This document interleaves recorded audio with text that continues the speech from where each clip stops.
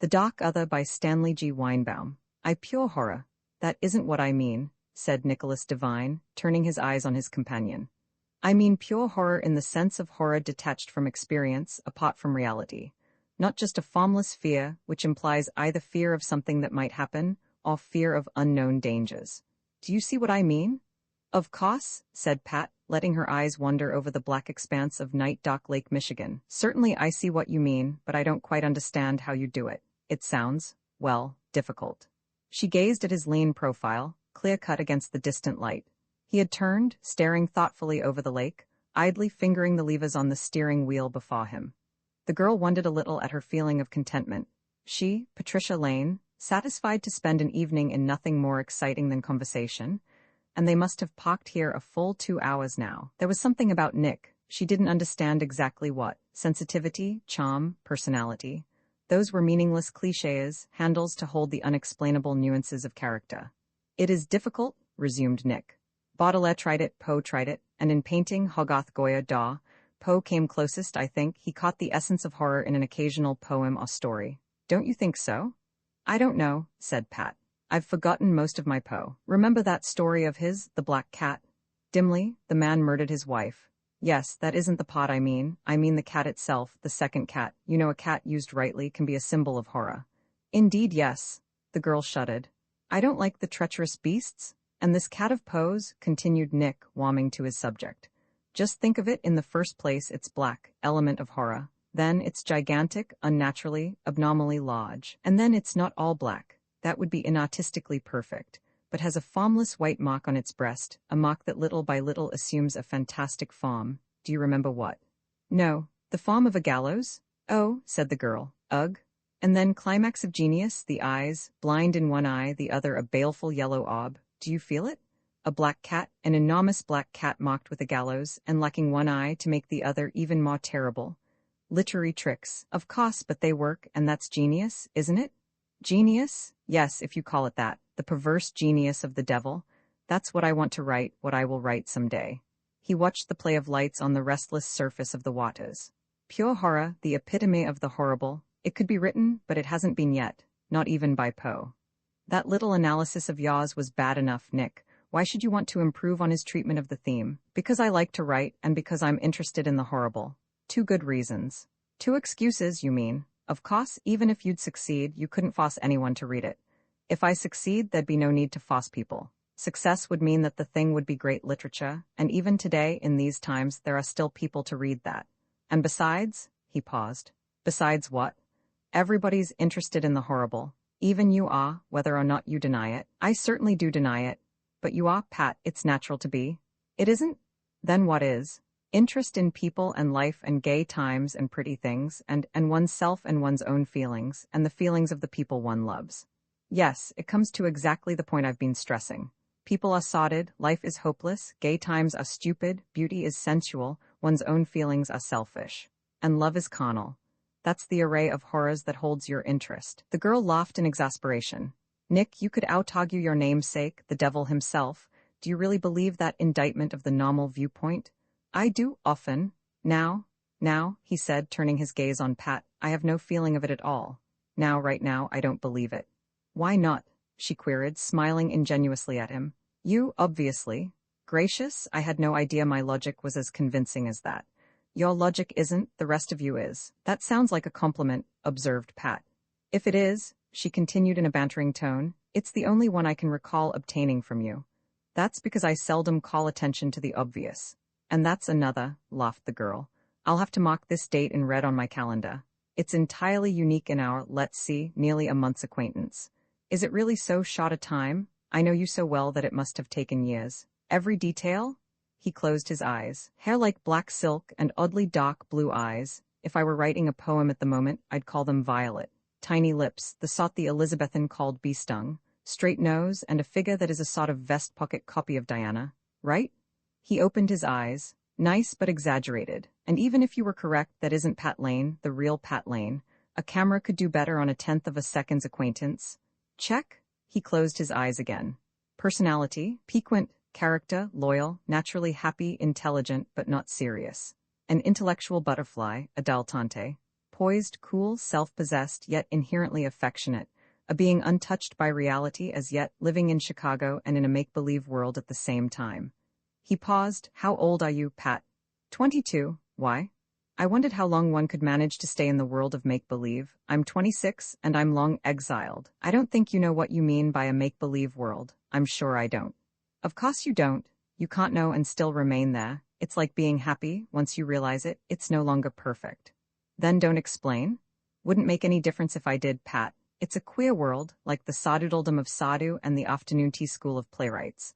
All stage settings and pretense, but it looks real while you're watching, especially if you're one of the characters. The girl laughed. You're a deliciously solemn sot, Nick. How would you like to hear my analysis of you? I wouldn't.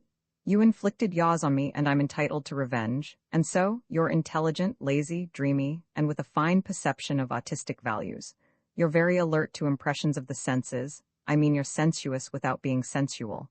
You're delightfully serious without being soma, except sometimes. Sometimes I feel a hint, just a thrilling hint, in your character, of something dangerously darker. Don't, said Nick sharply. Pat shot him a quick glance. And you're frightened to death of falling in love, she concluded imperturbably. Oh, do you think so? I do. Then you're wrong. I can't be afraid of it since I've known for the better part of a month that I've been in love. With me, said the girl. Yes, with you? Well, said Pat. It never before took me a month to extract that admission from a man. Is 22 getting old? You're a tantalizing imp. And so? She pursed her lips, assuming an air of disappointment. What am I to do about it? Scream for help? You haven't given me anything to scream about. The kiss, Pat admitted to herself, was quite satisfactory. She yielded herself to the pleasure of it. It was decidedly the best kiss she had, in her somewhat limited experience, encountered. She pushed herself away finally, with a little gasp, gazing bright-eyed at her companion. He was staring down at her with serious eyes. There was a tense twist to his mouth, and a curiously unexpected attitude of unhappiness. Nick, she murmured, was it as bad as all that? Bad, Pat, does it mean you care for me? A little anyway? A little, she admitted. Maybe, Ma, is that what makes you look so fall-on? He drew her closer to him. How could I look fall-on, honey, when something like this has happened to me? That was just my way of looking happy. She nestled as closely as the steering wheel permitted, drawing his arm about her shoulders. I hope you mean that, Nick. Then you mean it? You really do? I really do. I'm glad, he said huskily. The girl thought she detected a strange, dubious note in his voice. She glanced at his face. His eyes were gazing into the dim remoteness of the night horizon. Nick, she said, why were you so reluctant about admitting this? You must have known I like you. I showed you that deliberately in so many ways. I wasn't quite sure. You were, that isn't it, Nick? I had to practically browbeat you into confessing you cared for me. Why? He stepped on the starter, the motor ground into sudden life. The car backed into the road, turning toward Chicago, that glared like a false dawn in the southern sky. I hope you never find out, he said. Ex-rescue from Abaddon. Pat slid dizzily from her perch on the table and sank heavily to a chair. The interruption of the mustached keeper of this den of contradictions struck her as extremely humorous. She giggled hysterically as her wavering gaze perceived the consternation in his sharp little face.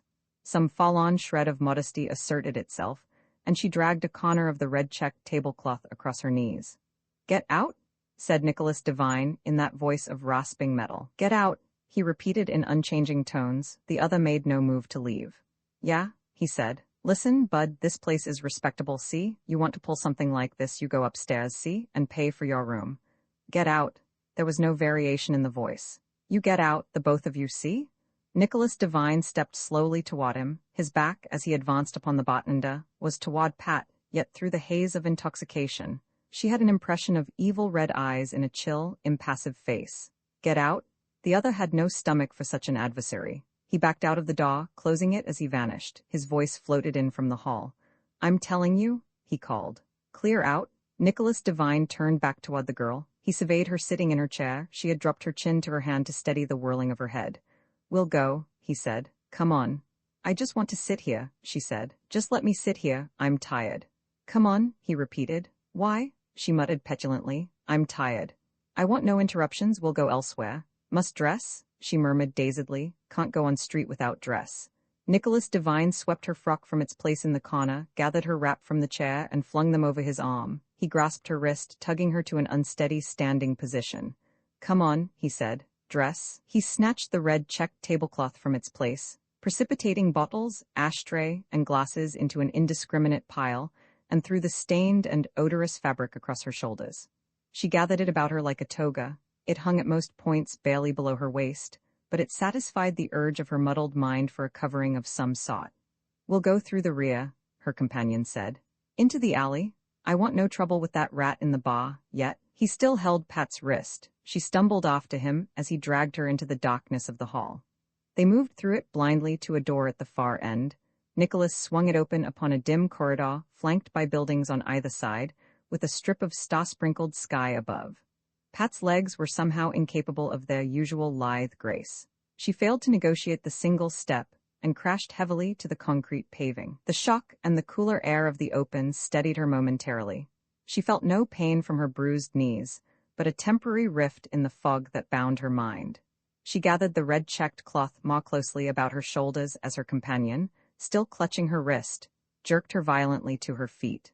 They moved into the gulch of the alley, and here she found difficulty in following.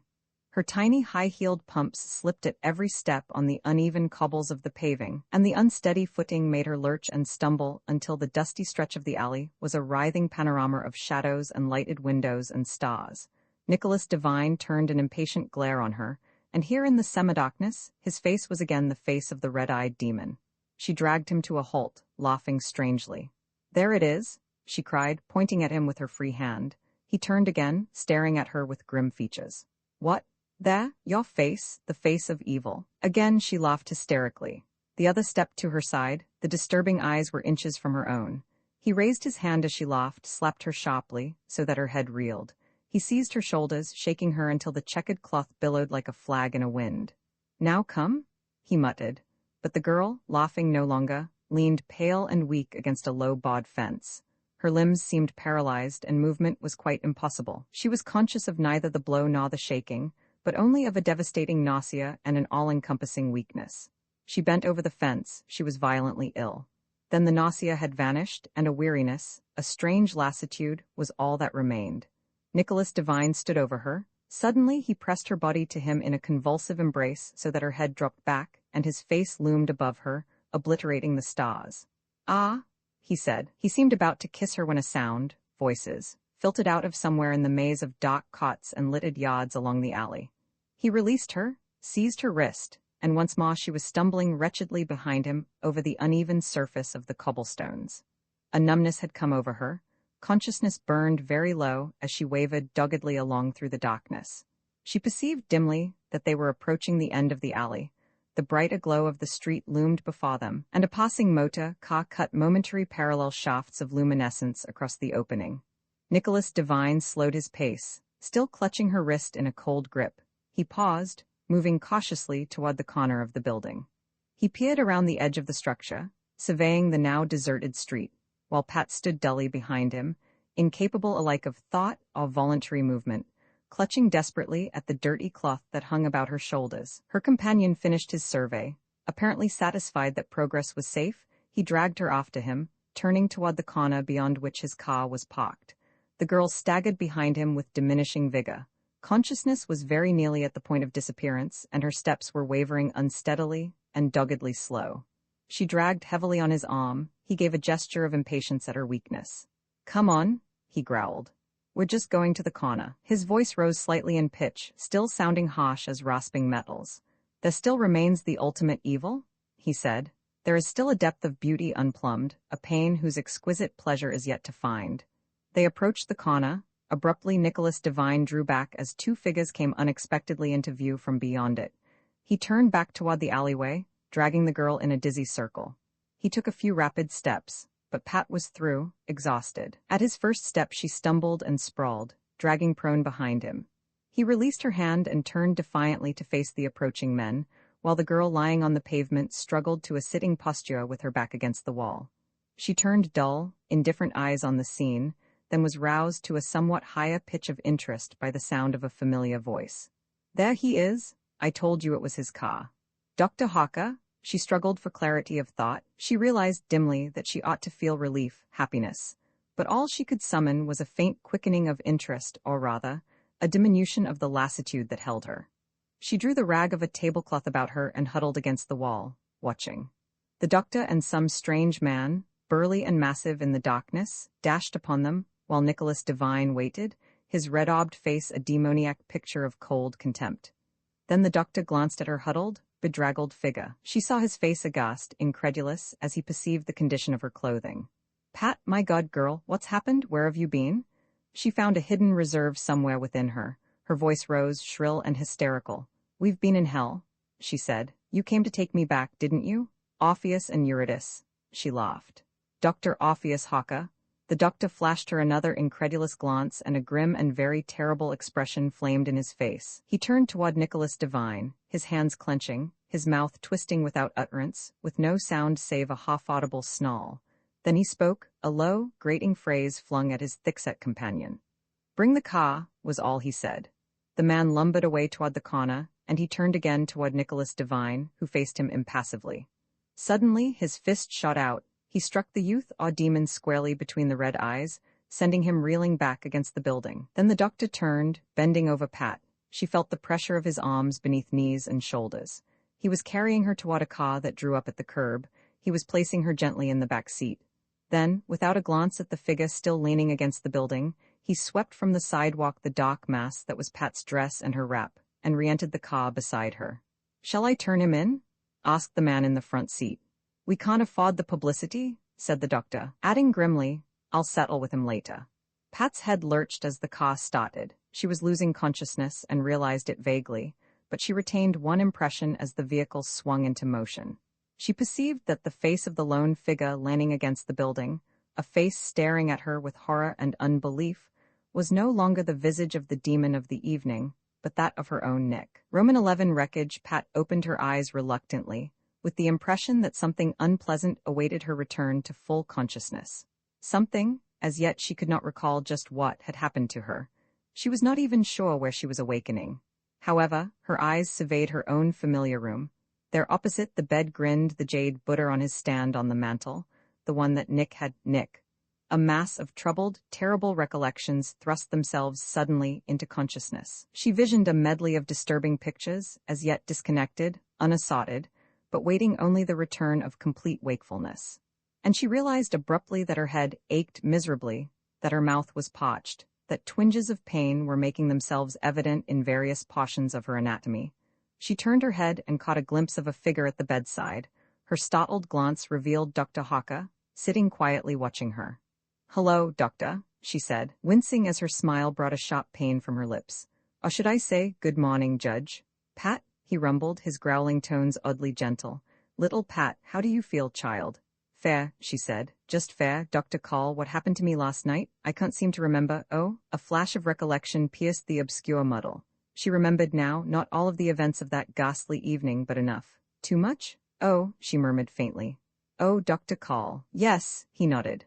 "Oh, and would you mind very much telling me what that O of yours implies?" "Why?" She paused, shuddering, as one by one the events of that sequence of horrors reassembled themselves. "Yes, I'd mind very much," she continued. "It was nothing," she turned to him abruptly. "Oh, it was though, Dr. Call. It was horrible, unspeakable, incomprehensible. But I can't talk about it, I can't." "Perhaps you're right," said the doctor mildly. "Don't you really want to discuss it?" "I do want to," admitted the girl after a moment's reflection. "I want to, but I can't. I'm afraid to think of all of it." "But what in heaven's name did you do?" "We just started out to go dancing," she said hesitatingly. "Then on the way to town, Nick changed. He said someone was following us." "Someone was," said Haka. "I was with Mueller. That Nick of yours has the devil's own cleverness?" "Yes," the girl echoed soberly. "The devil's own? Who's Mueller, Dr. Call?" "He's a plainclothes man, friend of mine. I treated him once." "What do you mean by changed?" "His eyes," she said. "And his mouth?" "His eyes got reddish and terrible, and his mouth got straight and grim, and his voice turned sort of harsh." "Ever happened before that you know of?" "Once, when," she paused. "Yes, last Wednesday night when you came over to ask those questions about pure science." "What happened then?" "We went to a place to dance." "And that's the reason, I suppose," rumbled the doctor sardonically, "that I found you wandering about the streets in a tablecloth, step-ins, and a pair of hose. That's why I found you on the verge of passing out from rotten liquor, and looking like the loser of a battle with an airplane propeller. What happened to your face?" "My face? What's wrong with it?" The doctor rose from his chair and seized the hand mirror from her dressing table. "Look at it," he commanded, passing her the glass. Pat gazed incredulously at the reflection the surface presented. A dark bruise colored her cheek, her lips were swollen and discolored, and her chin bore a jagged scratch. She stared at the injuries in horror. "Your knees are skinned too," said Hawker. "Both of them?" Pat slipped one pajamaed limb from the covers, drawing the pants leg up for inspection. She gasped in startled fright at the great red stain on her knee. "That's mercurochrome," said the doctor. "I put it there. You put it there. How did I get home last night, Dr. Call? How did I get to bed?" "I'm responsible for that too. I put you to bed." He leaned forward. "Listen, child, your mother knows nothing about this as yet. She wasn't home when I brought you in, and she's not awake yet this morning. We'll tell her you had an automobile accident, explain away those bruises. And now, how did you get them?" "I fell, I guess, 2 or 3 times. That bruise on your cheek isn't from falling." The girl shuddered. Now in the calm light of morning, the events of last night seemed doubly horrible. She doubted her ability to believe them, so incredible did they seem. She was at a loss to explain even her own actions, and those of Nicholas Devine were simply beyond comprehension, a chapter from some dark and blasphemous book of ancient times, the Kabbalah or the Necronomicon. "What happened, Pat?" queried the doctor gently. "Tell me," he urged her. "I can't explain it," she said doubtfully. "He took me to that place, but drinking the liquor was my own fault. I did it out of spite because I saw he didn't care for me. And then," she fell silent. "Yes, and then?" "Well, he began to talk about the beauty of evil, the delights of evil, and his eyes glared at me, and I don't understand it at all, Dr. Call, but all of a sudden I was yielding. Do you see?" "I see," he said gently, soberly. "Suddenly I seemed to comprehend what he meant, all that about the supreme pleasure of evil, and I was sort of swept away. The dress was his fault, but somehow I'd lost the power to resist. I guess I was drunk." "And the bruises and your cut lips?" queried the doctor grimly. "Yes," she said in a low voice. "He struck me. After a while I didn't care. He would have done other things, only we were interrupted and had to leave. And that's all, Dr. Call." "Isn't that enough?" he groaned. "Pat, I should have killed the fiend there." "I'm glad you didn't. Do you mean to say you'd care?" "I don't know." "Are you intimating that you still love him?" "No," she said thoughtfully. "No, I don't love him, but Dr. Call, there's something inexplicable about this. There's something I don't understand, but I'm certain of one thing." "What's that?" "That it wasn't Nick, not my Nick, who did those things to me last night. It wasn't Dr. Call." "Pat, you're being a fool." "I know it, but I'm sure of it, Dr. Call. I know Nick, I loved him, and I know he couldn't have done that." "Not the same gentle Nick that I had to beg to kiss me?" "Pat," said the doctor gently, "I'm a psychiatrist. It's my business to know all the rottenness that can hide in a human being. My office is the scene of a parade of misfits, failures, potential criminals, lunatics, and mental incompetence. It's a nasty, bitter side I see of life, but I know that side, and I tell you this fellow is dangerous.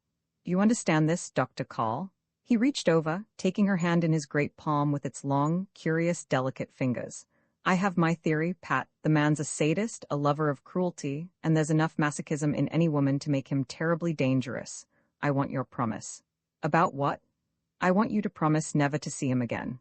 The girl turned serious eyes on his face. He noted with a shock of sympathy that they were filled with tears. "You warned me I'd get burned playing with fire," she said. "You did, didn't you?" "I'm an old fool, honey. If I'd believed my own advice, I'd have seen that this never happened to you." He patted her hand. "Have I your promise?" She averted her eyes. "Yes," she murmured. He winced as he perceived that the tears were on her cheeks. "So," he said, rising, "the patient can get out of bed when she feels like it. And don't forget that little fib we've arranged for your mother's peace of mind." She stared up at him, still clinging to his hand. "Dr. Call," she said, "are you sure, quite sure, you're right about him? Couldn't there be a chance that you're mistaken, that it's something your psychiatry has overlooked or never heard of?" "Small chance, Pat dear." "But a chance?" "Well, neither I nor any reputable medic claims to know everything, and the human mind's a subtle sort of thing. Roman 12 letter from Lucifer, I'm glad," Pat told herself. "I'm glad it's over, and I'm glad I promised Dr. Call. I guess I was mighty close to the brink of disaster that time." She examined the injuries on her face, carefully pouted to conceal the worst effects from her mother. The trick had worked, too. Mrs. Lane had delivered herself of an excited lecture on the dangers of the gasoline age, and then thanked heaven it was no worse. Well, Pat reflected, she had good old Dr. Call to thank for the success of the subterfuge. He had broken the news very skillfully, set the stage for her appearance, and calmed her mother's apprehensions of scars. And Pat, surveying her image in the glass above her dressing table, could see for herself the minor nature of the hurts. "Scars, Pooh?" she observed. "A bruised cheek, a split lip, a skinned chin. All I need is a black eye, and I guess I'd have had that in 5 minutes more, and perhaps a cauliflower ear into the bargain." But her mood was anything but flippant. She was fighting off the time when her thoughts had of necessity to face the unpleasant, disturbing facts of the affair. She didn't want to think of the thing at all. She wanted to laugh it off and forget it, yet she knew that for an impossibility. The very desire to forget she recognized as a coward's wish, and she resented the idea that she was cowardly. Forget the wisecracks, she advised her image. Face the thing and argue it out, that's the only way to be satisfied. She rose with a little grimace of pain at the twinge from her bruised knees and crossed to the chaise lounge beside the far window. She settled herself in it and resumed her cogitations. She was feeling more or less herself again. The headache of the morning had nearly vanished, and aside from the various aches and a listless, fagged-out sensation, she approximated her normal self. Physically, that is, the shadow of that other catastrophe, the one she hesitated to face, was another matter. "I'm lucky to get off this easily," she assured herself, after going on a bust like that one, like a lumberjack with his pay in his pocket. She shook her head in mournful amazement. "And I'm Patricia Lane, the girl whom Billy dubbed Pat the Impeccable? Impeccable, wandering through alleys in step-ins and a tablecloth, getting beaten up in a drunken brawl, passing out on rot-gut liquor, being carried home and put to bed. Not impeccable, incapable's the word. I belong to Dr. Call's parade of incompetence." She continued her rueful reflections. "Well, item 1 is, I don't love Nick anymore. I couldn't now?" She flung at the smiling green Buddha on the mantel. "That's over, I've promised." Somehow there was not satisfaction in the memory of that promise. It was logical, of course. There wasn't anything else to do now, but still, that wasn't Nick, she told herself. That wasn't my Nick. I guess Dr. Call is right and he's a depressed whatever it was. But if he's crazy, so am I. He had me convinced last night. I understood what he meant and I felt what he wanted me to feel. If he's crazy, I am too. A fine couple we are. She continued, but it wasn't Nick. I saw his face when we drove off and it had changed again, and that was Nick's face, not the other. And he was sorry. I could see he was sorry, and the other could never have regretted it. Not ever. The other isn't quite human, but Nick is. She paused, considering the idea. Of course, she resumed, I might have imagined that change at the end. I was hazy and quavery, and it's the last thing I do remember. That must have been just before I passed out.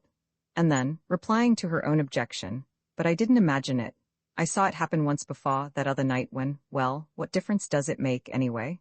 It's over, and I've given my promise. But she was unable to dismiss the matter as easily as that. There was some uncanny, elusive element in it that fascinated her. Cruel, terrible, demoniac, he might have been.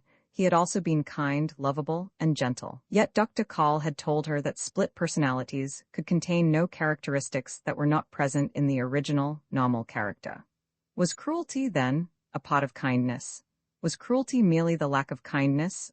Cynical thought, was kindness but the lack of cruelty? Which qualities were positive in the antagonistic phases of Nicholas Devine's individuality, and which negative? Was the gentle, lovable, but indubitably weaker character the split, and the demon of last evening his normal self? Or vice versa? Or were both of these fragmentary entities portions of some greater personality as yet unapparent to her?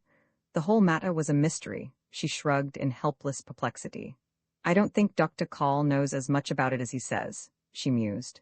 I don't think psychiatry or any other science knows that much about the human soul. Dr. Call doesn't even believe in a soul. How could he know anything about it then? She frowned in puzzlement and gave up the attempt to solve the mystery. The hours she had spent in her room, at her mother's insistence, began to pall. She didn't feel particularly ill. It was more of a languor, a depressed, worn-out feeling. Her mother, of course, was out somewhere. She felt a desire for human companionship and wondered if the doctor might by some chance drop in. It seemed improbable. He had his regular Sunday afternoon routine of golf at the club, and it took a real catastrophe to keep him away from that. She sighed, stretched her legs, rose from her position on the chaise lounge, and wandered toward the kitchen where Magda was doubtless to be found. It was in the dusk of the rear hall that the first sense of her loss came over her. Heretofore, her renunciation of Nicholas Devine was a rational thing, a promise given but not felt, but now it was suddenly a poignant reality. Nick was gone, she realized. He was out of her world, irrevocably sundered from her. She paused at the top of the rear flight of stairs, considering the matter. He's gone, I won't see him ever again. The thought was appalling. She felt already a premonition of loneliness to come, of an emptiness in her world, a lack that nothing could replace. I shouldn't have promised Dr. Call, she mused, knowing that even without that promise her costs must still have been the same. I shouldn't have, not until I'd talked to Nick, my own Nick. And still, she reflected forlornly, what difference did it make? She had to give him up. She couldn't continue to see him, not knowing at what instant that terrible caricature of him might appear to torment her. But he might have explained, she argued miserably, answering her own objection at once. He said he couldn't explain, didn't understand. The thing was at an impasse. She shook her shining black head despondently and descended the dusky well of the stairs to the kitchen. Magda was there clattering among her pots and pans. Pat entered quietly and perched on the high stool by the long table. Old Magda, who had warmed her babyhood milk and measured out her formula, gave her a single glance and continued her work. Sorry about the accident, she said without looking up. Thanks, responded the girl. I'm all right again. You don't look it. I feel all right. She watched the mysterious, alchemistic mixing of a pastry and thought of the vast array of them that had come from Magda's hands. As far back as she could remember, she had perched on this stool observing the same mystic culinary rites. Suddenly, another memory rose out of the grave of forgetfulness and went gibbering across her world. She remembered the stories Magda used to tell her, frightening stories of witchcraft and the evil eye, tales out of an older region and a more credulous age. Magda, she asked, did you ever see a devil? Not I, but I've talked with them that had. Didn't you ever see one? No, the woman slid a pan into the oven. I saw a man once when I was a tot possessed by a devil. You did? How did he look? He screamed terrible, then he said queer things, then he fell down and foam came out of his mouth. Like a fit. The priest, he said it was a devil. He came and prayed over him, and after a while he was real quiet and then he was all right.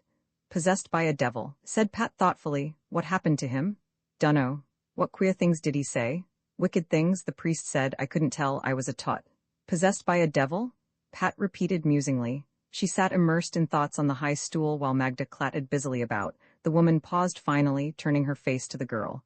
What you so quiet about, Miss Pat? I was just thinking. You get your letter? Letter? What letter? Today's Sunday. Special delivery. The girl, she put it in the hall. I didn't know anything about it. Who'd write me a special? She slipped off the high stool and proceeded to the front hall. The letter was there, solitary on the salver that always held the mail. She picked it up, examining the envelope in sudden startled amazement and more than a trace of illogical exultation. For the letter, postmarked that same morning, was addressed in the irregular script of Nicholas Devine. Roman 13 indecision. Pat turned the envelope dubiously in her hands, while a maze of chaotic thoughts assailed her. She felt almost a sensation of guilt, as if she were in some manner violating the promise given to Dr. Hawker. She felt a tinge of indignation that Nicholas Devine should dare communicate with her at all, and she felt too that queer exultation, an inexplicable pleasure, a feeling of secret triumph. She slipped the letter in the pocket of her robe and padded quietly up the stairs to her own room. Strangely, her loneliness had vanished. The great house, empty now save for herself and Magda in the distant kitchen, was no longer a place of solitude. The discovery of the letter, whatever its contents, had changed the deserted rooms into chambers teeming with her own excitements, trepidations, doubts, and hopes. Even hopes, she admitted to herself, though hopes of what nature she was quite unable to say. What could Nick write that had the power to change things? Apologies? Pleas? Promises? None of these could alter the naked, horrible facts of the predicament. Nevertheless, she was almost a-tremble with expectation as she skipped hastily into her own room, carefully closed the door, and settled herself by the west windows. She drew the letter from her pocket, and then, with a tightening of her throat, tore open the envelope, slipping out the several pages of scrawled paper. Avidly she began to read. I don't know whether you'll ever see this. The missive began without salutation, and I'll not blame you, Pat dear, if you do return it unopened. There's nothing you can do that wouldn't be justified, nor can you think worse of me than I do of myself, and that's a statement so meaningless that even as I wrote it, I could anticipate its effect on you. Pat, how am I going to convince you that I'm sincere? Will you believe me when I write that I love you? Can you believe that I love you tenderly, worshipfully, reverently? You can't, I know you can't after that catastrophe of last night, but it's true, Pat, though the logic of a Spinoza might fail to convince you of it. I don't know how to write you this. I don't know whether you want to hear what I could say, but I know that I must try to say it. Not apologies, Pat. I shouldn't dare approach you for so poor a reason as that, but a sort of explanation. You more than anyone in the world are entitled to that explanation, if you want to hear it. I can't write it to you, Pat. It's something I can only make you believe by telling you, something dark and rather terrible. But please, dear, believe that I mean you no harm, and that I plan no subterfuge when I suggest that you see me. It will be, I think, for the last time. Tonight, and tomorrow night, and as many nights to follow as I can, I'll sit on a bench in the park near the place where I kissed you that first time. There will be people passing there, and cars driving by. You need fear nothing from me. I choose the place to bridle my own actions, Pat. Nothing can happen while we sit there in the view of the world. To write you more than this is futile. If you come, I'll be there. If you don't, I'll understand. I love you. The letter was signed merely, Nick. She stared at the signature with feelings so confused that she forbore any attempt to analyze them. But I can't go, she mused soberly. I've promised Dr. Call, or at least I can't go without telling him. That last thought, she realized, was a concession. Heretofore she hadn't let herself consider the possibility of seeing Nicholas Devine again, and now suddenly she was weakening, arguing with herself about the ethics of seeing him. She shook her head decisively. Won't do, Patricia Lane, she told herself. Next thing you'll be slipping away without a word to anybody and coming home with 2 black eyes and a broken nose. Won't do at all? She dropped her eyes to the letter. Explanations, she reflected. I guess Dr. Call would give up a hole-in-one to hear that explanation, and I'd give more than that. She shook her head regretfully. Nothing to do about it, though, I promised. The sun was slanting through the west windows. She sat watching the shadows lengthen in the room, and tried to turn her thoughts into more profitable channels. This was the first Sunday in many months that she had spent alone in the house. It was a custom for herself and her mother to spend the afternoon at the club. The evening, too, as a rule, there was invariably bridge for Mrs. Lane, and Pat was always the center of a circle of the younger members. She wondered dreamily what the crowd thought of her non-appearance, reflecting that her mother had doubtless enlarged on Dr. Call's story of an accident. Dr. Call wouldn't say much, simply that he'd ordered her to stay at home. But sooner or later, Nick would hear the accident story. She wondered what he'd think of it. She caught herself up sharply. My ideas wander in circles, she thought petulantly. No matter where I start, they curve around back to Nick. It won't do, I've got to stop it. Nearly time for the evening meal, she mused, watching the sun as it dropped behind Dr. Hawker's house. She didn't feel much like eating. There was still a remnant of the exhausted, dragged-out sensation, though the headache that had accompanied her awakening this morning had disappeared. I know what the morning after feels like anyway, she reflected with a wry little smile. Everybody ought to experience it once, I suppose. I wonder how Nick...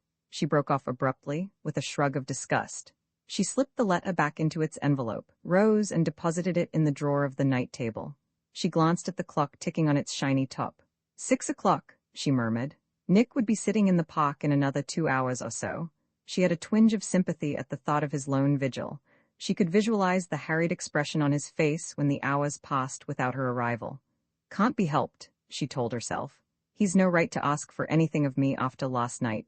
He knows that. He said so in his letter. She suppressed an impulse to reread that letter, and trotted deliberately out of the room and down the stairs. Magda had set the table in the breakfast room. It was far cozier than the great dining room, especially without her mother's company. And the maid was away.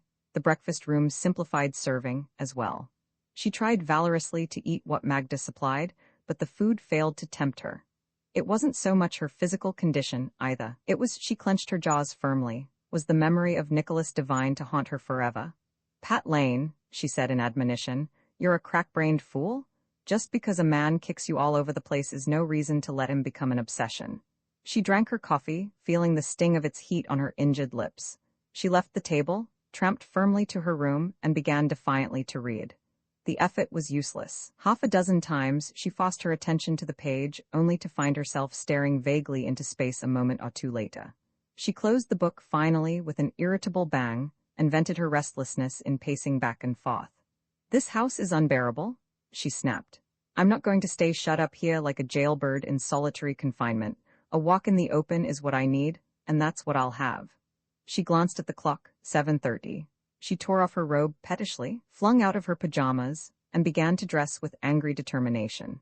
She refused to think of a lonely figure that might even now be sitting disconsolately on a bench in the nearby park. She disguised her bruised cheek as best she could, dabbed a little powder on the abrasion on her chin, and tramped militantly down the stairs. She caught up her wrap, still lying where the doctor had tossed it last night, and moved toward the door, opening it and nearly colliding with the massive figure of Dr. Hawker. "Well," boomed the doctor as she started back in surprise. "You're pretty spry for a patient. Think you were going out?" "Yes," said Pat defiantly. "Not tonight, child. I left the club early to take a look at you. I am perfectly all right. I want to go for a walk."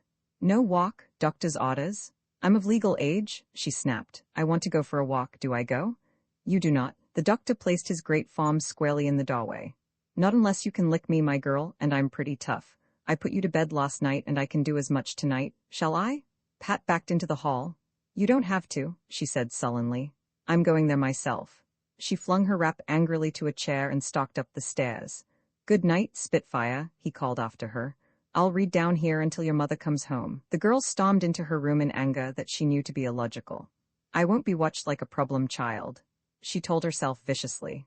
"I know damn well what he thought, and I wasn't going to meet Nick. I wasn't at all." She calmed suddenly, sat on the edge of her bed and kicked off her pumps.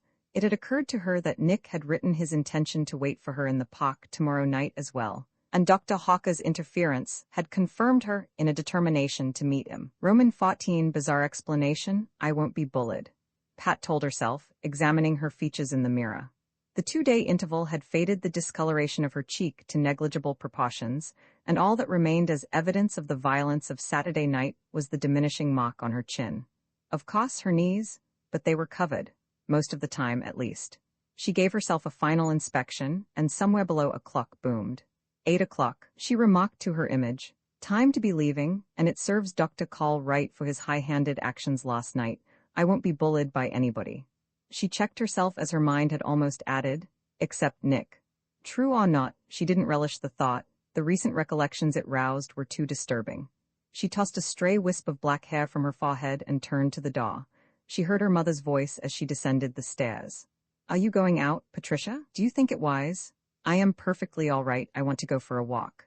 "I know, dear. It was largely your appearance I meant." She surveyed the girl with a critical eye.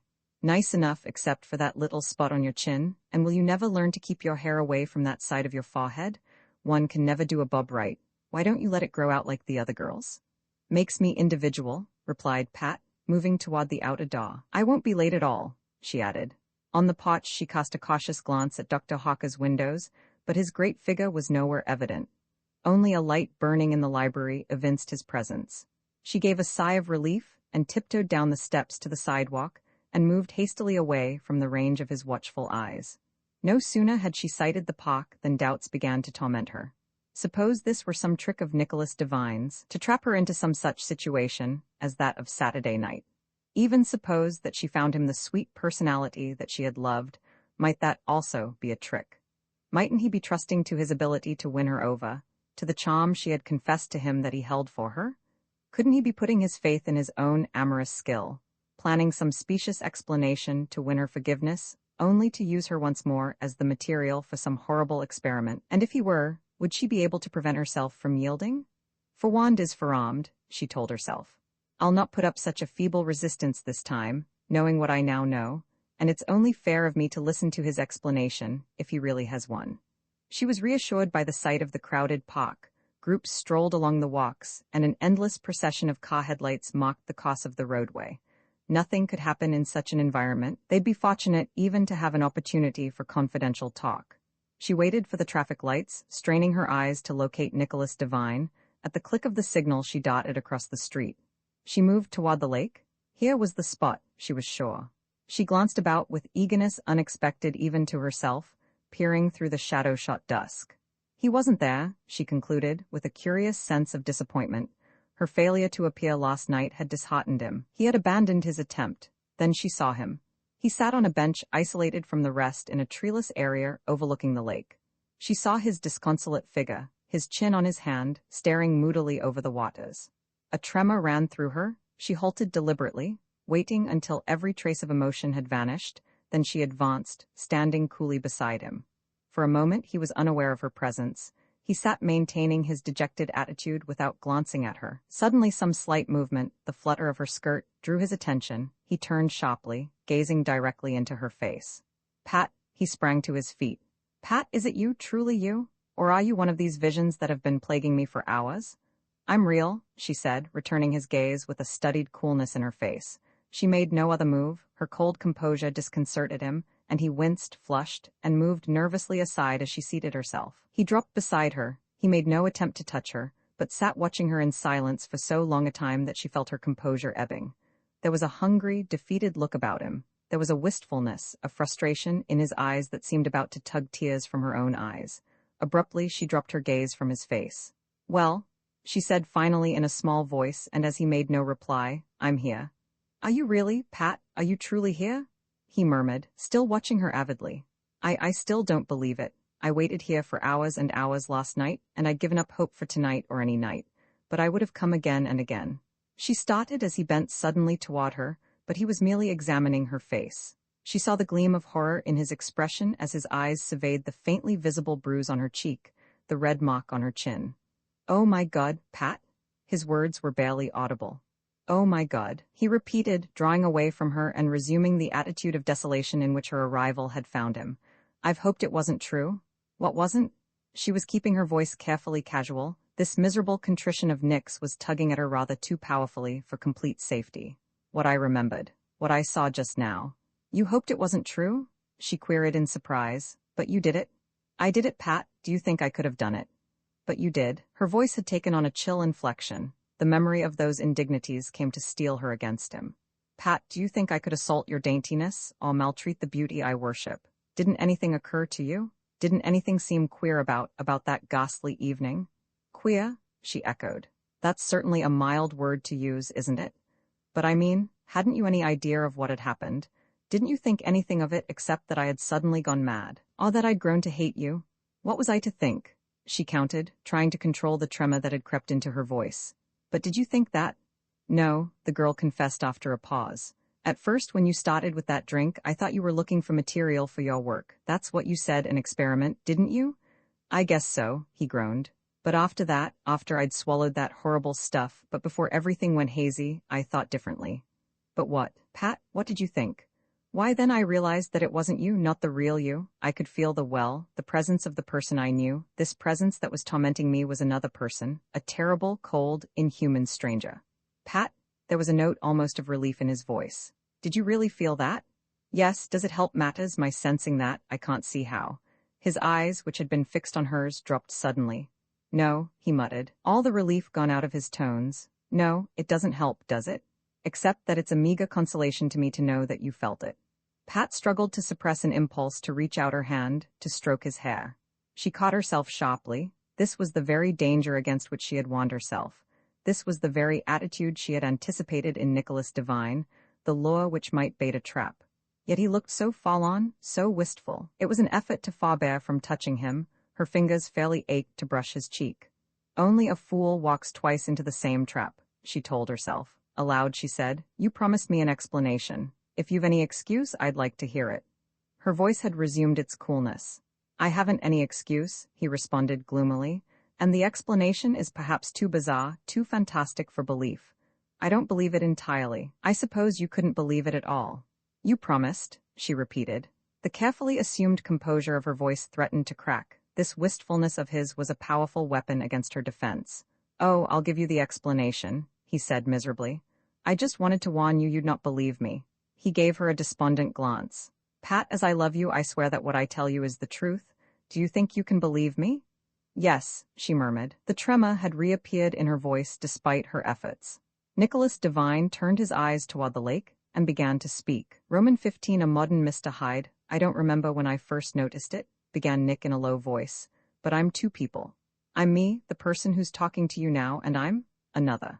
Pat, looking very pale and serious in the dusky light, said nothing at all. She simply gazed at him silently, without the slightest trace of surprise in her wide, dark eyes. "This is the real me," proceeded Nick miserably. "The other is an outsider that has somehow contrived to grow into me. He is different, cold, cruel, utterly selfish, and not exactly human. Do you understand?" "Why, yes," said the girl, fighting to control her voice. "Sort of." This is a struggle that has continued for a long time, he pursued. There were times in childhood when I remember punishments for offenses I never committed, for nasty little meannesses he perpetrated. My mother, and after her death, my tutoress, thought I was lying when I tried to explain. They thought I was trying to evade responsibility. After a while, I learned not to explain. I learned to accept my punishments doggedly, and to fight this other when he sought dominance. And could you? Asked Pat, her voice frankly quavery. Could you fight him? I was the stronger, I could win, usually. He slipped into consciousness as willful, mean little impulses, nasty moods, unreasoning hates, and such unpleasant things. But I was always the stronger. I learned to drive him into the background. You said you were the stronger, she mused. What does that mean, Nick? I've always been the stronger I am now. But recently, Pat, I think it's since I fell in love with you, the struggle has been on evener terms. I've weakened or he's gained. I have to guard against him constantly. In any moment of weakness he may slip in, as on our ride last week when we had that near accident. And again Saturday. He turned appealing eyes on the girl. Pat, do you believe me? I guess I'll have to, she said unhappily. It makes things rather hopeless, doesn't it? He nodded dejectedly. Yes, I've always felt that sooner or later I'd win and drive him away permanently. I've felt on the verge of complete victory more than once, but now? He shook his head doubtfully. He had never dominated me so entirely until Saturday night. Pat, you don't know what hell is like until you're forced as I was to watch the violation of the being you worship, to stand helpless while a desecration is committed. I'd rather die than suffer it again. Oh, said the girl faintly. She was thinking of the sorry picture she must have presented as she reeled half-clothed through the alley. Can you see what he sees? Of course, and think his thoughts, but only when he's dominant. I don't know what evil he's planning now, else I could forestall him. I would have warned you if I could have known. Where is he now? Here, said Nick solemnly. Here listening to us, knowing what I'm thinking and feeling, laughing at my unhappiness. Oh, gasped Pat again. She watched her companion doubtfully. Then the memory of Dr. Hawker's diagnosis came to her and set her wondering. Was this story the figment of an unsettled mind? Was this irrational tale of a fiendish intruder merely evidence that the doctor was right in his opinion? She was in a maze of uncertainty. Nick, she said, did you ever try medical help? Did you ever go to a doctor about it? Of course, Pat. 2 years ago I went to a famous psychiatrist in New York. You'd know the name if I mentioned it, and told him about the case. And he studied me, and he treated me, and psychoanalyzed me, and the net result was just nothing. And finally, he dismissed me with the opinion that the whole thing is just a fixed delusion, fortunately harmless. Harmless? Bah, but it wasn't I that did those things, Pat. I had to stand by in horror and watch. It was enough to drive me crazy, but it didn't quite. But oh, Nick, what is it? What is this outsider? Can't we fight it somehow? How can anyone except me fight it? Oh, I don't know, she wailed miserably. There must be a way. Doctors claim to know pretty nearly everything. There must be something to do. But there isn't, he retorted gloomily. I don't know any more than you what that thing is, but it's beyond your doctors. I've got to fight it out alone. Nick, her voice was suddenly tense. Are you sure it isn't some kind of madness? Something tangible like that could perhaps be treated. It's no kind your doctors can treat, Pat. Did you ever hear of a madman who stood aside and rationally watched the working of his own insanity? And that's what I'm forced to do. And yet, this other isn't insane either. Were its actions insane? Pat shuddered. I don't know, she said in low tones. I guess not. No, horrible, cruel, bestial, devilishly cunning, evil, but not insane. I don't know what it is, Pat. I know that the fight has to be made by me alone. There's nothing, nobody in the world that can help. Nick, she wailed. I'm sorry, Pat dear. You understand now why I was so reluctant to fall in love with you. I was afraid to love you. Now I know I was right. Nick, she cried, then paused hopelessly. After a moment she continued, yesterday I was determined to forget you, and now I don't care if this whole tale of yours is a mesh of fantastic lies. I love you. I'd love you even if your real self were that other creature, and even if I knew that this was just a trap. I'd love you anyway. Pat, he said seriously, don't you believe me? Why should I offer to give you up if this were what you said? Wouldn't I be pleading for another chance, making promises, finding excuses? Oh, I believe you, Nick. It isn't that. I was just thinking how strange it is that I could hate you so 2 nights past and love you so tonight. Oh God, Pat, even you can't know how much I love you, and to win you and then be forced to give you up. He groaned. The girl reached out her hand and covered his. It was the first time during the evening that she had touched him, and the feel of his flesh sent a tingle through her. She was miserably distraught. Honey, she murmured brokenly. Nick, honey, he looked at her. Do you suppose there's a chance to beat the thing? he asked. I'd not ask you to wait, Pat, but if I only glimpsed a chance, I'll wait. I don't think I could do anything else but wait for you. If I only knew what I had to fight, he whispered. If I only knew that. A sudden memory leaped into Pat's mind. Nick, she said huskily, I think I know. What do you mean, Pat? It's something Magda, the cook, said to me. It's foolish, superstitious, but Nick, what else can it be? Tell me. Well, she was talking to me yesterday, and she said that when she was a child in the old country, she had seen a man once, she hesitated, a man who was possessed by a devil. Nick, I think you're possessed by a devil. He stared at her. Pat, he said hoarsely, that's an impossibility. I know, but what else can it be? Out of the dark ages, he muttered, an echo of the black mass and witchcraft. But what did they do, asked the girl, to people they thought were possessed? Exorcism, he whispered. And how did they exorcise? I don't know, he said in a low voice. Pat, that's an impossible idea, but I don't know, he ended. We'll try, she murmured, still covering his hand with her own. What else can we do, Nick? What's done I'll do alone, Pat. But I want to help? I'll not let you, dear. I won't have you exposed to a repetition of those indignities, or perhaps worse. I'm not afraid. Then I am, Pat, I won't have it. But what'll you do? I'll go away. I'll battle the thing through once for all, and I'll either come back free of it all. He paused, and the girl did not question him further, but sat staring at him with troubled eyes. I won't write you, Pat, he continued. If you should receive a letter from me, burn it, don't read it.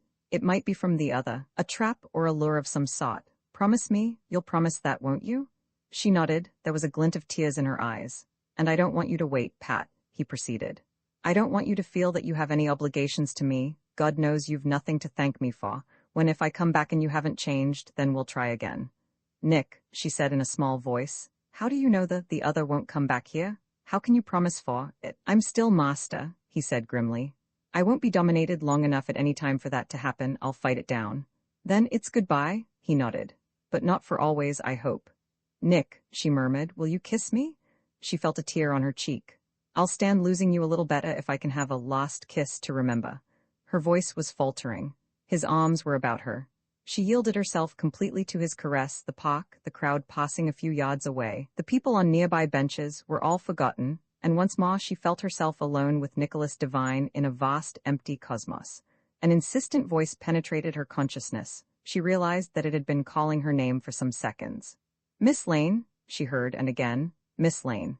A hand tapped her shoulder. With a sudden start, she tore her lips away and looked up into a face unrecognized for a moment. Then she placed it. It was the visage of Mueller, Dr. Hawker's companion on that disastrous Saturday night. Roman 16 possessed Pat stared at the intruder in a mingling of embarrassment, perplexity, and indignation. She felt her cheeks reddening as the latter emotion gained the dominance of her mood. Well, she snapped, what do you want? I thought I'd walk home with you, Mueller said amiably. Walk home with me? Please explain that. She grasped the arm of Nicholas Devine, who had risen angrily at the interruption. Sit down, Nick, I know the fellow. So should he, said Mueller. Sure, I'll explain. I'm on a job for Dr. Hawker. Spying on me for him, I suppose, taunted the girl. No, not on you. He means on me, said Nick soberly. You can't blame him, Pat, and perhaps you had better go home. We've finished here. There's nothing more we can do or say. Very well, she said, her voice suddenly softer. In a moment, Nick. She turned to Mueller.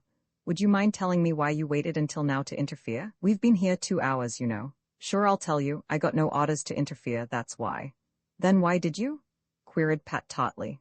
I didn't until I saw him there. He nodded at Nick, put his arms around you. Then I figured, having no orders, it was time to use my own judgment. If any, sniffed the girl. She turned again to Nick, her face softened, became very tender. Honey, she murmured huskily, I guess it's goodbye now. I'll be fighting with you, you know that. I know that, he echoed, looking down into her eyes. I'm almost happy, Pat. When'll you go? She whispered in tones inaudible to Mueller. I don't know, he answered, his voice unchanged. I'll have to make some sort of preparations, and I don't want you to know. She nodded. She gazed at him a moment longer with tear-bright eyes. Goodbye, Nick, she whispered. She rose on tiptoe and kissed him very lightly on his lips, then turned and walked quickly away, with Mueller following behind. She walked on, ignoring him until he halted beside her at the crossing of the drive. Then she gave him a cold glance. Why is Dr. Call having him watched? She asked. Mueller shrugged. The ins and outs of this case are too much for me, he said. I do what I'm paid to do. You're not watching him now? Nope, seemed like the doctor would think it was more important to get you home. You're wasting your time, she said irritably as the lights changed and they stepped into the street. I was going home anyway. Well, now you got company all the way. Mueller's voice was placid. The girl sniffed contemptuously and strode silently along. The other's presence irritated her. She wanted time and solitude to consider the amazing story Nicholas Devine had given her. She wanted to analyze her own feelings, and most of all she wanted just a place of privacy to cry out her misery. For now, the loss of Nicholas Devine had changed from a fortunate escape to a tragedy, and lie a madman, devil, she wanted him terribly, with all the power of her tense little heart. So she moved as swiftly as she could, ignoring the silent companionship of Mueller. They reached her home. The light in the living room window was evidence that the bridge game was still in progress. She mounted the steps, Mueller watching her silently from the walk. She fumbled for her key. Suddenly she snapped her handbag shut. She couldn't face her mother and the two spinster Brooks and elderly, inquisitive Carter Henderson. They'd suggest that she cut into the game, and they'd argue if she refused, and she couldn't play bridge now. She glanced at the impassive Mueller, turned and crossed the strip of lawn to Dr. Hawker's residence, where the light still glowed in the library, and rang the bell. She saw the figure on the sidewalk move away as the shadow of the doctor appeared on the lighted square of the door. "Hello," boomed the doctor amiably. "Come in." Pat stalked into the library and threw herself angrily into Dr. Hawker's particular chair. The other grinned and chose another place. "Well," he said, "what touched off the fuse this time?" "Why are you spying on my friends?" snapped the girl. "By what right?" "So he spotted Mueller, eh? That lad's diabolically clever." "Pat, and I mean diabolic." "That's no answer." "So it isn't," agreed the doctor. "Say it's because I'm acting in loco parentis. And in loco is as far as you'll get, Dr. Call, if you're going to spy on me." "On you?" he said mildly. "Who's spying on you?" "On us then? Or on us?" queried the doctor. "I set Mueller to watch the divine lad. Have you by some mischance broken your promise to me?" Pat flushed. She had forgotten that broken promise. The recollection of it suddenly took the wind from her sails, placed her on the defensive. "All right," she said defiantly. "I did, I admit it. Does that excuse you?" "Perhaps it helps to explain my actions, Pat. Don't you understand that I'm trying to protect you? Do you think I hired Mueller out of morbid curiosity or professional interest in the case? Times aren't so good that I can throw money away on such whims. I don't need any protection. I can take care of myself." "So I noticed," said the doctor dryly. "You gave convincing evidence of it night before last." "Oh," said the girl in exasperation, "you would say that. It's true, isn't it?" "Suppose it is. I don't have to learn the same lesson twice." "Well, apparently once wasn't enough," observed the other amiably.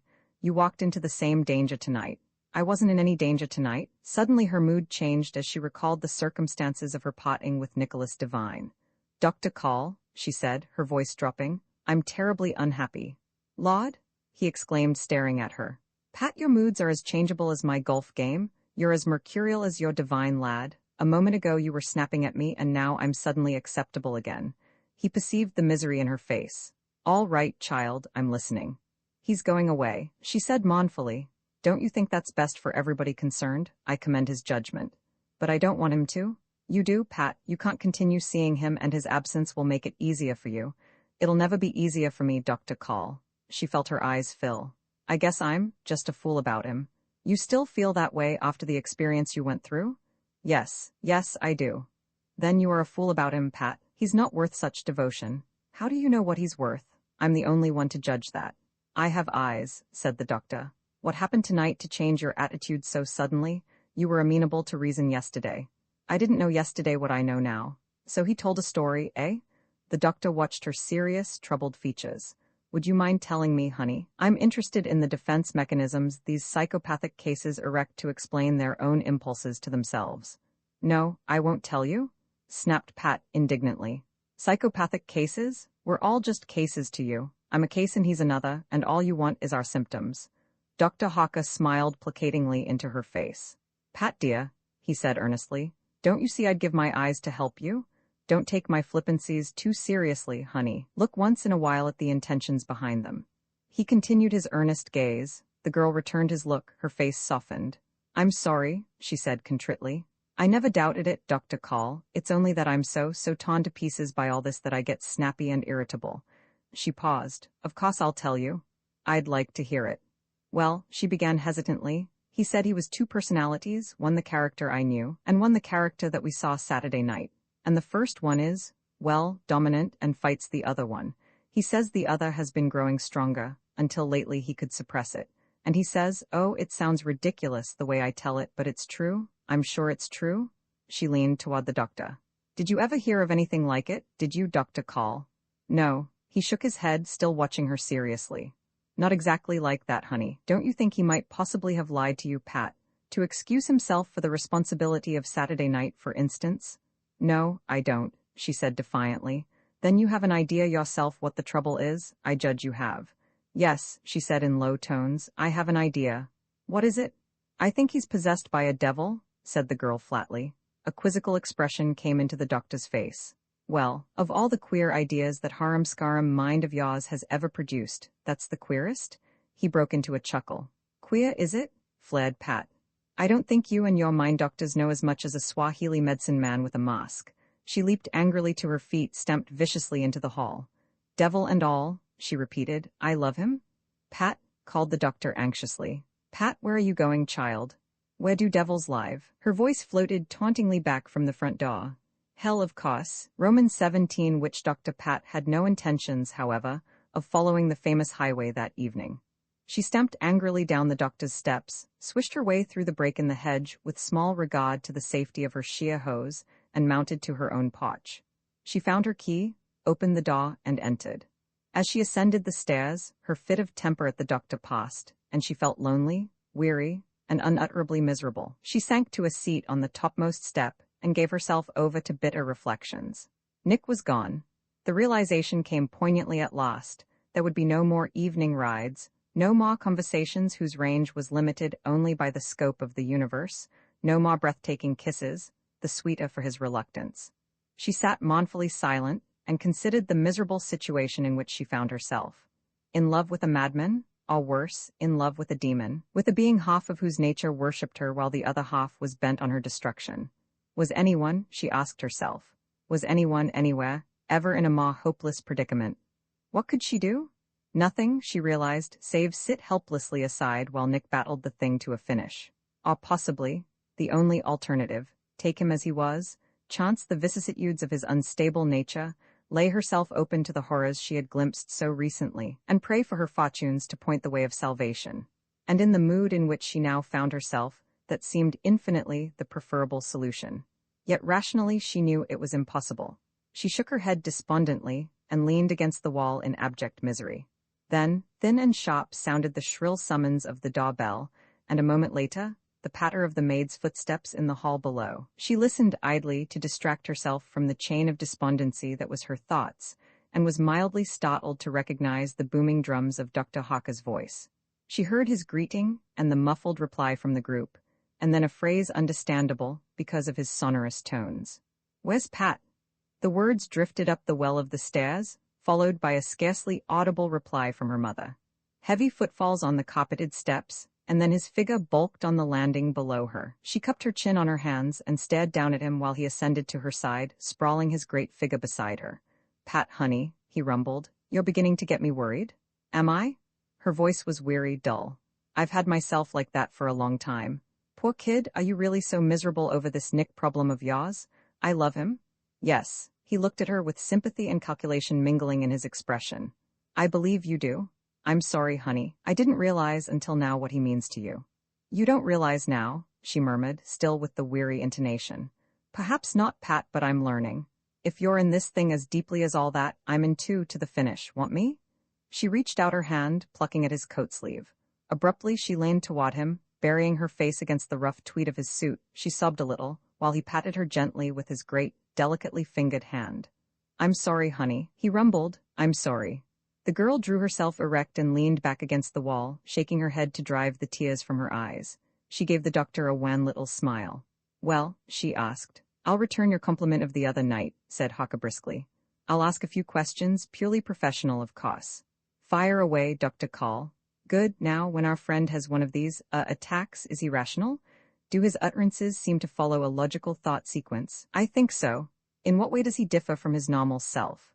Oh, every way, she said with a tremor. Nick's kind and gentle and sensitive and naive, and this other is cruel, harsh, gross, crafty, and horrible. You can't imagine a greater difference. Is the difference recognizable instantly? Could you ever be in doubt as to which phase you were encountering? Oh no, I can sort of dominate Nick, but the other, Laud? She shuddered again. I felt like a terrified child in the presence of some powerful, evil god. Humph? Perhaps the god's name was Priapus. Well, we'll discount your feelings, Pat, because you weren't exactly in the best condition for, let's say, sober judgment. Now about this story of his. What happens to his own personality when this other phase is dominant? Did he say?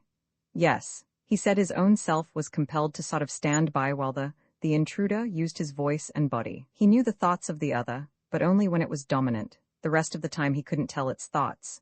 And how long has he suffered from these intrusions? As long as he can remember. As a child he was blamed for the other's mischief, and when he tried to explain, people thought he was lying to escape punishment.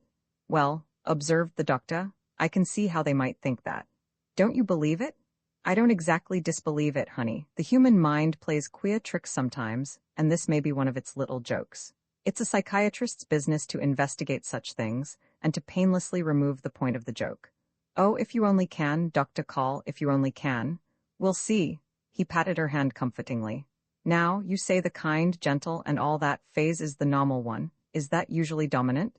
Yes. Nick can master the other, or could until recently. He says this last attack is the worst he's ever had. The other has been gaining strength. Strange, mused the doctor.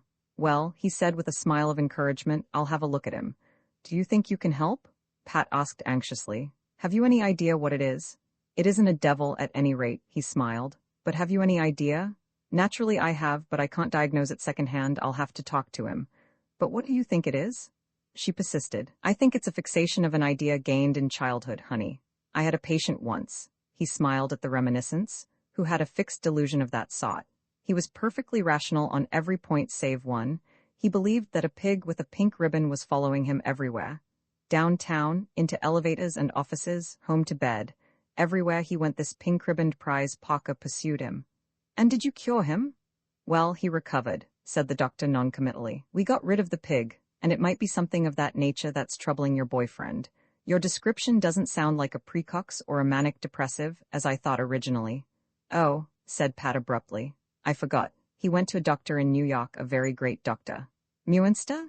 He didn't say whom, but this doctor studied him a long time and finally came out with this fixed idea theory of yours. Only he couldn't cure him. Hawker grunted thoughtfully. Do fixed ideas do things like that to people? Queried the girl. Things like the pig and what happened to Nick. They might. Then they're devils, she announced with an air of finality. They're just your scientific jargon for exactly what Magda means when she says a person's possessed by a devil. So I'm right anyway? That's good orthodox theology, Pat, chuckled the doctor. We'll try a little exorcism on your devil then. He rose to his feet. Bring your boyfriend around, will you? Oh, Dr. Call, she cried. He's leaving, I'll have to call him tonight.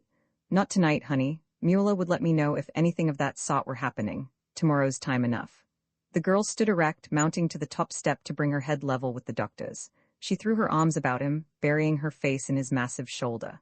Dr. Call, she murmured, I'm a nasty, ill-tempered, vicious little shrew, and I'm sorry, and I apologize. You know I'm crazy about you, and, she whispered in his ear, so's mother. Roman 18 vanished, he doesn't answer? I'm too late, thought Pat disconsolately as she replaced the telephone.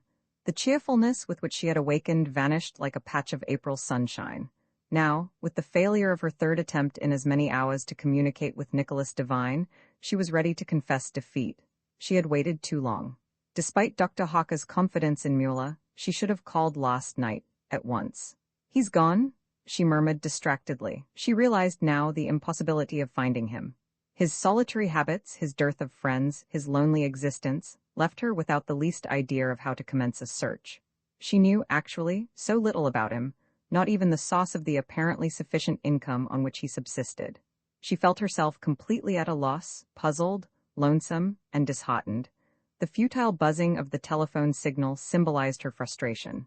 Perhaps, she thought, Dr. Hawker might suggest something to do. Perhaps even Mueller had reported Nick's whereabouts. She seized the hope eagerly.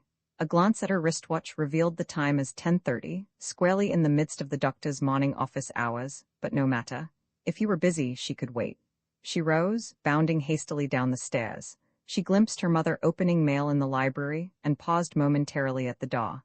Mrs. Lane glanced up as she appeared. "Hello," said the mother. "You've been on the telephone all morning, and what did Call want of you last night?" "Argument," responded Pat briefly. "Call's a gem. He's been of inestimable assistance in developing you into a very charming and clever daughter, and heaven knows what I'd have raised without him." "Cain, probably," suggested Pat. She passed into the hall and out the door, blinking in the brilliant August sunshine. She crossed the strip of turf, picked her way through the break in the hedge, and approached the doctor's door. It was open. It often was in summertime, especially during his brief office hours. She entered and went into the chamber used as waiting room. His office door was closed, the faint hum of his voice sounded. She sat impatiently in a chair and forced herself to wait. Fortunately, the delay was nominal. It was but a few minutes when the door opened, and an opulent, middle-aged lady swept past her and away. Pat recognized her as Mrs. Lowry, some sort of cousin of the Brook pair. "Good morning," boomed the doctor. "Professional call, I take it, since you're here during office hours." He settled his great form in a chair beside her. "He's gone," said Pat plaintively. "I can't reach him." "Humph," grunted Hawker helpfully. "I've tried all morning, he's always home in the morning." "Listen, you little scatterbrain," rumbled the doctor. "Why didn't you tell me Mueller brought you home last night? I thought he was on the job." "I didn't think of it," she wailed. "Nick said he'd have to make some preparations, and I never dreamed he'd skip away like this." "He must have gone home directly after you left him and skipped out immediately," said the doctor ruminatively. "Mueller never caught up with him." "But what'll we do?" she cried desperately. "He can't have gone far with no more preparation than this," soothed Hawker. "He'll write you in a day or two." "He won't, he said he wouldn't. He doesn't want me to know where he is." She was on the verge of tears. Now, said the doctor still in his soothing tones. "It isn't as bad as all that. Take off your bedside manner," she snapped, blinking to keep back the tears.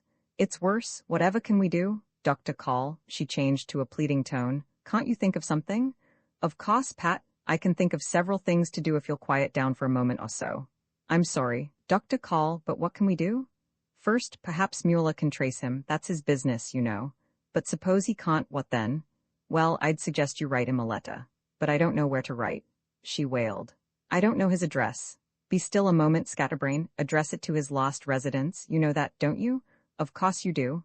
Now, don't you suppose he'll leave a forwarding address? He must receive some sort of mail about his income, or estate, or whatever he lives on. Your letter'll find him, honey, don't you doubt it." "Oh, do you think so?" she asked, suddenly hopeful. "Do you really think so?" "I really think so. You would too if you didn't fly into a panic every time some little difficulty confronts you. Sometimes even my psychiatry is puzzled to explain how you can be so clever and so stupid, so self-reliant and so dependent, so capable and so helpless, all at one and the same time. Your Nick can't be as much of a paradox as you are. I wonder if a letter will reach him," she said eagerly, ignoring the doctor's remarks. I'll try immediately." "I sort of had a feeling you would," said Hawker amiably. "I hope you succeed, and not only for your sake, Pat, because God knows how this thing will work out. But I'm anxious to examine this youngster of yours on my own account. He must be a remarkable specimen to account for all the perturbation he's managed to cause you. And this Jekyll and Hyde angle sounds interesting, too." "Jekyll and Hyde?" echoed Pat. "Dr. Call, is that possible?" "Not literally," chuckled the other. "Though in a sense, Stevenson anticipated Freud in his thesis that liberating the evil serves also to release the good. But it was a drug that caused that change in the story, wasn't it?" "Well, do you suspect your friend of being addicted to some mysterious drug? Is that the latest hypothesis? Is there such a drug? One that could change a person's character?" "All alkaloids do that, honey. Some of them stimulate, some depress, some breed frenzies, and some give visions of delight. But all of them influence one's mental and emotional organization, which you call character. So for that matter, does a square meal, or a cup of coffee, or even a rainy day. But isn't there a drug that can separate good qualities from evil, like the story?" "Emphatically not, Pat. That's not the trouble with this pesky boyfriend of yours." "Well," said the girl doubtfully, "I only wish I had as much faith in your psychologies as you have. If you brain doctors know it all, why do you switch theories every year?" "We don't know it all. On the other hand, there are a few things to be said in our favor." "What are they?" "For one," replied the doctor, "we do cure people occasionally. You'll admit that." "Sure," said Pat. "So did the Salem witches occasionally." She gave him a suddenly worried look. "Oh, Dr. Call, don't think I'm not grateful. You know how much I'm hoping from your help, but I'm miserably anxious over all this. Never mind, honey, you're not the first one to point out the shortcomings of the medical profession. That's a game played by plenty of physicians too. He paused at the sound of footsteps on the porch, followed by the buzz of the doorbell. Run along and write your letter, dear. Here comes that Tuesday hypochondriac of mine, and he's rich enough for my careful attention. Pat flashed him a quick smile of farewell and slipped quietly into the hall. At the door she passed the doctor's patient, a lean, elderly gentleman of woebegone visage, and returned to her own home. Her spirits, mercurial to a degree, had risen again. She was suddenly positive that the doctor's scheme would bring results, and she darted into the house almost buoyantly. Her mother had abandoned the desk, and she ensconced herself before it, finding paper and pen and staring thoughtfully at the blank sheet. Finally she wrote, "Dear Nick, something has happened favorable, I think, to us. I believe I have found the help we need. Will you come if you can, or if that's not possible, break that self-given promise of yours and communicate with me? I love you." She signed it simply, Pat, placed it in an envelope, addressed it hastily, and hurried out to post it. On her return, she spied the doctor's hypochondriac in the act of leaving. He walked past her with his lean, worry-smitten face like a study of Hogarth, and she heard him mumbling to himself. The elation went out of her. She mounted the steps very soberly, and went miserably inside. Roman 19 man or monster. Pat suffered Wednesday through somehow, knowing that any such early response to her letter was impossible. Still, that impossibility did not deter her from starting at the sound of the telephone and sorting through the mail with an eagerness that drew a casual attention from her mother. "Good heavens, Patricia? You're like a child watching for an answer to his note to Santa Claus." "That's what I am, I guess," responded the girl ruefully. "Maybe I expect too much from Santa Claus." Late in the afternoon, she drifted over to Dr. Hawker's residence to be informed that he was out. For distraction, she went in anyway and spent a while browsing among the books in the library. She blundered into Krafft-Ebing and read a few pages in growing indignation. "I'm ashamed to be human?" she muttered disgustedly to herself, slamming shut the Psychopathia Sexualis. "I wouldn't be a doctor. I'll have a child of mine become one, if I were positively certain he'd turn into Lord Lister himself." Nick was right when he said doctors live on people's troubles. She wondered how Dr. Hawker could remain so human, so kindly and understanding, when, as he said himself, his world was a parade of misfits, incompetence, and all the nastiness of models. He was nice. She felt no embarrassment in confiding in him, even when she might hesitate to bare her feelings to her own mother. Or was it simply the natural thing to do to tell one's troubles to a doctor? Not, of course, that the situation reflected any discredit on her mother. Mrs. Lane was a very precious sort of parent, she mused, young as Pat in spirit, appreciative and enthusiastically fond of her daughter. That she trusted Pat, that she permitted her to do entirely as she pleased, was exactly as the girl would have it.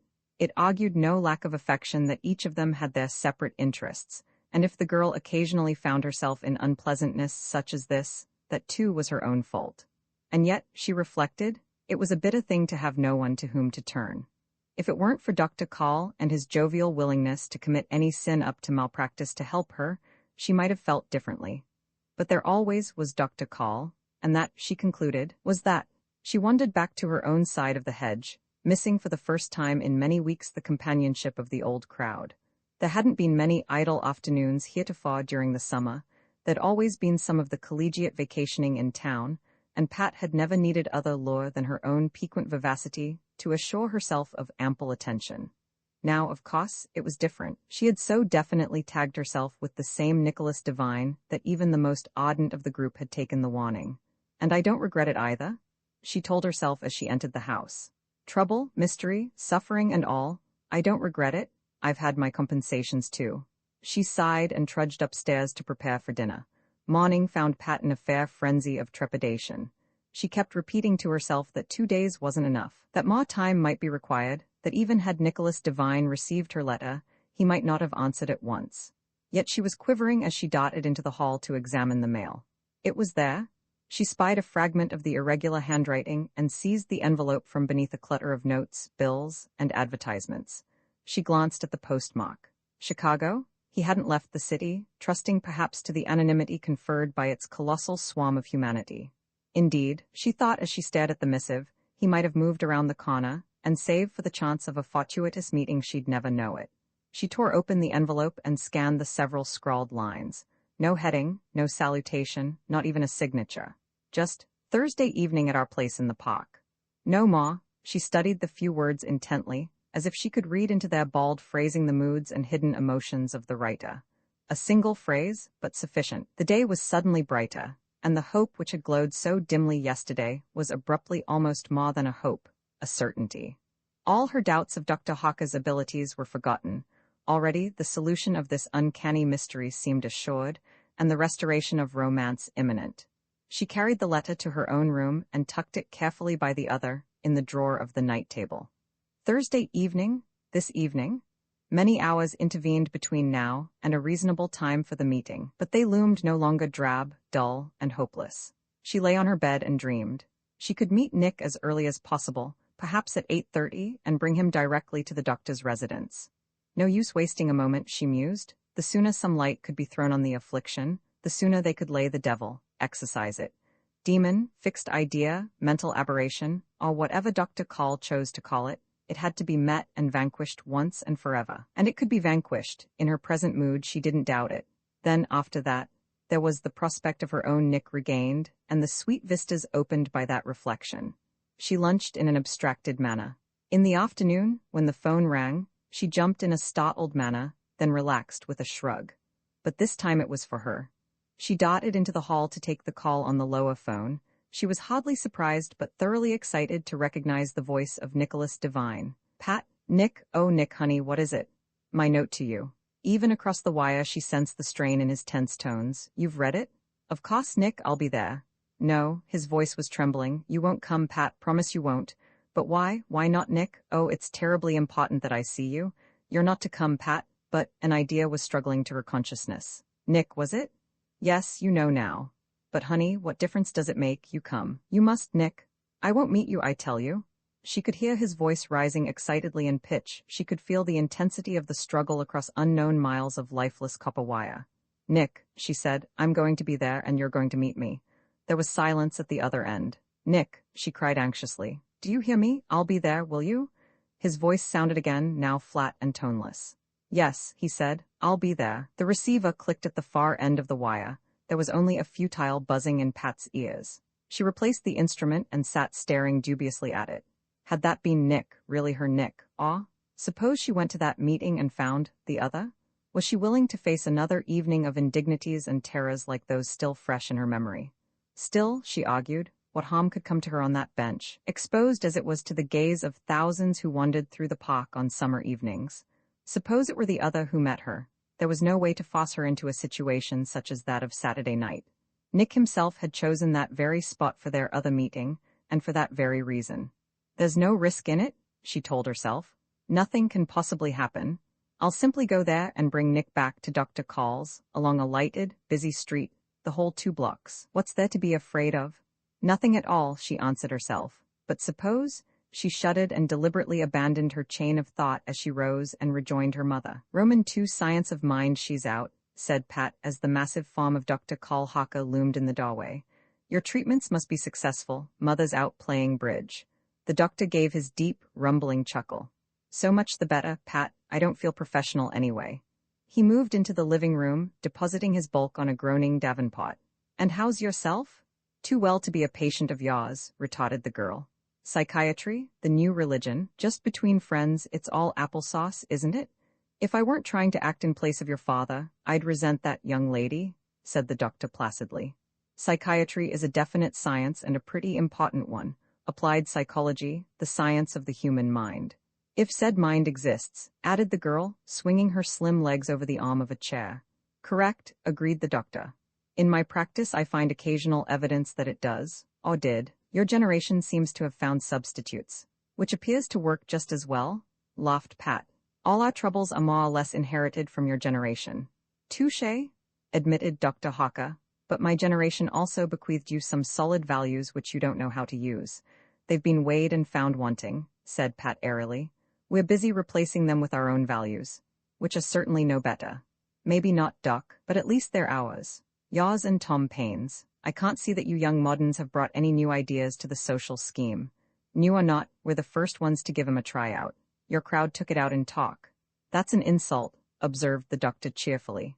If I weren't acting in loco parentis, I know, you'd give me a few licks in the spot popularly supposed to do the most good. Well, that's part of a parent's privilege, isn't it? You've grown beyond the spanking age, my dear. Physically, if not mentally, though I don't say the process would hurt me as much as you, I doubtless enjoy it. Then you might try sending me to bed without my dinner. The girl laughed. That's a doctor's prerogative, Pat. I've even done that to your mother. In other words, you're a complete flop as a parent, all the responsibilities and none of the privileges. That expresses it. Well, you elected yourself, Doc. It's not my fault you happen to live next door. No, it's my misfortune.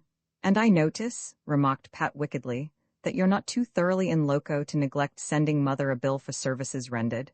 My dear girl, that's part of the treatment. So, and how? I furnish a bill just steep enough to keep your mother from indulging too frequently in medical services. Without that little practical check on her inclinations, she'd be a confirmed neurotic. One of those sweet, resigned, professional invalids, you know. Then why not send her a bill tall enough to cure her altogether? She might change to psychoanalysis or new thought, chuckled the doctor. Besides, your father wanted me to look after her, and besides that, I like having the run of the house. Well, I'm sure I don't mind, observed Pat. We've a dog and a canary bird, too. You're in fine fettle this afternoon, laughed her companion. Must have been a successful date last night.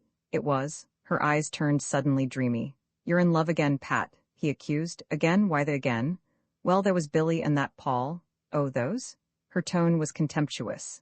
Merely passing fancies, Doc, just whims, dreams of the moment, in other words, puppy love. And this, I suppose this is different, a grand passion? I don't know, she said, frowning abruptly. He's nice but odd, attractive as well as the devil. Odd? How? Oh, he's one of those minds you think we moderns lack. Intellectual, eh? New variety for you, out of the usual run of your dancing collegiates. I've often suspected that you picked your swains by the length and lowness of their cars. Maybe I did. That was one of the chief differences between them.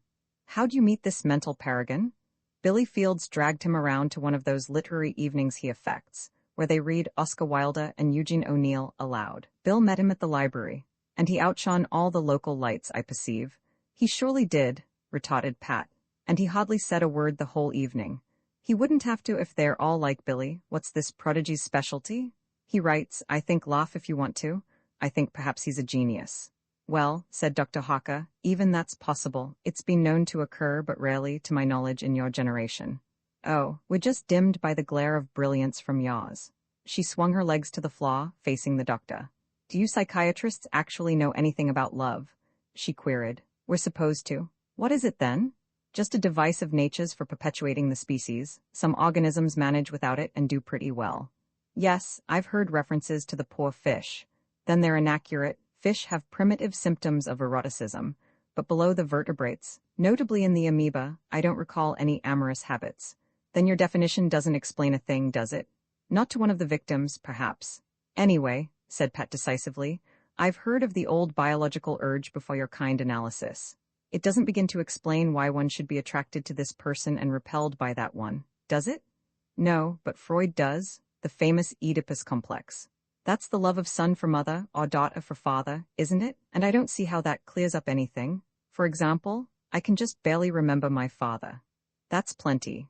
It could be some little trait in these swains of yours, some unimportant mannerism that recalls that memory. Or there's that portrait of him in the hall, the one under the mellow red light. It might happen that you'd see one of these chaps under a similar light in some attitude that brings the picture to mind, or 100 other possibilities. Doesn't sound entirely convincing, objected Pat with a thoughtful frown. Well, submit to the proper treatments, and I'll tell you exactly what caused each and every one of your little passing fancies. You can't expect me to hit it first guess. Thanks, no. That's one of these courses where you tell the doctor all your secrets, and I prefer to keep what few I have. Good judgment, Pat. By the way, you said this chap was odd. Does that mean merely that he writes? I've known perfectly normal people who wrote. No, she said. It isn't that. He's so sweet and gentle and manageable most of the time, but sometimes he has such a thrilling spark of mastery that it almost scares me. It's puzzling but fascinating, if you grasp my import. He's probably a naturally selfish fellow who's putting on a good show of gentleness for your benefit. Those flashes of tyranny are probably his real character in moment of forgetfulness. You doctors can explain anything, can't you? That's our business, it's what we're paid for. Well, you're wrong this time. I know Nick well enough to know if he's acting. His personality is just what I said, gentle, sensitive, and yet, it's perplexing, and that's a good part of his charm. Then it's not such a serious case you've got, mocked the doctor. When you're cool enough to analyze your own feelings and dissect the elements of the chap's attraction, you're not in any danger. Danger? I can look out for myself, thanks. That's one thing we mindless moderns learn young, and don't let me catch you puttering around in my romances. In loco parentis or just plain loco, you'll get the licking instead of me. Believe me, Pat, if I wanted to experiment with affairs of the heart, I'd not pick a spitfire like you as the subject. Well, Dr. Call, your wand? This Nick, observed the doctor, must be quite a fellow to get the Princess of the North Side so head up. What's the rest of his cognomen? Nicholas Devine. Romantic, isn't it? Devine, muttered Hawker. I don't know any Devons. Who are his people? Hasn't any. How does he live? By his writing? Don't know. I gathered that he lives on some income left by his parents. What's the difference, anyway? None at all. The other wrinkled his brows thoughtfully. There was a colleague of mine, a Dr. Devine, died a good many years ago. Reputation wasn't anything to brag about, was a little off balance mentally. Well, Nick isn't, snapped Pat with some asperity. I'd like to meet him. He's coming over tonight. Some I want to see your mother. He rose ponderously. If she's not playing bridge again. Well, look him over, retorted Pat. And I think your knowledge of love is a decided flop. I think you're woefully ignorant on the subject. Why's that? If you'd known anything about it, you could have married mother sometime during the last 17 years. Lord knows you've tried, and all you've attained is the state of in loco parentis instead of parens. Roman 20, the assignation Pat, was by no means as buoyant as she had been in the morning. She approached the appointed meeting place with a feeling of trepidation that all her arguments could not subdue. She surveyed the crowded walks of the park with relief.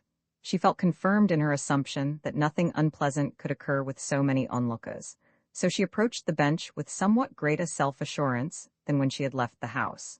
She saw the seat with its lone occupant and hastened her steps. Nicholas Devine was sitting exactly as he had on that other occasion, chin cupped on his hands, eyes turned moodily toward the vast lake that coruscated now with the reflection of stars and many lights. As before, she moved close to his side before he looked up, but here the similarity of the two occasions vanished. Her fears were realized. She was looking into the red gleaming eyes and expressionless features of his other self, the demon of Saturday evening. Sit down, he said as a sardonic half-smile twisted his lips. Aren't you pleased? Aren't you thrilled to the very core of your being? Pat stood irresolute. She controlled an impulse to break into sudden, abandoned flight. The imminence of the crowded walks again reassured her, and she seated herself gingerly on the extreme edge of the bench, staring at her companion with coolly inimical eyes. He returned her gaze with features as immobile as carven stone. Only his red eyes gave evidence of the obscene, uncanny life behind the mask. Well, said Pat in as frigid a voice as she could muster. Yes, said the other, surveying her. You are quite as I recalled you. Very pretty, almost beautiful, save for a certain irregularity in your features. Not unpleasant, however. His eyes traveled over her body. Automatically she drew back, shrinking away from him. You have a seductive body, he continued. A most seductive body. I regret that circumstances prevented our full enjoyment of it. But that will come. Yes, that will come. Oh, said Pat faintly. It took all her determination to remain seated by the side of the horror. You were extremely attractive as I attired you Saturday, the other proceeded. His lips took on a curious, sensual leer. I could have done better with more time. I would have stripped you somewhat more completely. Everything, I think, except your legs. I am pleased by the sight of long, straight, silk-clad legs, and should perhaps have received some pleasure by running these hands along them, scratching at proper intervals for the aesthetic effect of blood. But that too will come. The girl sprang erect, gasping and speechless in outraged anger. She turned abruptly. Nothing remained of her determination now. She felt only an urge to escape from the sneering tormentor who had lost in her mind all connection with her own Nicholas Devine. She took a sudden step. Sit down. She heard the tones of the entity behind her, flat, unchanged. Sit down, else I'll drag you here. She paused in sheer surprise, turning a startled face on the other. You wouldn't dare? She said, amazed at the bald effrontery of the threat. You don't dare touch me here? The other laughed. Don't I? What have I to risk? He'll suffer for any deed of mine. You'll call for aid against me and only loose the hounds on him. Pat stared blankly at the evil face. She had no answer. For once her ready tongue found no retort. Sit down. reiterated the other, and she dropped dazedly to her position on the bench. She turned dark, questioning eyes on him. "Do you see," he sneered, "how weakening an influence is this love of yours? To protect him you are obeying me, this is my authority over you, this body I share with him." She made no reply. She was making a desperate effort to lash her mind into activity, to formulate some means of combating the being who tortured her. "It has weakened him too," the other proceeded. "This disturbed love of his has taken away the mastery which birth gave him, and his enfeeblement has given that mastery to me. He knows now the reason for his weakness. I tell it to him too late to harm me." Pat struggled for composure. The very presence of the cold demon tore at the roots of her self-control, and she suppressed a fierce desire to break into hysterical laughter. Ridiculous, hopeless, incomprehensible situation. She forced her quivering throat to husky speech. What are you?" she stammered. "Synapse? I'm a question of synapses," jeered the other. "Simple, very simple. Ask your friend the doctor." "I think," said the girl, a measure of control returning to her voice, "that you're a devil. You're some sort of a fiend that has managed to attach itself to Nick, and you're not human. That's what I think." "Think what you please," said the other. "We're wasting time here," he said abruptly. "Come." "Where?" Pat was startled. She felt a recurrence of fright. "No matter where. Come." "I won't. Why do you want me?" "To complete the business of Saturday night," he said. "Your lips have healed, they bleed no longer, but that is easy to remedy. Come." "I won't," exclaimed the girl in sudden panic. "I won't." She moved as if to rise. "You forget," intoned the being beside her. "You forget the authority vested in me by virtue of this love of yours. Let me convince you." He stretched forth a thin hand. "Move and you condemn your sweetheart to the punishment you threaten me." He seized her arm, pinching the flesh brutally, his nails breaking the smooth skin. Pat felt her face turn ashy pale. She closed her eyes and bit her nearly healed lips at the excruciating pain, but she made not the slightest sound nor the faintest movement. She simply sat and suffered. "You see?" sneered the other, releasing her. "Thank my kindly nature that I mocked your arm instead of your face. Shall we go?" A scarcely audible whimper of pain came from the girl's lips. She sat palled and unmoving, with her eyes still closed. "No," she murmured faintly at last. "No, I won't go with you. Shall I drag you?" "Yes, drag me if you dare." His hand closed on her wrist. She felt herself jerked violently to her feet, so roughly that it wrenched her shoulder. A startled, frightened little cry broke from her lips, and then she closed them firmly at the sight of several bypasses turning curious eyes on them. "I'll come," she murmured. The glimmering of an idea had risen in her chaotic mind. She followed him in grim, bitter silence across the clipped turf to the limit of the park. She recognized Nick's modest automobile standing in the line of cars along the street. Her companion, or captor, moved directly towards it, opened the door, and clambered in without a single backward glance. He turned about and watched her as she paused with one diminutive foot on the running board and rubbed her hand over her aching arm. "Get in?" he ordered coldly. She made no move. "I want to know where you intend to take me." "It doesn't matter. To a place where we can complete that unfinished experiment of ours. Aren't you happy at the prospect?" "Do you think," she said unsteadily, "that I'd consent to that even to save Nick from disgrace and punishment? Do you think I'm fool enough for that?" "We'll soon see." He extended his hand. "Scream, fight, struggle," he jeered. "Call them down on your sweetheart." He had closed his hand on her wrist. She jerked it convulsively from his grasp. "I'll bargain with you?" she gasped. She needed a moment's respite to clarify a thought that had been growing in her mind. "Bargain? What have you to offer?" "As much as you?" "Ah, but I have a threat, the threat to your sweetheart, and I'm offering too the lure of that evil whose face so charmed you recently. Have you forgotten how nearly I won you to the worship of that principle? Have you forgotten the ecstasy of that pain?" His terrible, bloodshot eyes were approaching her face, and strangely, the girl felt a curious recurrence of that illogical desire to yield that had swept over her on that disastrous night of Saturday. There had been an ecstasy, there had been a wild, ungodly, unhallowed pleasure in his blows, in the searing pain of his kisses on her lacerated lips.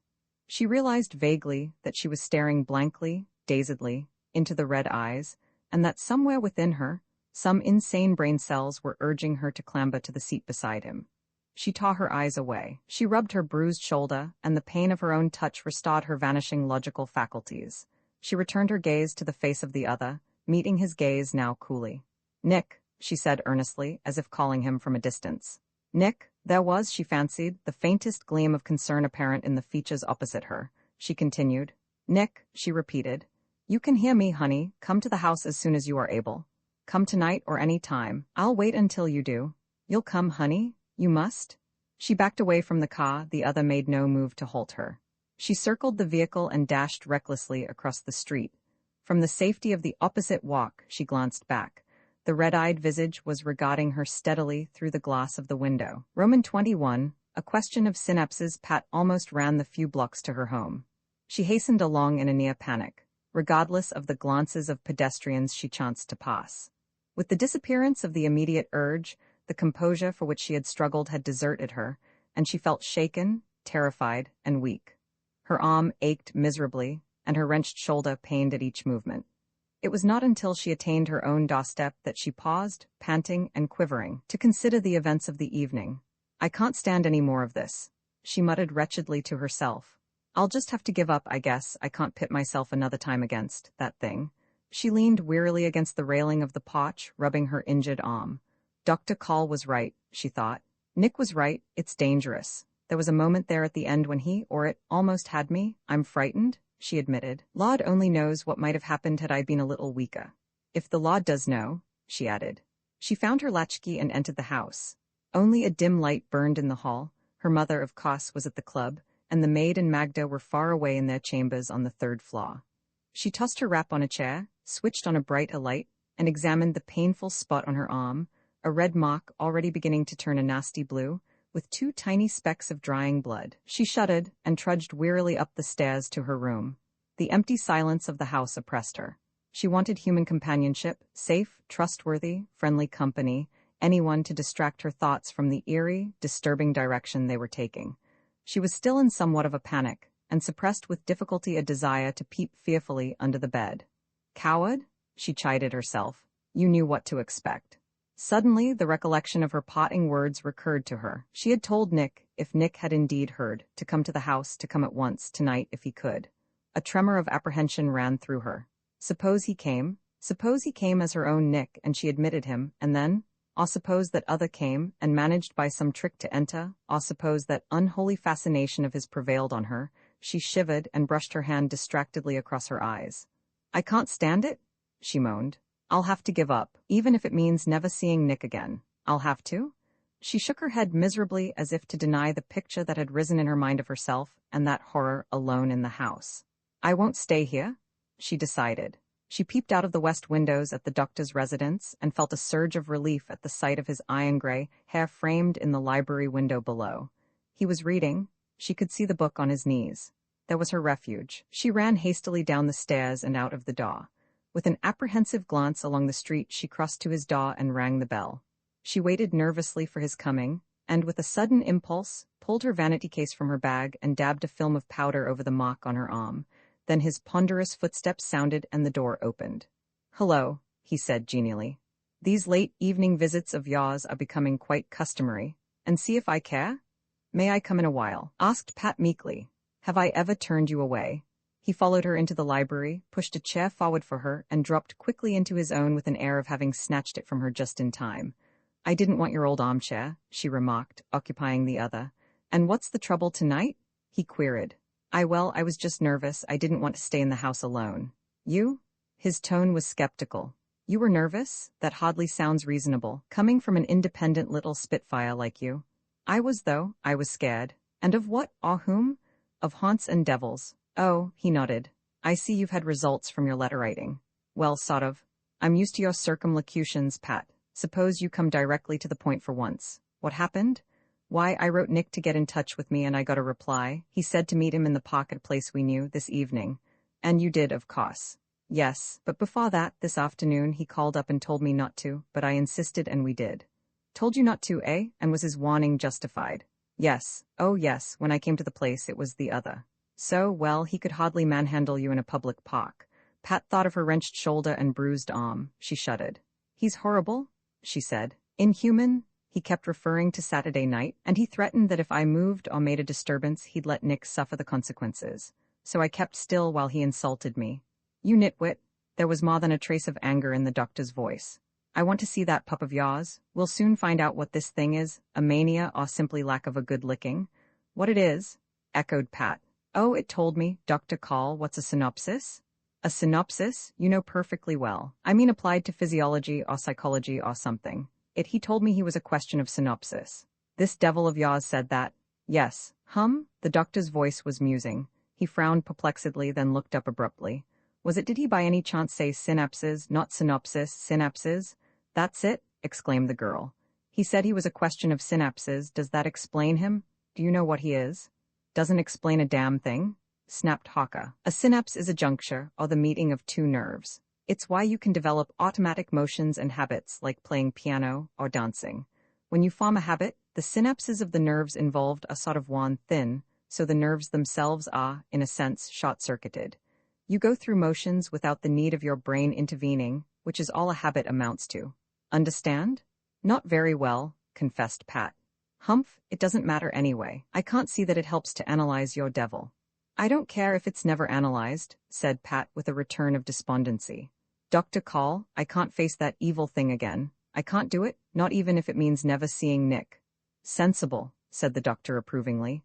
I'd like to have a chance at him, but not enough to keep you in this state of jitters. Although, he added, a lot of this mystery is the product of your own harum-scarum mind. You can be sure of that, honey. You would say so, responded the girl wearily. You've never seen that change. If it's my imagination, then I'm the one that needs your treatments, not Nick. It isn't all imagination, most likely, said Haka defensively. I know these introverted types with their hysterias, megalomanias, and defense mechanisms. They've paraded through my office there for a good many years, Pat. They've provided the lion's share of my practice. But this young psychopathic of yours seems to have it bad, abnormally so, and that's why I'm so interested, apart from helping you, of course. I don't care, said Pat apathetically, repressing a desire to rub her injured arm. I'm through. I'm scared out of the affair. Another week like this last one and I would be one of your patients. Best drop it then, said Haka, eyeing her seriously.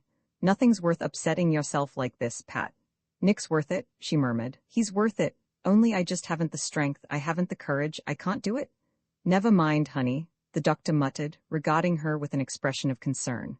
You're probably well out of the mess. I know damn well you haven't told me everything about this affair, notably how you acquired that ugly mark on your arm that's so carefully powdered over. So, all in all, I guess you're well out of it. I suppose I am.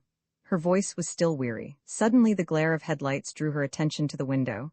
A car was stopping before her home. There's Mother, she said. I'll go on back now, Dr. Call, and thanks for entertaining a lonesome and depressed lady. She rose with a casual glance through the window, then halted in frozen astonishment and a trace of terror.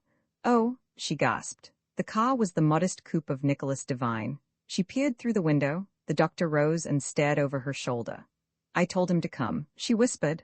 I told him to come when he was able. He heard me, the other. A figure alighted from the vehicle. Even in the dusk she could perceive the exhaustion, the weariness in its movements. She pressed her face to the pane, surveying the form with fascinated intentness. It turned, supporting itself against the car and gazing steadily at her own door. With the movement, the radiance of a streetlight illuminated its features. It's Nick, she cried with such eagerness that the doctor was startled. It's my Nick. Roman 22 Doctor and Devil Pat rushed to the door, out upon the porch and down to the street.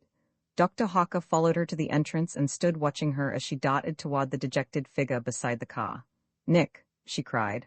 I'm here, honey, you heard me, didn't you? She flung herself into his arms. He held her eagerly, pressing a hasty, tender kiss on her lips. You heard me, she murmured. Yes, his voice was husky, strained. What is it, Pat? Tell me quickly. God knows how much time we have. It's Dr. Call. He'll help us, Nick. Help us? No one can help us, dear. No one. He'll try. It can't do any harm, honey. Come in with me, now. It's useless, I tell you. But come, she pleaded. Come anyway. Pat, I tell you this battle has to be fought out by me alone. I'm the only one who can do anything at all and, he lowered his voice. Pat, I'm losing? Nick, that's why I came tonight. I was too cowardly to make our last meeting, Monday evening in the park, a definite farewell. I wanted to, but I weakened. So tonight, Pat, it's a final goodbye and you thank heaven for it. Oh, Nick dear?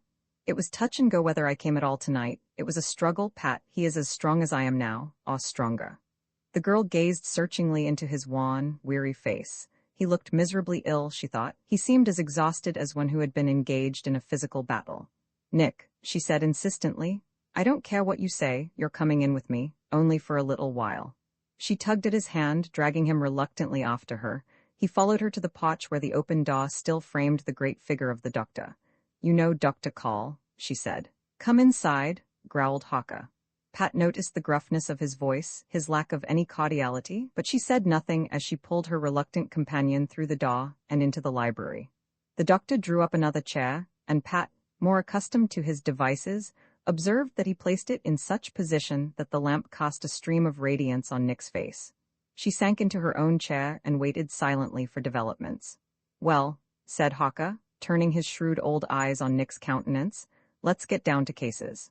Pat's told me what she knows. We can take that much for granted. Is there anything more you might want to tell?" "No, sir," responded the youth wearily. "I've told Pat all I know." "Humph, maybe I can ask some leading questions then. Will you answer them?"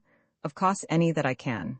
"All right. Now," the doctor's voice took on a cool professional edge, "you've had these attacks as long as you can remember, is that right?" "Yes, but they've been more severe of late." "Much worse, sir?" "Since when?" "Since about as long as I've known Pat. 4 or 5 weeks. Droned the doctor. "You've no idea of the cause for this increase in the malignancy of the attacks?" "No, sir," said Nick, after a barely perceptible hesitation. "You don't think the cause could be in any way connected with, let us say, the emotional disturbances attending your acquaintance with Pat here?" "No, sir," said the youth flatly. "All right," said Hawker. "Let that angle go for the present. Are there any after effects from these spells?" "Yes, there's always a splitting headache." He closed his eyes. "I have one of them now." "Localized, sir? Is the pain in any particular region? Forehead, temples, eyes, or so forth?" "No, just a nasty headache. But no other after effects. I can't think of any others, except perhaps a feeling of exhaustion after I've gone through what I've just finished." He closed his eyes as if to shut out the recollection.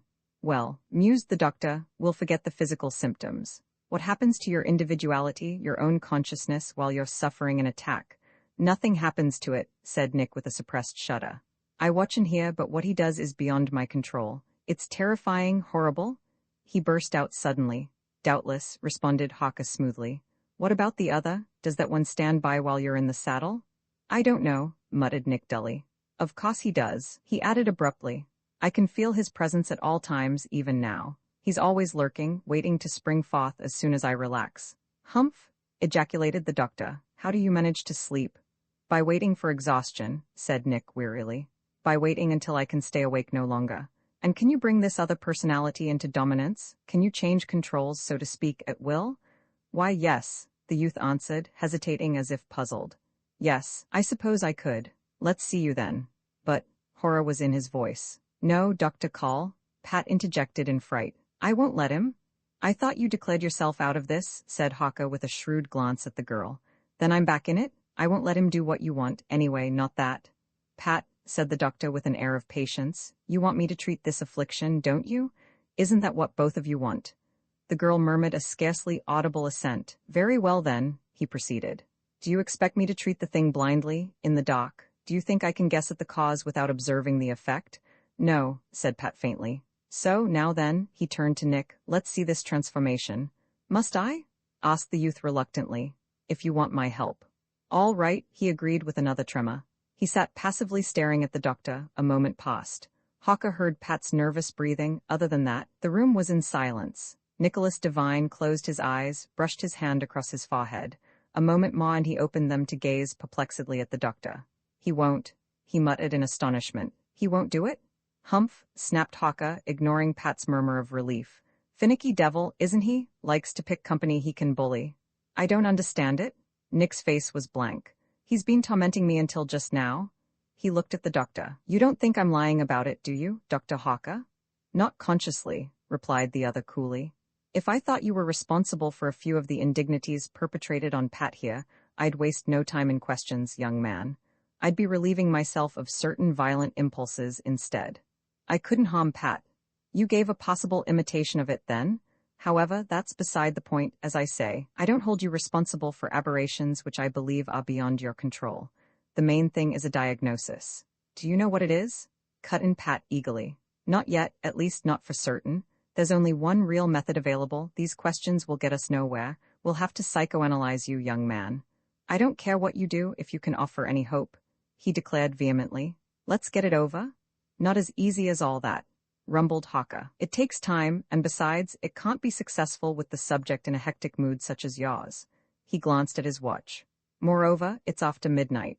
He turned to Nicholas Devine. We'll make it Saturday evening, he said. Meanwhile, young man, you're not to see Pat, not at all, understand? You can see her here when you come. That's infinitely more than I'd planned for myself, said the youth in a low voice. I'd abandoned the hope of seeing her. He rose and moved toward the door, and the others followed.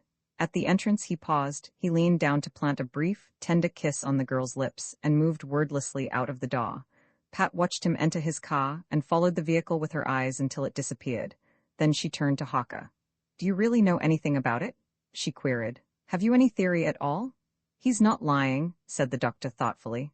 I watched him closely. He believes he's telling the truth. He is, I know what I saw. He hasn't the signs of precox or depressive, mused the doctor. It's puzzling. It's one of those functional aberrations or a fixed delusion of some kind. We'll find out just what it is. It's the devil, declared Pat positively. I don't care what sort of scientific tag you give it, that's what it is. You doctors can hide a lot of ignorance under a long name. Haka paid no attention to her remarks. We'll see what the psychoanalysis brings out, he said. I shouldn't be surprised if the whole thing were the result of a defense mechanism erected by a timid child in an effort to evade responsibility. That's what it sounds like. It's a devil? Reiterated Pat. Well, said the doctor, if it is, it has one thing in common with every spook or devil I ever heard of. What's that? It refuses to appear under any conditions where one has a chance to examine it. It's like one of these temperamental mediums trying to perform under a spotlight. Roman 23 werewolf Pat awoke in rather better spirits. Somehow, the actual entrance of Dr. Hawker into the case gave her a feeling of security, and her natural optimistic nature rode the pendulum back from despair to hope. Even the painful black and blue mark on her arm, as she examined it ruefully, failed to shake her buoyant mood. Her mood held most of the day. It was only at evening that a recurrence of doubt assailed her. She sat in the dim living room, waiting the arrival of her mother's guests, and wondered whether, after all, the predicament was as easily solvable as she had assumed. She watched the play of lights and shadows across the ceiling, patterns cast through the windows by moving headlights in the street, and wondered anew whether her faith in Dr. Call's abilities was justified. Science? She had the faith of her generation in its omnipotence, but here in the dusk, the outworn superstitions of childhood became appalling realities, and some of Magda's stories, forgotten now for years, rose out of their graves and went squeaking and maundering like sheeted ghosts in a ghastly parade across the universe of her mind. The meaningless taunts she habitually flung at Dr. Call's science became suddenly pregnant with truth. His patient, hard-learned science seemed in fact no more than the frenzies of a witch doctor dancing in the heart of a Rhodesian swamp. What was it worth, this array of medical facts, if it failed to cure? Was medicine falling into the state of Chinese science, a vast collection of good rules for which the reasons were either unknown or long forgotten? She sighed. It was with a feeling of profound relief that she heard the voices of the Brooks outside. She played miserable bridge the whole evening, but it was less of an affliction than the solitude of her own thoughts. Saturday morning, cloudy and threatening though it was, found the pendulum once more at the other end of the arc. She found herself, if not buoyantly cheerful, at least no longer prey to the inchoate doubts and fears of the preceding evening. She couldn't even recall their nature. They had been apart from the cool, daytime logic that preached a common-sense reliance on accepted practices. They had been, she concluded, no more than childish nightmares induced by darkness and the play of shadows. She dressed and ate a late breakfast. Her mother was already en route to the club for her bridge luncheon. Thereafter, she wandered into the kitchen for the company of Magda, whom she found with massive arms immersed in dishwater. Pat perched on her particular stool beside the kitchen table and watched her at her work. Magda, she said finally. I'm listening, Miss Pat. Do you remember a story you told me a long time ago? Oh, years and years ago, about a man in your town who could change into something, some fierce animal. A wolf or something like that. Oh, him, said Magda, knitting her heavy brows. You mean the werewolf. That's it, the werewolf. I remember it now. How frightened I was after I went to bed. I wasn't more than 8 years old, was I? I couldn't remember. It was years ago, though, for sure. What was the story? Queried Pat. Do you remember that? Why, it was the time the sheep were being missed, said the woman, punctuating her words with the clatter of dishes on the drain board. Then there was a child gone, and another, and then tales of this great wolf about the country. I didn't see him. Us little ones stayed under roof by darkness after that. That wasn't all of it, said Pat. You told me more than that. Well, continued Magda, there was my uncle, who was best hand with a rifle in the village. He and others went after the creature, and my uncle, he came back telling how he'd seen it plain against the sky, and how he'd fired at it. He couldn't miss, he was that close, but the wolf gave him a look and ran away. And then what? Then the priest came, and he said it wasn't a natural wolf. He melted up a silver coin and cast a bullet, and he gave it to my uncle, he being the best shot in the village. And the next night he went out once more. Did he get it? Asked Pat. I don't remember. He did. He came upon it by the pasture, and he aimed his gun. The creature looked straight at him with its evil red eyes, and he shot it. When he came to it, there wasn't a wolf at all, but this man, his name I forget, with a hole in his head. And then the priest, he said he was a werewolf, and only a silver bullet could kill him. But my uncle, he said those evil red eyes kept staring at him for many nights. Evil red eyes, said Pat suddenly. Magda, she asked in a faint voice, could he change any time he wanted to? Only by night, the priest said. By sunrise he had to be back. Only by night? Mused the girl. Another idea was forming in her active little mind, another conception, disturbing, impossible to phrase. Is that worse than being possessed by a devil, Magda? Sure it's worse. The priest, he could cast out the devil, but I never heard no cure for being a werewolf. Pat said nothing further, but slid from her high perch to the floor and went soberly out of the kitchen. The fears of last night had come to life again, and now the overcast skies outside seemed a fitting symbol to her mood. She stared thoughtfully out of the living room windows, and the sudden splash of raindrops against the pane lent a final touch to the whole desolate ensemble. I'm just a superstitious little idiot, she told herself. I laugh at Mother because she always likes to play north and south, and here I'm letting myself worry over superstitions that were discarded before there was any such thing as a game called contract bridge. But her arguments failed to carry conviction. The memory of the terrible eyes of that other had clicked too aptly to Magda's phrase. She couldn't subdue the picture that haunted her, and she couldn't cast off the apprehensiveness of her mood. She recalled gloomily that Dr. Hawker was at the club, wouldn't be home before evening, else she'd have gladly availed herself of his solid, matter-of-fact company. She thought of Nick's appointment with the doctor for that evening. Suppose his psychoanalysis brought to light some such horror as these fears of hers, that would forever destroy any possibility of happiness for her and Nick. Even though the doctor refused to recognize it, called it by some polysyllabic scientific name, the thing would be there to sever them. She wandered restlessly into the hall. The morning mail, unexamined, lay in its brazen receptacle. She moved over, fingering it idly. Abruptly she paused in astonishment. A letter in familiar script had flashed at her. She pulled it out. It was a letter from Nicholas Devine. She tore it open nervously, wondering whether he had reverted to his original refusal of Dr. Hawker's aid, whether he was unable to come, whether that had happened.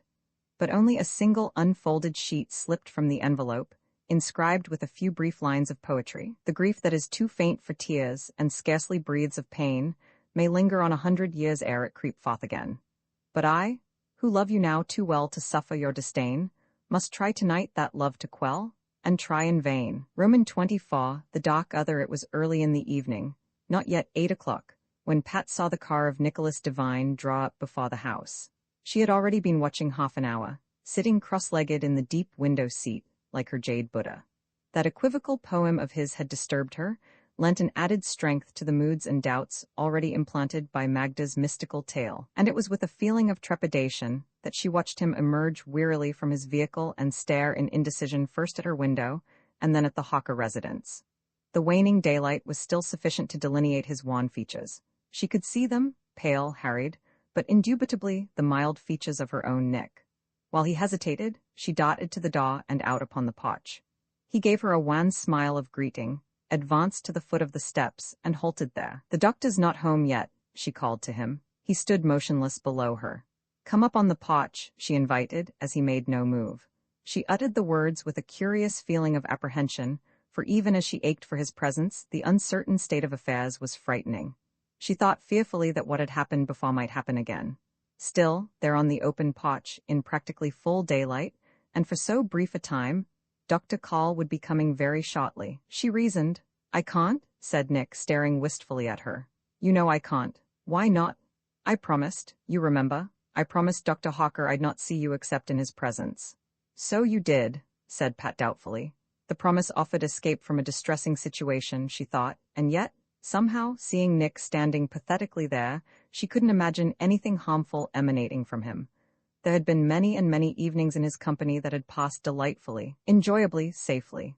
She felt a wave of pity for him. After all, the affliction was his, most of the suffering was his.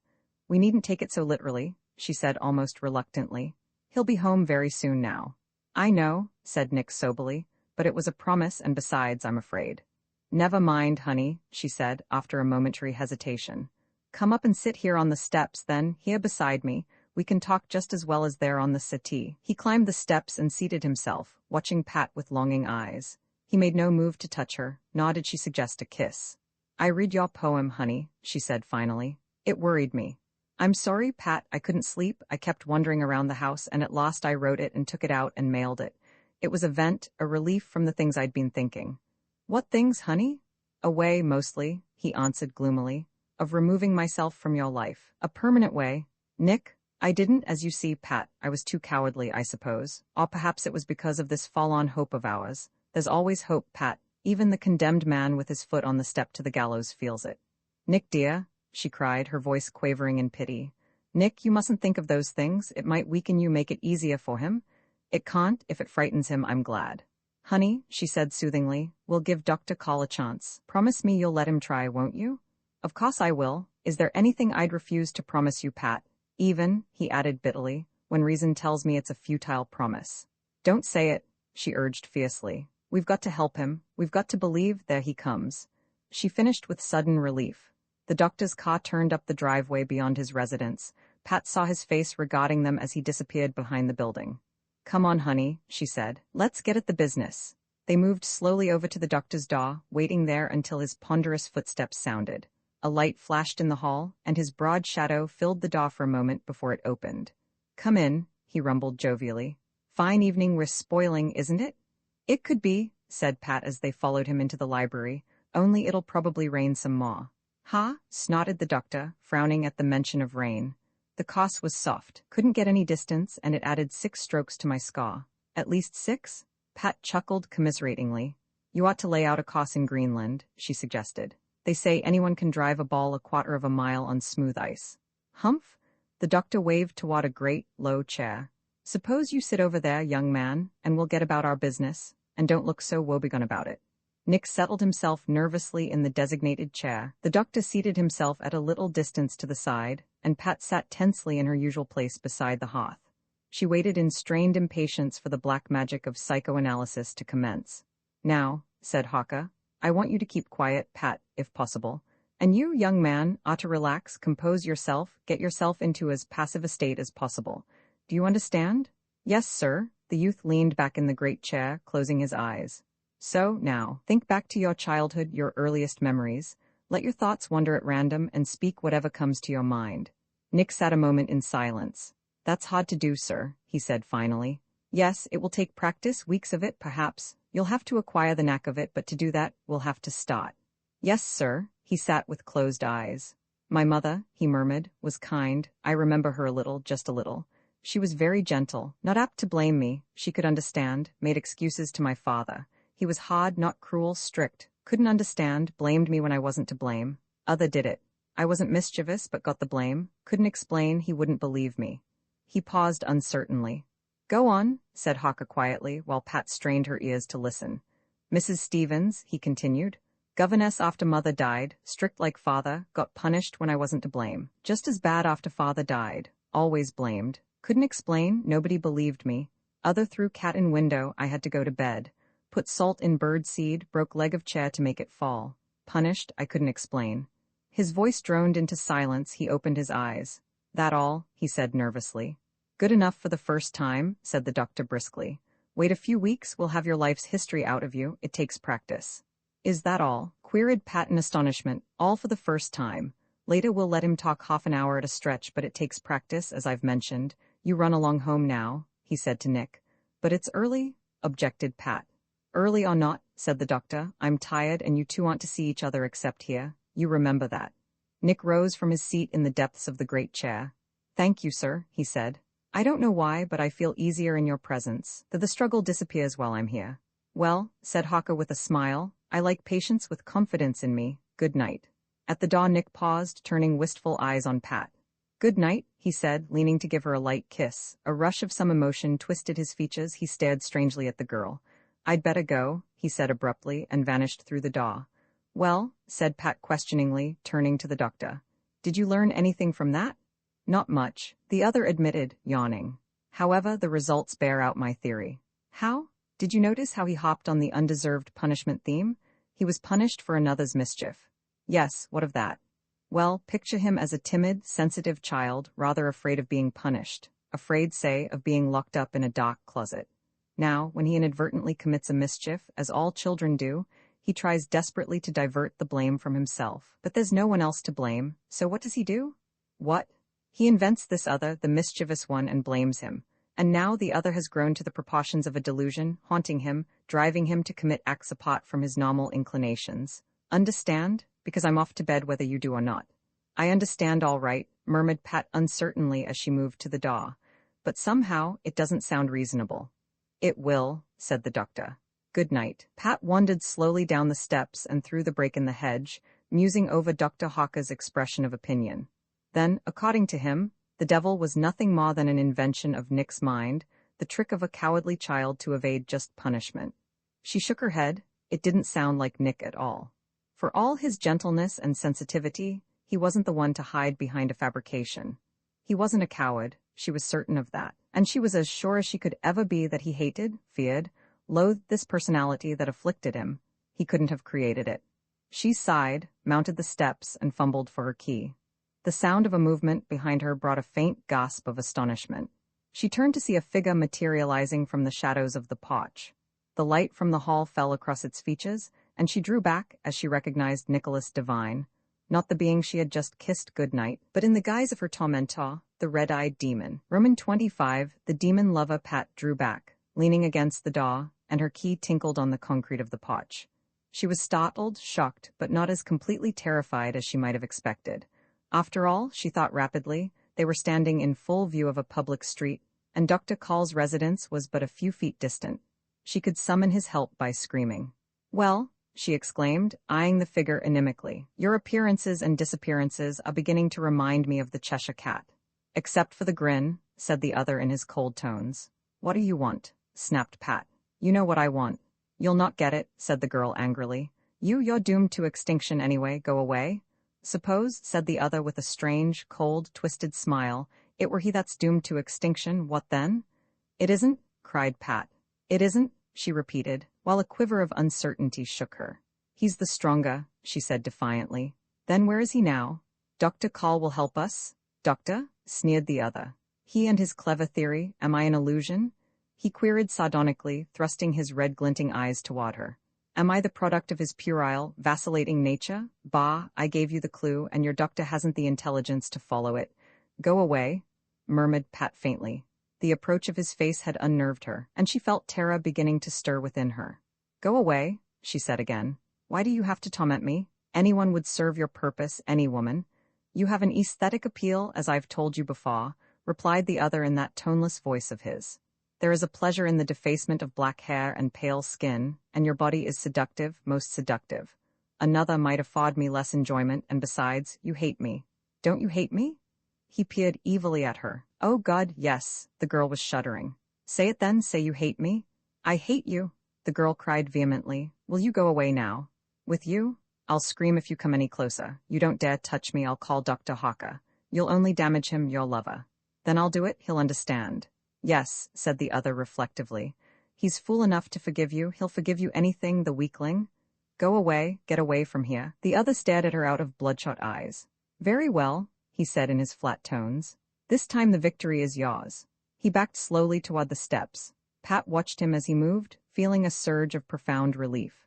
As his shadow shifted, her key gleamed silver at her feet, and she stooped to retrieve it. There was a rush of motion as her eyes left the form of her antagonist. A hand was clamped violently over her mouth, an arm passed with steel-like rigidity about her body. Nicholas Devine was dragging her toward the steps. She was halfway down before she recovered her wits enough to struggle. She writhed and twisted in his grasp. She drove her elbow into his body with all her power, and kicked with the strength of desperation at his legs. She bit into the palm across her mouth, and suddenly, with a subdued grunt of pain, he released her so abruptly that her own struggles sent her spinning blindly into the bushes of the hedge. She turned gasping, unable for the moment to summon sufficient breath to scream. The other stood facing her with his eyes gleaming terribly into her own. Then they ranged slowly from her diminutive feet to the rumpled ebony of her hair that she was brushing back with her hands from her pallid, frightened face. "Obstinate," he observed, rubbing his injured palm. "Obstinate and unbroken, but worth the trouble." "Well worth it?" He reached out a swift hand, seizing her wrist as she backed against the bushes. Pat twisted around, gazing frantically at Dr. Hawker's house, where a light had only now flashed on in the upper windows. Her breath flowed back into her lungs with a strengthening rush. "Dr. Call?" she screamed. "Dr. Call, help me?" The other spun her violently about. She had a momentary glimpse of a horribly evil countenance, then he drew back his arm and shot a clenched fist to her chin. The world reeled into a blaze of spinning lights that faded quickly to darkness. She felt her knees buckling beneath her, and realized that she was crumpling forward toward the figure before her. Then for a moment she was aware of nothing. She didn't quite lose consciousness, or at least for no more than a moment. She was suddenly aware that she was gazing down at a moving pavement, at her own arms dangling helplessly toward it. She perceived that she was lying limply across Nicholas Devine's shoulder with his arms clenched about her knees. And then, still unable to make the slightest resistance, she was bundled roughly into the seat of his coupe. He was beside her, and the car was purring into motion. She summoned what remained of her strength. She drew herself erect, fumbling at the handle of the door with a frantic idea of casting herself out of the car to the street.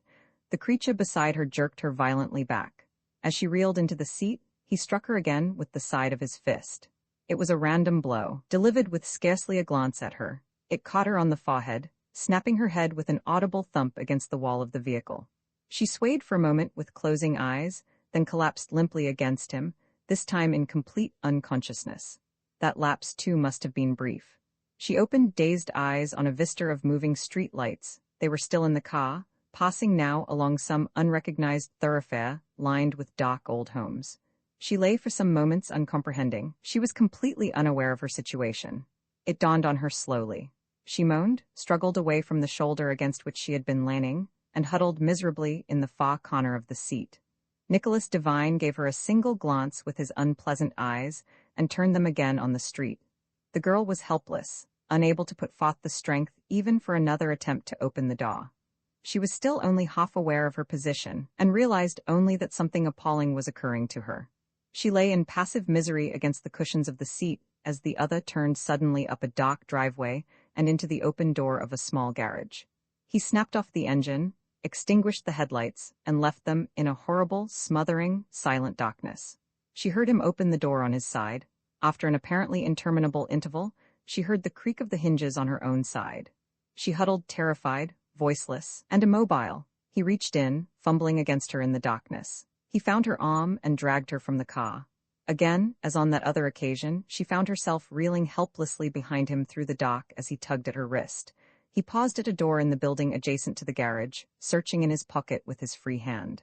"I won't go in there," she muttered dazedly. The other made no reply, but inserted a key in the lock, turned it, and swung open the door. He stepped through it, dragging her after him.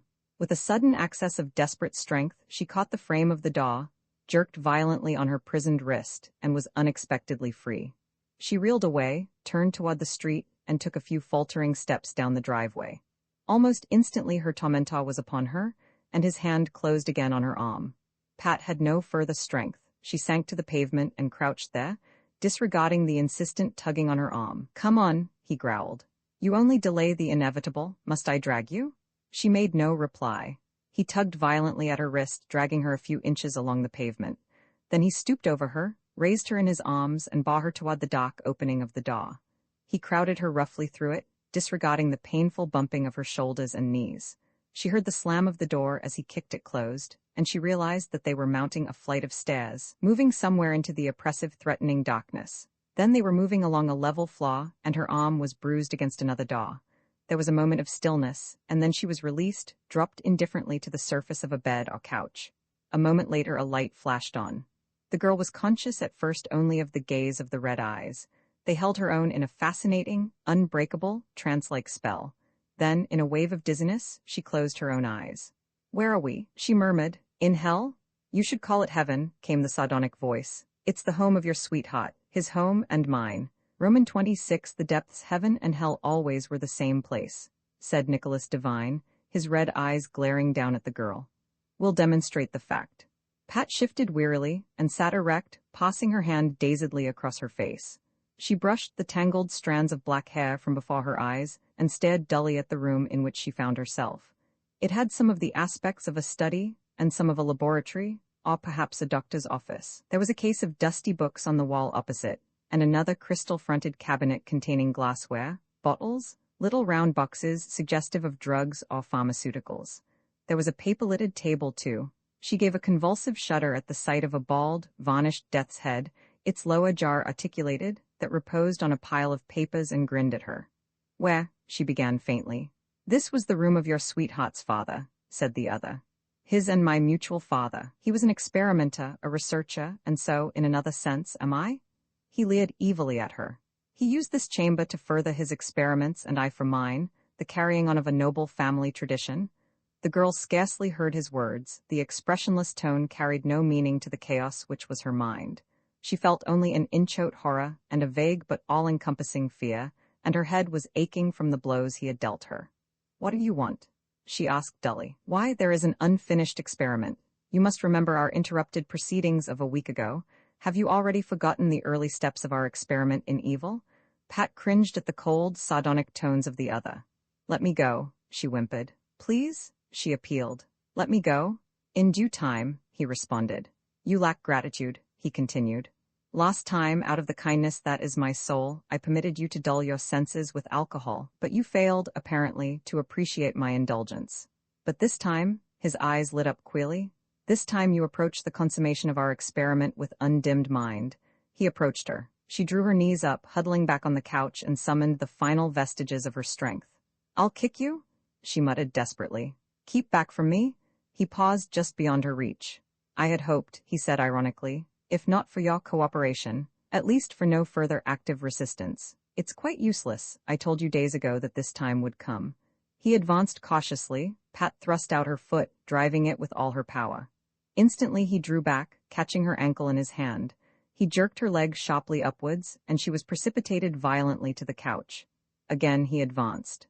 The girl writhed away from him. She slipped from the foot of the couch and darted in a circle around him, turning in an attempt to gain the room's single exit, the door by which they had entered. He moved quickly to intercept her. He closed the door as she backed despairingly away, retreating to the far end of the room. Once more he faced her, his malicious eyes gleaming, and moved deliberately toward her. She drew back until the table halted her. She pressed herself against it as if to force her way still further. The other moved at unaltered pace. Suddenly her hand pressed over some smooth, round, hard object. She grasped it and flung the grinning skull at the more terrible face that approached her. He dodged. There was a crash of glass as the gruesome missile shattered the pane of the cabinet of drugs. And inexorably, Nicholas Devine approached once more. She moved along the edge of the table, squeezed herself between it and the wall. Behind her was one of the room's 2 windows, curtainless, with drawn shades. She found the cord, jerked it, and let the blind coil upward with an abrupt snap. "I'll throw myself through the window," she announced with a sort of desperate calm. "Don't dare move a step closer." The demon paused once more in his deliberate advance. "You will, of course," he said as if considering. "Given the opportunity, your body torn and broken, spotted with blood, that might be a pleasure second only to that I plan." "You'll suffer for it," said the girl hysterically. "I'll be glad to do it, knowing you'll suffer. Not I, your sweetheart." "I don't care, I can't stand it." The other smiled his demoniac smile and resumed his advance. She watched him in terror that had now reached the ultimate degree. Her mind could bear no more. She turned suddenly, raised her arm, and beat her fist against the pane of the window. With the surprising resistance glass sometimes displays, it shook at her blow but did not shatter. She drew back for a second attempt, and her upraised arm was caught in a rigid grip, and she was dragged backward to the center of the room, thrown heavily to the floor. She sat dazedly looking up at the form standing over her. "Must I render you helpless again?" queried the flat voice of the other. "Are you not yet broken, convinced of the uselessness of the struggle?" She made no answer, staring dully at his immobile features. "Are you going to fight me further?" As she was still silent, he repeated, "Are you?" She shook her head vaguely. No, she muttered. She had reached the point of utter indifference. Nothing at all was important enough now to struggle for. Stand up, ordered the being above her. She pulled herself wearily to her feet, leaning against the wall. She closed her eyes for a moment, then opened them dully as the other moved. What are you going to do? She murmured. First, said the demon coldly, I shall disrobe you somewhat more completely than on our other occasion. Thereafter we will proceed to the consummation of our experiment. She watched him indifferently, uncomprehendingly, as he crooked a thin finger in the neck of her frock. She felt the pressure as he pulled, heard the rip of the fabric, and the pop of buttons, but she was conscious of no particular sensation as the garment cascaded into a black and red pool at her feet. She stood passive as he hooked his finger in the strap of her vest, and that too joined the little mound of cloth. She shivered slightly as she stood bared to the waist, but gave no other sign. Again the thin hand moved toward her. From somewhere in her tormented spirit, a final shred of resistance arose, and she pushed the questing member feebly to one side. She heard a low, sardonic laugh from her oppressor. Look at me, he commanded. She raised her eyes wearily. She drew her arm about her in a fall-on gesture of concealment. Her eyes met the strange orbs of the other, and a faint thrill of horror stirred. Other than this, she felt nothing. Then his eyes were approaching her. She was conscious of the illusion that they were expanding, filling all the space in front of her. Their weird glow filled the world, dominated everything. Will you yield? He queried, the eyes commanded. Yes, she said dully. She felt his hands icy cold on her bare shoulders. They traveled like a shudder about her body, and suddenly she was pressed close to him. Are you mine? He demanded. For the first time there was a tinge of expression in the toneless voice, a trace of eagerness. She made no answer. Her eyes, held by his, stared like the eyes of a person in a trance, unwinking, fascinated. Are you mine? He repeated, his breath hissing on her cheek. Yes, she heard her own voice in automatic reply to his question. Mine for the delights of evil? Yours, she murmured. The eyes had blotted out everything. And do you hate me? No. The arms about her tightened into crushing bands. The pressure stopped her breath. Her very bones seemed to give under their fierce compression. Do you hate me? He muttered. Yes, she gasped. Yes, I hate you. Ah. He twisted his hand in her black hair, wrenching it roughly back. Are you ready now for the consummation, to look upon the face of evil? She made no reply. Her eyes, as glassy as those of a sleepwalker, stared into his. Are you ready? Yes, she said. He pressed his mouth to hers. The fierceness of the kiss bruised her lips. The pull of his hand in her hair was a searing pain. The pressure of his arm about her body was a suffocation. Yet, somehow, there was again the dawning of that unholy pleasure. The same degraded delight that had risen in her on that other occasion, in the room of the red-checked tablecloth. Through some hellish alchemy, the leaden pain was transmuting itself into the garish gold of a horrible, abnormal pleasure. She found her crushed lips attempting a feeble, painful response. At her movement, she felt herself swung abruptly from her feet. With his lips still crushing hers, he raised her in his arms. She felt herself borne across the room. He paused. There was a sudden release, and she crashed to the hard surface of the couch, whose rough covering scratched the bare flesh of her back. Nicholas Devine bent over her. She saw his hand stretch toward her single remaining garment. And again, from somewhere in her harassed soul, a spark of resistance flashed. Nick, she moaned. Oh, Nick, help me. Call him, said the other, a sneer on his face. Call him, he hears, it adds to his torment. She covered her eyes with her hands. She felt his hand slip coldly between her skin and the elastic about her waist. Nick, she moaned again. Nick, oh my God, Nick. Roman 27:2, in hell the cold hand against Pat was still. She felt it rigid and stiff on her flesh. She lay passive with closed eyes. Having voiced her final appeal, she was through. The words torn from her misery represented the final iota of spirit remaining to her, and her bruised body and battered mind had nothing further to give. The hand quivered and withdrew. For a moment more she lay motionless with her arms clutched about her. Then she opened her eyes, gazing dully, hopelessly at the demon standing over her. He was watching her with a curious, abstracted frown. As she stirred, the scowl intensified, and he drew back a step. His face contorted suddenly in a spasm of some unguessable emotion. His fists clenched. A low, unintelligible mutter broke from his lips. Strange? She heard him say, and after a moment, I'm still master here. He was master. In a moment the emotion vanished, and he was again standing over her, his face the same impassive demoniac mask. She watched him in a dull stupor of despair that was too deep for even a whimper of pain as he wrenched at the elastic about her waist, and it cut into her flesh and parted. He tore the garment away. and the red eyes bowed down with a wild elation in their depths. Mine? The being muttered, a new hoarseness in his voice. Are you mine? Pat made no answer, his voice croaked in more insistent tones. Are you mine? She could not reply. She felt his fingers bite into the flesh of her shoulder. She was shaken roughly, violently, and the question came again, fiercely. The eyes flamed in command, and she felt through her languor and weakness the stirring of that strange and unholy fascination that he held over her. Answer? He croaked. Are you mine? The torture of his searing grip on her shoulder wrung an answer from her. Yes, she murmured faintly. Yours.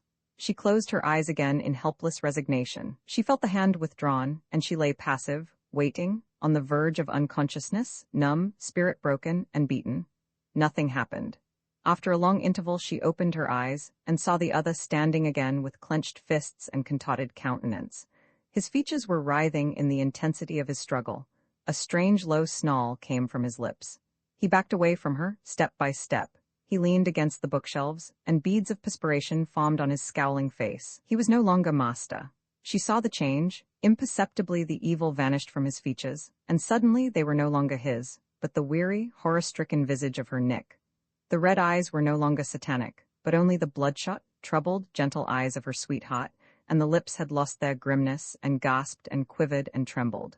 He reeled against the wall, staggered to the chair at the table, and sank weakly into it. Pat was far too exhausted, far too dazed, to feel anything but the faintest sensation of relief. She realized only dimly that tears were welling from her eyes, and that sharp sobs were shaking her. She was for the moment unable to stir, and it was not long until the being at the table turned stricken eyes on her that she moved. Then she drew her knees up before her, as if to hide her body behind their slim, chiffon-clad grace. Nick rose from the table, approaching her with weary, hesitant tread. He seized a cover of some sort that was folded over the foot of the couch, shook it out and cast it over her. She clutched it about her body, sat erect and leaned back against the wall in utter exhaustion. Many minutes passed with no word from either of the occupants of the unholy chamber. It was Nick who broke the long silence. Pat, he murmured in low tones. Pat, dear, are you all right? She stared at him dazedly without answer. Honey, he said. Honey, tell me you're all right. All right, she repeated uncomprehendingly. Yes, I guess I'm all right. Then go, Pat, get away from here before anything happens. Put your clothes on and hurry away.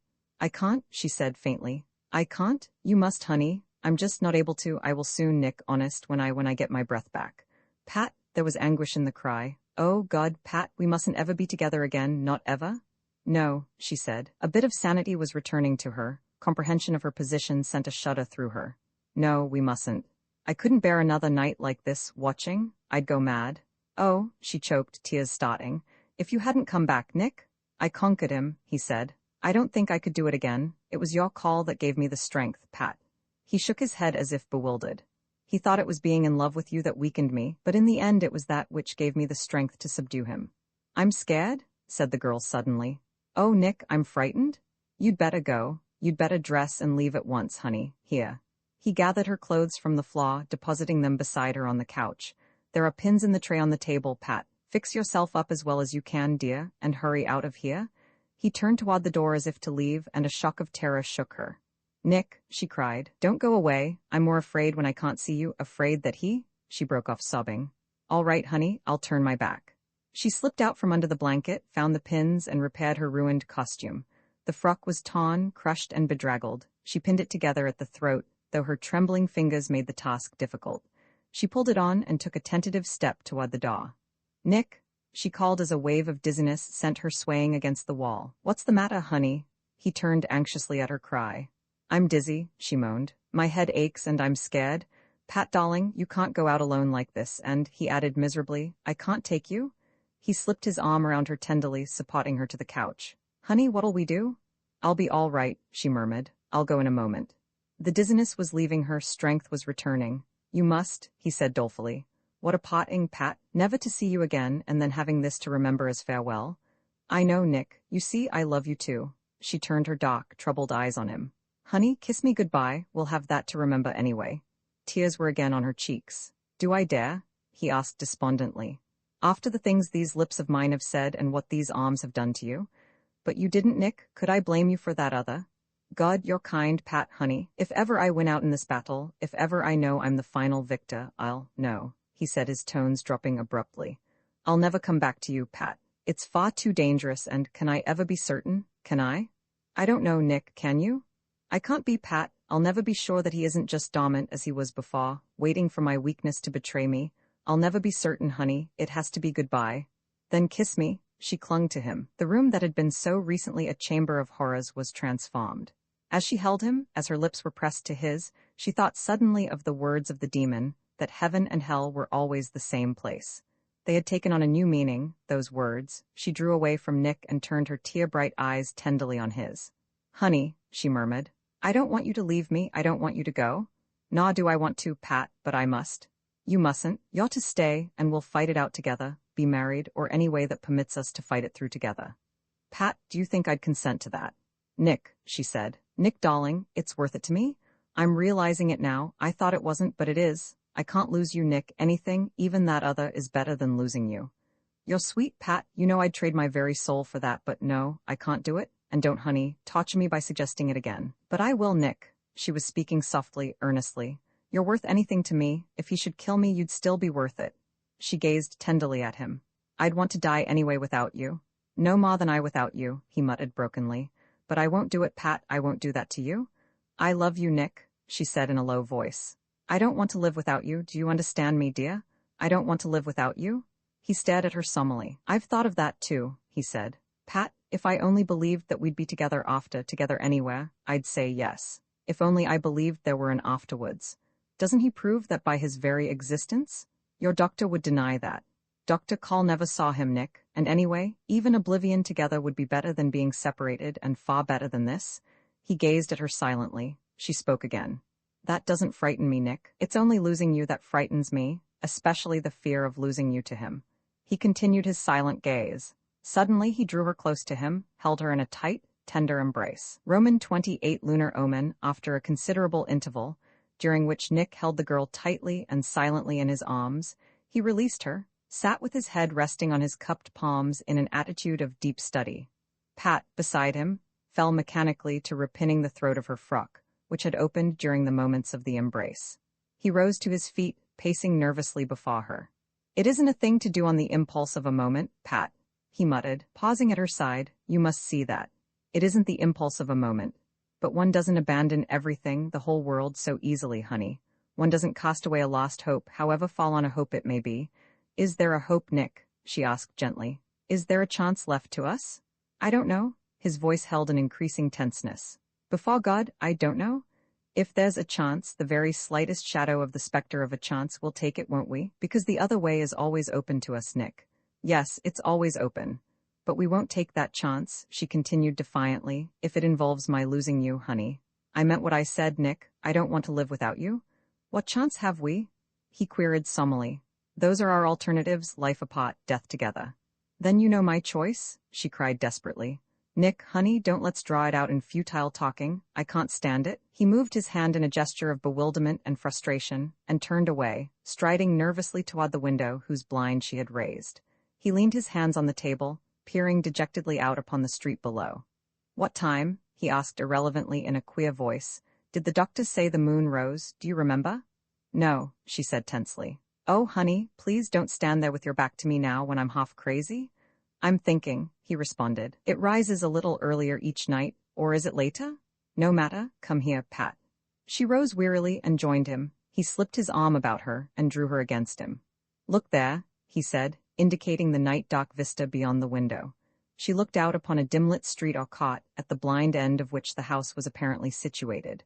Far off at the open end, across a distant highway, where even at this hour passed a constant stream of traffic, flashed a narrow strip of lake, and above it, rising gigantic from the coruscating moon path, lifted the satellite. She watched the remote flickering of the waves as they tossed back the broken bits of the light strewn along the path. Then she turned puzzled eyes on her companion. That's heaven, he said, pointing a finger at the great flowing lunar disk. There's a world that never caught the planet cancer called life, or if it ever suffered, it's cured. It's clean, burned clean by the sun and scoured clean by the airless zero of space. A dead world, and therefore not an unhappy one. The girl stared at him without comprehension. She murmured, I don't understand, Nick. Don't you, Pat? He pointed again at the moon. That's heaven, the dead world, and this is hell, the living one. Heaven and hell swinging forever about their common center? He gestured toward the sparkling moon path on the water. Look, Pat, the dead world strews flowers on the grave of the living one. Some of his bitter ecstasy caught the girl. She felt his summer mood of exaltation. I love you, Nick, she whispered, pressing closely to him. What difference does it make, our actions? He queried. There's the omen, that lifeless globe in the sky. Where we go, all humanity now living will follow before a century, and in 1,000,000 years, the human race as well. What if we go a year or 1,000,000 years before the rest? Will it make any difference in the end? He looked down at her. All we've been valuing here is hope. To the devil with hope, let's have peace instead.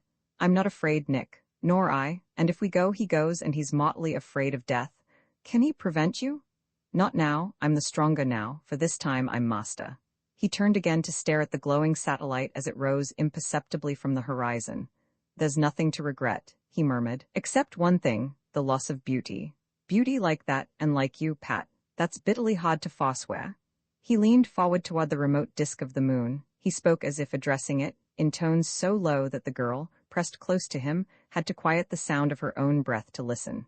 He said, long miles above cloudbank and blast, and many miles above the sea, I watch you rise majestically, feeling your chilly light at last. Cold beauty in the way you cast split silver fragments on the waves, as if this planet's life were past, and all men peaceful in their graves. Pat was silent for a moment as he paused, then she murmured a low phrase. Oh, I love you, Nick, she said. And I you, dear, he responded. Have we decided anything? Are we going through with it? I've not faltered, she said soberly. I meant it, Nick, without you. Life would be as empty as that airless void you speak of. I'm not afraid. What's there to be afraid of? Only the transition, Pat, that and the unknown, but no situation could possibly be more terrible than our present one. It couldn't be. Oblivion, annihilation, they're preferable, aren't they? Oh yes, nothing I can imagine could be other than a change for the better. Then let's face it? His voice took on a note of determination. I've thought to face it a dozen times before this, and each time I've hesitated. The hesitation of a coward, Pat. You're no coward, dear. It was that illusion of hope that always weakens one. No one's strong who hasn't given up hope. Then, he repeated, let's face it?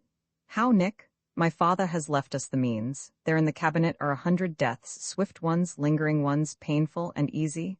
I don't know one from the other. Our choice must be blind. He strode over to the case, sending slivers of glass from the shattered front glistening along the floor. I'd choose an easy one, dear, if I knew, for your sake. Euthanasia? He stared hesitantly at the files of mysterious drugs with their incomprehensible labels. Suddenly, the scene appeared humorous to the girl, queerly funny in some unnatural, horrible fashion. Her nerves, overstrained for hours, were on the verge of breaking. Without realization of it, she had come to the border of hysteria. Shopping for death. She choked, trying to suppress the wild laughter that beat in her throat. Which one's most suitable? Which one's most becoming? Which one? A hysterical laughing sob shook her. Will wear the longest? He turned, gazing at her with an illogical concern in his face. What's the difference? She cried wildly. I don't care, painful or pleasant, it all ends in the same grave. Close your eyes and choose. Suddenly he was holding her in his arms again, and she was sobbing, clinging to him frantically. She was miserably unstrung. Her body shook under the impact of her gasping breath. Then gradually she quieted and was silent against him. We've been mad, he murmured. It's been an insane idea for me to inflict this on you, Pat. Do you think I could consider the destruction of your beauty, dear? I've been lying to myself, stifling my judgment with poetic imagery, when all the while it was just that I'm afraid to face the thing alone. No, she murmured, burying her face against his shoulder. I'm the coward, Nick. I'm the one that's frightened, and I'm the one that broke down. It's just been too much this evening. I'm all right now. But we'll not go through with this, Pat. But we will. It's better than life without you, dear. We've argued, and at last forgotten the one truth, the one thing I'll never retract. I can't face living without you, Nick. I can't. He brushed his hand wearily before his eyes. Back at the starting point, he muttered. All right, honey, so be it. He strode again to the cabinet. Corrosive sublimate, he murmured. Cyanide of potassium. They're both deadly, but I think the second is rapid and therefore less painful. Cyanide, let it be. He extracted 2 small beakers from the glassware on the shelf. He filled them with water from a carafe on the table, and while the girl watched him with fascinated eyes, he deliberately tilted a spoonful or so of white crystals into each of them. The mixture swirled a moment, then settled clear and colorless, and the crystals began to shrink as they passed swiftly into solution. There it is, he announced grimly. There's peace, oblivion, forgetfulness, and annihilation for you, for me, and for him. Beyond all doubt, the logical cost for us, isn't it? Do we take it? Please, she said faintly. Kiss me first, honey. Isn't that the proper cost for lovers in this situation? She felt a faint touch of astonishment at her own irony. The circumstances had ceased to have any reality to her, and had become merely a dramatic sequence like the happenings in a play. He gathered her again into his arms and pressed his lips to hers. It was a long, tender, wistful kiss. When at last it ended, Pat found her eyes again filled with tears, but not this time the tears of hysteria. "Nick," she murmured. "Nick, darling." He gave her a deep, somber but very tender smile and reached for one of the deadly beakers. "To another meeting?" he said as his fingers closed on it. Suddenly, amazingly, the strident ring of a doorbell sounded, the more surprising since they had all but forgotten the existence of a world about them. Interruption. It meant only the going through once more of all that they had just passed. "Drink it?" exclaimed Pat impulsively, seizing the remaining beaker. Roman 29 scopolamine for Satan. The glass was struck from Pat's hand, and the water-clear contents streamed into pools and darkening blots over the table and its litter of papers. She stared unseeingly at the mess, without realizing that it was Nick who had dashed the draught from her very lips. She felt neither anger nor relief, but only a numbness and a sense of anticlimax. Somewhere below the bell was ringing again, and a door was resounding to violent blows, but she only continued her bewildered, questioning gaze. "I can't let you, Pat," he muttered, answering her unspoken query. "But Nick, why? There's somebody at the door, isn't there? Mustn't we find out who?" "What difference can it make?" she asked wearily. "I don't know, I want to find out." "It's that illusion of hope again," she murmured. "That's all it is, Nick, and it means now that it's all to do over again. The whole thing, from the beginning, and we were so near the end." "I know," he said miserably. "I know all that, but—" He paused as the insistent racket below was redoubled. "I'm going to answer that bell," he ended. He moved away from her, vanishing through the room's single door. She watched his disappearance without moving, but no sooner had he passed from sight than a curious feeling of fear oppressed her. She cast off the numbness and languor and darted after him into the darkness of the hall. "Nick," she called. Somewhere ahead a light flashed on. She saw the well of a staircase and heard his footsteps descending. She followed in frantic haste, gaining the top step just as the pounding below ceased. She heard the click of the door and paused suddenly at the sound of a familiar voice. "Where's Pat?" The words drifted up in low, rumbling, ominous tones. "Dr. Call?" she shrieked. She ran swiftly down the stairs to Nick's side, where he stood facing the great figure of the doctor. "Dr. Call, how'd you find me?" The newcomer gave her a long, narrow-eyed, speculative survey. "I spent nearly the whole night doing it," he growled at last. "It took me hours to locate Mueller and get this address from him." He stepped forward, taking the girl's arm. "Come on," he said gruffly, without a glance at Nick standing silently beside her. "I'm taking you home?" She held back. "But why?" "Why? Because I don't like the company you keep. Is that reason enough?" She still resisted his insistent tug. "Nick hasn't done anything," she said defiantly, with a side glance at the youth's flushed, unhappy features. "He hasn't? Look at yourself, girl. Look at your clothes and your forehead. What's more, I saw enough from my window. I saw him bundle you into that car." His eyes were flashing angrily, and his grip on her arm tightened while his free hand clenched into an enormous fist. "That wasn't Nick." "No, it was your devil, I suppose," said Hawker sarcastically. "Anyway, Pat, you're coming with me before I do violence to what remains of your devil?" Nick spoke for the first time since the doctor's entrance. "Please do, Pat," he said softly. "Please go with him." "I won't," she snapped. The sudden shifts of situation during the long hours of that terrible evening were irritating her. She had alternated so rapidly between horror and hope and despair that her frayed nerves had seized now at the same reality of anger. Her mind, so long overstrained, was now deliberately forgetting her swing from the pit of terror to the verge of death. "You come up like a hero to the rescue?" she taunted the doctor. "Hairbreadth Hawker? You little fool," growled the doctor. "A fine reception after losing a night's sleep. I'll drag you home if I have to." He moved ponderously toward the door. She gave a violent wrench and freed her arm from his grasp. "If you can, you mean?" she jeered. She looked at his exasperated face, and suddenly, with one of her abrupt changes of mood, she softened. "Dr. Call, honey," she said in apologetic tones, "I'm sorry. You're very sweet, and I'm really grateful, but I can't leave Nick now." Her eyes turned troubled. "Not now." "Why, Pat?" Mollified by the change in her mien, his voice rumbled in sympathetic notes. "I can't," she repeated. It's getting worse." Bah, so it's bah, she flared. Well, if you're so contemptuous of the thing, why don't you cure it? What good did your psychoanalysis do? You don't even know what it is. What do you expect? Rawed the doctor. Can I diagnose it by absent treatment? I haven't had a chance to see the condition active yet. All right, said Pat, her strained nerves driving her to impatience. You're here and Nick's here. Go on with your diagnosis, get it over with, and let's see what you can do. You ought at least to be able to name the condition. The outstanding authority in the Middle West on neural and mental pathology. Her tone was sardonic.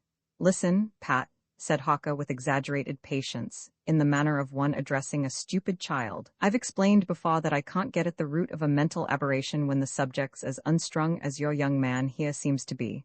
Psychoanalysis just won't work unless the subject is calm, composed, and not in a nervous state. Can you comprehend that? Just dimly, she snapped. You ought to know another way, you, the outstanding authority. Be still, he interrupted gruffly. Of course I know another way, if I wanted to drag all of us back to my office, where I have the equipment, which I won't do tonight, he finished grimly. Then do it here. I haven't what I need. There's everything upstairs, said Pat. It's all there, all Nick's father's equipment. Not tonight, that's final. The girl's manner changed again. She turned troubled, imploring eyes on Hawker. Dr. Call, she said plaintively. I can't leave Nick now. She seized the arm of the silent, dejected youth who had been standing passively by. I can't leave him. Really, I'd not be sure of seeing him again, ever. Please, Dr. Call. If these frenzies of yours, rumbled Hawker, are so violent and malicious you ought to be confined. Do you know that young man? Yes, sir, mumbled Nick wretchedly. And I've thought of it, continued the doctor. I've thought of it? Please, cried Pat imploringly. Won't you try Dr. Call? The devil, he growled. All right then. He followed the girl up the stairs, while Nick trailed disconsolately behind. She led him back into the chamber they had quitted, where a curious odor of peach pits seemed to scent the air. Hawker sniffed suspiciously, then seized the remaining beaker, raising it cautiously to his nostrils. Damnation, he exploded. Prussic acid or cyanide, what in? He caught sight of Pat's tragic eyes and suddenly replaced the container. Pat, he groaned. Pat, honey? He drew her into the circle of his great arm. I'll help you, dear, all I can with all my heart, since it means that much to you. He groaned again under his breath. Oh, my God. He held her a moment, patting her tousled black head with his massive, delicate-fingered hand. Then he released her, turning to Nick. This the stuff? He asked brusquely, indicating the cabinet of bottles with its splinted front. Nick nodded. Pat sank to the chair beside the table and watched Hawker as he scanned the array of containers. He pulled out a tiny wooden case and snapped it open to reveal a number of steel needles that glinted brightly in the yellow light. He grunted in satisfaction and continued his inspection. Atropine, he muttered, reading the labeled boxes. Cocaine, daturine, hyoscyamine, won't do? What do you need? The girl queried faintly. A mild hypnotic, said the doctor abstractedly, still searching. Pretty good substitutes for psychoanalysis, certain drugs. Dulls the conscious mind, but not to complete unconsciousness. Good means of getting at the subconscious, see? Sort of, said Pat. If it only works? Oh, it'll work if we can find He seized a tiny cardboard box. Scopolamine, this'll do the work. He extracted a tiny glassy something from one or other of the boxes he held and frowned down at it. He seized the carafe of water, plunged something pointed and shiny into it. Antiseptic, he muttered thoughtfully. He seized a brown bottle from the case, held it toward the light, and shook it. Peroxide's gone flat, he growled. Nothing but water. He pulled a silver cigar lighter from his pocket and snapped a yellow flame to it. He passed the point of the hypodermic rapidly back and forth through the little spear of fire. Finally, he turned to Nick. Take off your coat, he ordered. Roll up your shirt sleeve, the left one, and sit over there. He indicated the couch along the wall. The youth obeyed without a word. The only indication of emotion was a long, miserable, wistful look at Pat as he seated himself impassively on the spot that the girl had so recently occupied. Now, said the doctor briskly, approaching the youth, this will make you drowsy, sleepy, that's all it'll do. Don't fight the effect. Just relax, let the thing take its course, and I'll see what I can get out of you. Pat gasped and Nick winced as he drove the needle into the bad arm. So, he said, now relax, lean back and close your eyes. He stepped to the door, dragged in a battered chair from the hall, and occupied it. He sat beside Pat, watching the pale features of the youth, who sat quietly with closed eyes, breathing slowly, heavily. Long enough, muttered Hawker. He raised his voice. Can you hear me? He called to the motionless figure on the couch. There was no response, but Pat fancied she saw a slight change in Nick's expression. "Can you hear me?" repeated Hawker in louder tones. "Yes, I can hear you," came in icy tones from the figure on the couch. Pat started violently as the voice sounded. The eyes opened, and she saw in sudden terror the ruddy orbs of the demon. "Roman 3 Psychiatrics of Genius, how do you charge, by the hour?" asked Pat as Dr. Hawker returned from the hall. The sound of her mother's departing footsteps patted on the porch. "Of course, young one, like a plumber." "Then your rates per minute must be colossal? The only time you ever see mother is a moment or so between bridge games. I add on the time I waste with you, my dear. Such as now, waiting to look over that odd swain of yours. Didn't you say he'd be over this evening?" "Yes, but it's not worth your rates to have him psychoanalyzed. I can do as well myself." "All right, Pat, I'll give you a sample analysis free," chuckled the doctor, distributing his bulk comfortably on the davenport. "I don't like free trials," she retorted. "I sent for a beauty culture book once on free trial. I was 12 years only, and returned it in 7 days, but I'm still getting sales letters in the mails. I must be on every sucker list in the country. So that's the secret of your charm." "What is?" "You must have read the book, I mean. If you remember the title, I might try it myself. Think it'd help?"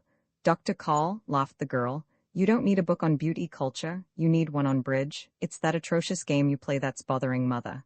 "Indeed? I shouldn't be surprised if you were right. I've suspected that."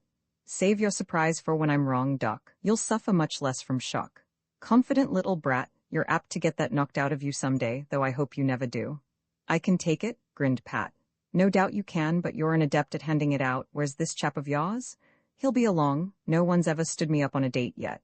"I can understand that, you imp. Is that the famous Nick?" he queried as a car purred to a stop beyond the windows. "No one else," said the girl, glancing out. "The big thrill in person." She darted to the door. Hawker turned casually to watch her as she opened it, surveying Nicholas Devine with professional nonchalance. He entered, tall, slender, with his thin, sensitive features sharply outlined in the light of the hall. He cast a quick glance toward the doctor. The latter noted the curious amber-green eyes of the lad, set wide in the lean face, deep, speculative, the eyes of a dreamer. "Evening, Nick," Pat was bubbling. The newcomer gave her a hasty smile, with another glance at the doctor. "Don't mind Dr. Call," she continued. "Aren't you going to kiss me? It irks the medico, and I never miss a chance." Nicholas flushed in embarrassment. He gestured hesitantly, then placed a hasty peck of a kiss on the girl's forehead. He reddened again at the doctor's rumble of "young imp of Satan." "Not very good," said Pat reflectively, obviously enjoying the situation. "I've known you to do better." She pulled him toward the arch of the living room. "Come meet Dr. Hawker. Dr. Call, this is the aforesaid Nicholas Devine." "Dr. Hawker," repeated the lad, smiling diffidently. "You're the psychiatrist and brain specialist, aren't you, sir?" "So my patients believe," rumbled the massive doctor, rising at the introduction and grasping the youth's hand. "And you're the genius Patricia has been raving about. I'm glad to have the chance of looking you over." Nick gave the girl a harassed glance, shifting uncomfortably and patently at a loss for reply. She grinned mischievously.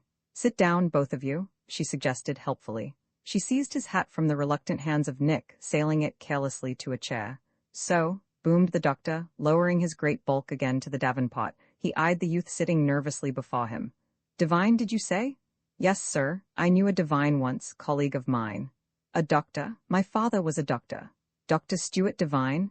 "Yes, sir." He paused. "Did you say you knew him, Dr. Hawker?" "Slightly," rumbled the other. "Only slightly."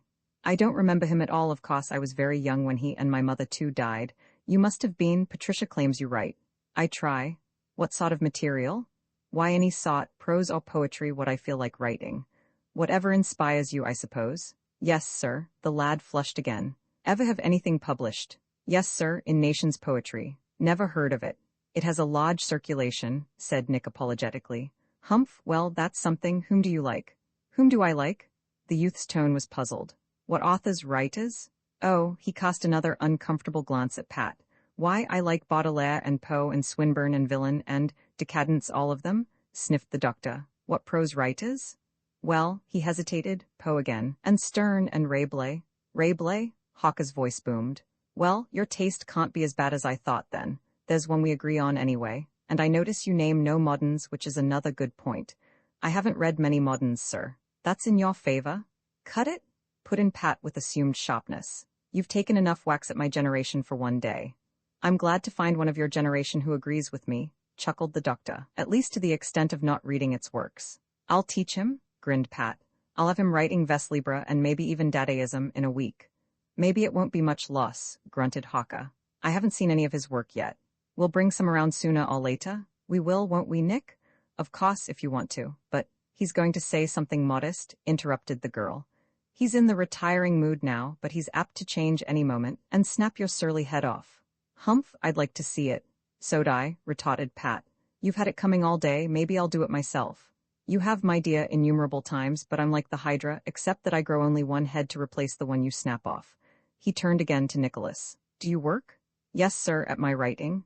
I mean, how do you live? Why, said the youth, reddening again in embarrassment, my parents, listen, said Pat. That's enough of Dr. Call's cross-examination. You'd think he was a Victorian father who had just been approached for his daughter's hand. We haven't whispered any news of an engagement to you, have we, Doc? No, but I'm acting? Sure. In loco parentis, we know that. You're incorrigible, Pat. I wash my hands of you. Run along, if you're going out. You'll be telling me never to darken my own door again in the next breath. She stretched forth a diminutive foot at the extremity of a superlatively attractive ankle, caught Nick's hat on her toe, and kicked it expertly to his lap. Come on, Nick, there's a moon. There is not, objected the doctor huffily. It rises at far, as you ought to know. You didn't see it last night, did you? I didn't notice, said the girl. Come on, Nick, and we'll watch it rise tonight. We'll check up on the doctor's astronomy, or is it chronology? You do, and I'll know it. I can hear you come home, you imp. Nice neighbor, observed Pat airily as she stepped to the door. I'll bet you peek out of the window, too. She ignored the doctor's irritated rumble as she passed into the hall, where Nick, after a diffident murmur of farewell to Haka, followed. She caught up a light cape which he draped about her shoulders. Nick, she said, suppose you run out to the car and wait. I think I've stepped too hard on Dr. Call's cons, and I want to give him a little cheering up. Will you? Of course, Pat. She darted back into the living room, perching on the arm of the Davenport beside the doctor. Well, she said, running her hand through his grizzled hair. What's the verdict? Seems like a nice kid, grumbled Haka reluctantly. Nice enough, but introverted, repressed, and I shouldn't be surprised to find him antisocial. Doesn't adjust easily to his environment, takes refuge in a dream world of his own. That's what he accuses me of doing, grinned Pat. That all you've got against him? That's all, but where's that streak of mastery you mentioned? You lead him around on a leash. It didn't show up tonight, that's the thrill, the unexpectedness of it. Bah, you must have dreamed it. There's no more aggressiveness in that lad than in Coco, your canary. Don't you believe it, Dr. Call? The trouble is that he's a genius, and that's where your psychology falls flat. Genius, said the doctor oracularly, is a sublimation of qualities. I'll tell you tomorrow how sublime the qualities are, called Pat as she skipped out of the door. XXX, the demon-free Pat emitted a small, startled shriek, and heard it echoed by a surprised grunt from Dr. Haka. Queer, he muttered. The stuff must be mislabeled. Scopolamine doesn't act like this, it's a narcotic. He's the other, gasped Pat while the being on the couch grinned sardonically. An attack can't be? The doctor shook his head emphatically. It's not Nick, cried the girl in panic. You're not, are you? She appealed to the grim entity. Not your sweetheart, queried the creature still with his mocking leer. A few hours ago you were lying here all but naked, confessing you were mine. Have you forgotten? She shuddered at the reference and shrank back in her chair. She heard the doctor's ominous, angry rumble, and the evil tittering chuckle of the other. Pathological or not, snapped Haka, I can resent your remarks. I've considered several times varying my treatment with another solid cut to the jaw. He rose from his chair, stamping viciously toward the other. A moment, said Nicholas Devine. Do you know what you've done? Have you any idea what you've done? He turned cool, mocking, red-glinting eyes on the doctor. Huh? Haka paused as if puzzled. What I've done? What do you mean? You don't know then. The other gave a satiric smile. You're stupid, I gave you the clue, yet you hadn't the intelligence to follow it. Do you know what I am? He leaned forward, his eyes leering evilly into the doctor's. I'll tell you, I'm a question of synapses, that's all, merely a question of synapses. He tittered again, horribly. It still means nothing to you, doesn't it, doctor? I'll show you what it means. Haka clenched a massive fist and strode toward the figure, whose eyes stared steadily, unwinkingly into his own. Back. The being snapped as the great form bent over him. The doctor paused as if struck rigid, his arm and heavy fist drawn back like the conventional fighting pose of a boxer. Go back, repeated the other, rising. Pat whimpered in abject terror as she heard Hawka's surprised grunt and saw him recede slowly and finally sink into his chair. His bewildered eyes were still fixed on those of Nicholas Devine. "I'll tell you what you've done," said the strange being. "You've freed me. There was nothing wrong with your scopolamine. It worked." He chuckled. "You drugged him and freed me?" Hawka managed a questioning grunt. "I'm free?" exulted the other. "For the first time I haven't him to fight. He's here, but helpless to oppose me. He's feeble." He gave again the horrible tittering chuckle. "See how weak the two of you are against my unopposed powers?" He jeered. "Weaklings, food for my pleasures?" He turned his eyes, luminous and avid, on Pat. "This time," he said, "there'll be no interruptions. A witness to our experiment will add a delicate touch of pleasure." He broke off at the doctor's sudden movement. Hawka had snatched a glistening blue revolver from his pocket, held it leveled at the lust-filled eyes. "Huh?" growled the doctor triumphantly. "Do you think I come trailing a maniac without some protection, especially a vicious one like you?" Nicholas Devine turned his eyes on his opponent. He stared long and intently. "Drop it," he commanded at length. Pat felt a surge of chaotic terror as the weapon clattered to the floor. She turned a frightened glance on Hawka's face, and her fright redoubled at the sight of his straining jaw, the perspiration-beaded forehead, and his bewildered eyes. The demon kicked the gun carelessly aside. "Puerile," he said contemptuously. He backed away from them, reseating himself on the couch whence he had risen. He surveyed the pair in sardonic mirth. "Pat," muttered the doctor huskily. "Get out of here, honey. He's got some hellish trick of fascination that's paralyzed me. Get out and get help." The girl moved as if to rise. Nicholas Devine shifted his eyes for the barest instant to her face. She felt the strength drain out of her body, and she sank weakly to her chair. "It's useless," she murmured hopelessly to the doctor. He's just what I told you, a devil?" "I guess you were right," mumbled Hawka dazedly. There was a burst of demonic mirth from the being on the couch. "Merely a matter of synapses," he rasped, chuckling. His face changed, took on the familiar coldness, the stony expression Pat had observed there before. "This palls?" he snapped. "I've better amusement after we've rendered your friend merely an interested onlooker." He narrowed his red eyes as if in thought. "Take off a stocking," he ordered. "Tie his hands to the back of the chair." "I won't," said the girl. The eyes shifted to her face. "I won't," she repeated tremulously as she kicked off a diminutive pump. She shuddered at the gleam in the evil eyes as she stripped the long silken sheath from a white, rounded limb. She slipped a bare foot into the pump and moved reluctantly behind the chair that held the groaning Hawka. She took one of the clenched, straining hands and drew it back, fumbling with shaking fingers as she twisted the strip of thin chiffon. The demon moved closer, standing over her. "Loose knots?" he snarled abruptly. He knocked her violently away with a stinging slap across her cheek, and seized the strip in his own hands. He drew the binding tight, twisting it about the lowest rung of the chair's ladder back. Hawka was forced to lean awkwardly to the rear. In this unbalanced position, it was quite impossible to rise. Nicholas Devine turned away from the straining, perspiring doctor and advanced toward Pat, who cowered against the shattered cabinet. "Now," he muttered. "The experiment?" He chuckled raspingly. "What delicacy of degradation, your lover and your guardian angel, both helpless watchers. Excellent? Oh, very excellent." He grasped her wrist, drawing her off to him to the center of the room, into the full view of the horrified, staring eyes of Hawka. "Always before," continued her tormentor, "these hands have prepared you for the rites, the ceremony that failed on 2 other occasions to transpire.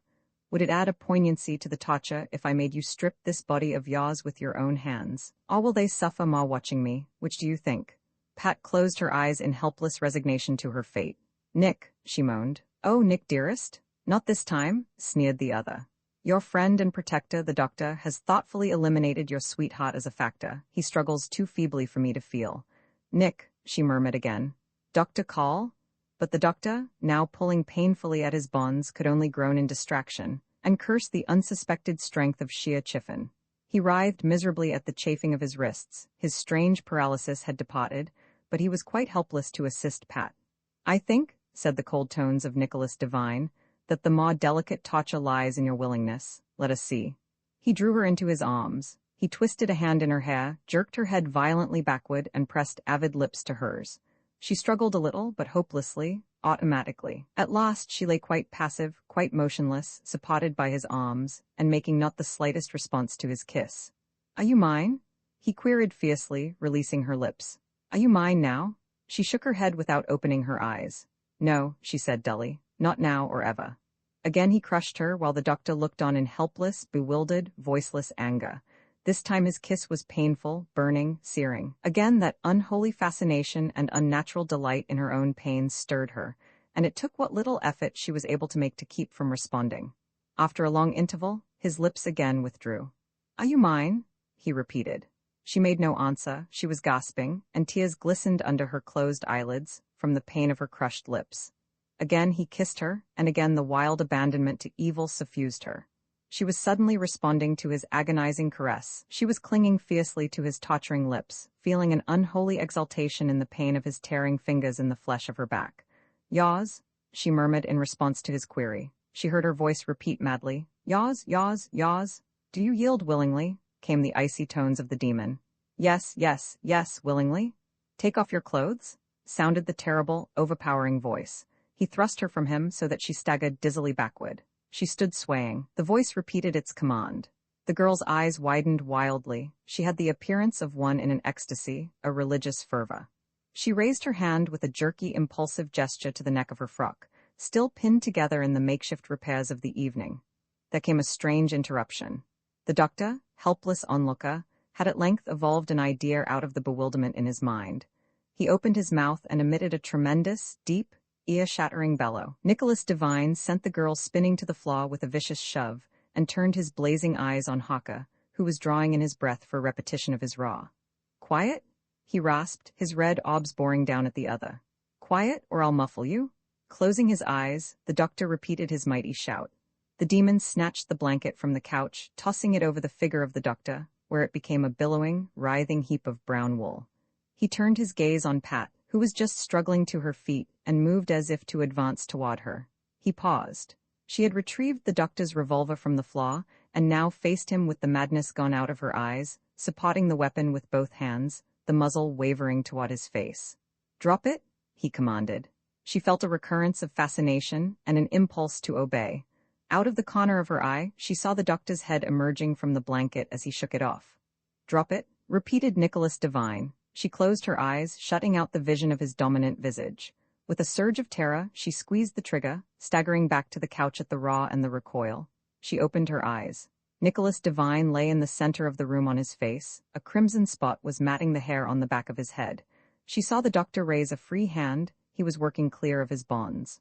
"Pat," he said softly. He looked at her pale, sickened features. "Honey," he said, "sit down till I get free." "Sit down, Pat, you look faint." "Never faint," murmured the girl, and pitched backward to the couch with one clad and one bare leg hanging in curious limpness over the edge. Roman 31. Not humanly possible. Pat opened weary eyes and gazed at a blank, uninformative ceiling. It was some moments before she realized that she was lying on the couch in the room of Nicholas Devine. Somebody had placed her there, presumably, since she was quite unaware of the circumstances of her awakening. Then recollection began to form, Dr. Call, the other, the roar of a shot. After that, nothing save a turmoil ending in blankness. A sound of movement beside her drew her attention. She turned her head and perceived Dr. Haka kneeling over a form on the floor, fingering a white bandage about the head of the figure. Her recollections took instant form. She remembered the catastrophes of the evening, last night rather, since dawn glowed dully in the window. She had shot Nick. She gave a little moan and pushed herself to a sitting position. The doctor glanced at her with a sick, shaky smile. "Hello," he said. "Come to, have you? Sorry I couldn't give you any attention." He gave the bandage a final touch. "Here's a job I had no heart for," he muttered. "Better for everyone to let things happen without interference." The girl, returning to full awareness, noticed now that the bandage consisted of strips of the doctor's shirt. She glanced fearfully at the still features of Nicholas Devine. She saw pale cheeks and closed eyes, but indubitably not the grim mien of the demon. "Dr. Call?" she whispered. He isn't, not yet. But will he? I don't know, that's a bad spot, a wound in the base of the brain. You'd best know it now, Pat, but also realize that nothing can happen to you. I'll see to that." "To me," she said dully. "What difference does that make? It's Nick I want saved." "I'll do my best for you, honey," said Haka with almost a hint of reluctance. "I've phoned Briggs General for an ambulance. Your faint lasted a full quarter hour," he added. "What can we tell them?" asked the girl. "What can we say?" "Don't you say anything, Pat. I'm not on the bod for nothing." He rose from his knees, glancing out of the window into the cool dawn. "Queer neighborhood," he said, All that yelling and a shot and still no sign of interest from the neighbors. That's Chicago, though, he mused. Lucky for us, Pat, we can handle the thing quietly now. But the girl was staring dully at the still figure on the floor. Oh God, she said huskily. Help him, Dr. Call? I'll do my best, responded Haka gloomily. I was a good surgeon before I specialized in psychiatry. Brain surgery, too, it led right into my present field. Pat said nothing but dropped her head on her hands and stared vacantly before her. Better for you and for him too if I fail, muttered the doctor. His words brought a reply. You won't fail, she said tensely. You won't? Not voluntarily, I'm afraid, he growled morosely. I've still a little respect for medical ethics, but if ever a case? His voice trailed into silence as from somewhere in the dawn sounded the wail of a siren. There's the ambulance, he finished. Pat sat unmoving as the sounds from outdoors detailed the stopping of the vehicle before the house. She heard the doctor descending the steps and the creak of the door. Though it took place before her eyes, she scarcely saw the white-coated youths as they lifted the form of Nicholas Devine and bore it from the room on a stretcher, treading with carefully broken steps to prevent the swaying of the support. Dr. Hawker's order to follow made no impression on her. She sat dully on the couch as the chamber emptied. Why, she wondered, had the thought of Nick's death disturbed her so? Wasn't it but a short time since they had both contemplated it? What had occurred to alter that determination? Nick was dying, she thought mournfully. All that remained was for her to follow. There on the floor lay the revolver, and on the table, glistening in the wan light, reposed the untouched lethal draught. That was the preferable way, she mused, staring fixedly at its glowing contour. But suppose Nick weren't to die, she'd have abandoned him to his terrible doom, left him to face a situation far more ominous than any unknown terrors beyond death. She shook her head distractedly and looked up to meet the eyes of Dr. Hawker, who was watching her gravely in the doorway. Come on, Pat, he said gently. She rose, followed him down the stairs and out into the morning light. The driver of the ambulance stared curiously at her disheveled, bedraggled figure, but she was so weary and forlorn that even the effort of brushing away the black strands of hair that clouded her smoke-dark eyes was beyond her. She slumped into the seat of the doctor's car and sighed in utter exhaustion. Rush it? Hawker called to the driver ahead. I'll follow you. The car swept into motion, and the swift, cool morning air beating against her face from the open window restored some clarity to her mind. She fixed her eyes on the rear of the speeding vehicle they followed. Is there any hope at all? She queried despondently. I don't know, Pat, I can't tell yet. When you closed your eyes, he half-turned, dodged, the bullet entered his skull near the base, near the cerebellum. If it had pierced the cerebellum, his heart and breathing must have stopped instantly. They didn't, however, and that's a mildly hopeful sign. Very mildly hopeful, though. Do you know now what the attack was? No, Pat, Hawker admitted. I don't, call it a devil if you like, I can't name it any better. His voice changed to a tone of wonder. Pat, I can't understand that paralyzing fascination the thing exerted. Any medical man, would say that mental dominance of that sort doesn't exist. Hypnotism, the girl suggested. Bah, every psychiatrist uses hypnotism in his business, it's part of some treatments. There's nothing of fascination about it, no dominance of one will over another, despite the popular view. That's natural and understandable. This was like the exploded claims of mesmerism. I tell you, it's not humanly possible, and yet I felt it. Not humanly possible, murmured Pat. That's the answer then, Dr. Call. Maybe now you'll believe in my devil. I'm tempted to. You'll have to, can't you see it, Dr. Call? Even his name, Nick, that's a colloquialism for the devil, isn't it? And divine, I suppose, said Haka, refers to his angelic ancestry. Devils are only fallen angels, aren't they? All right, said Pat wearily.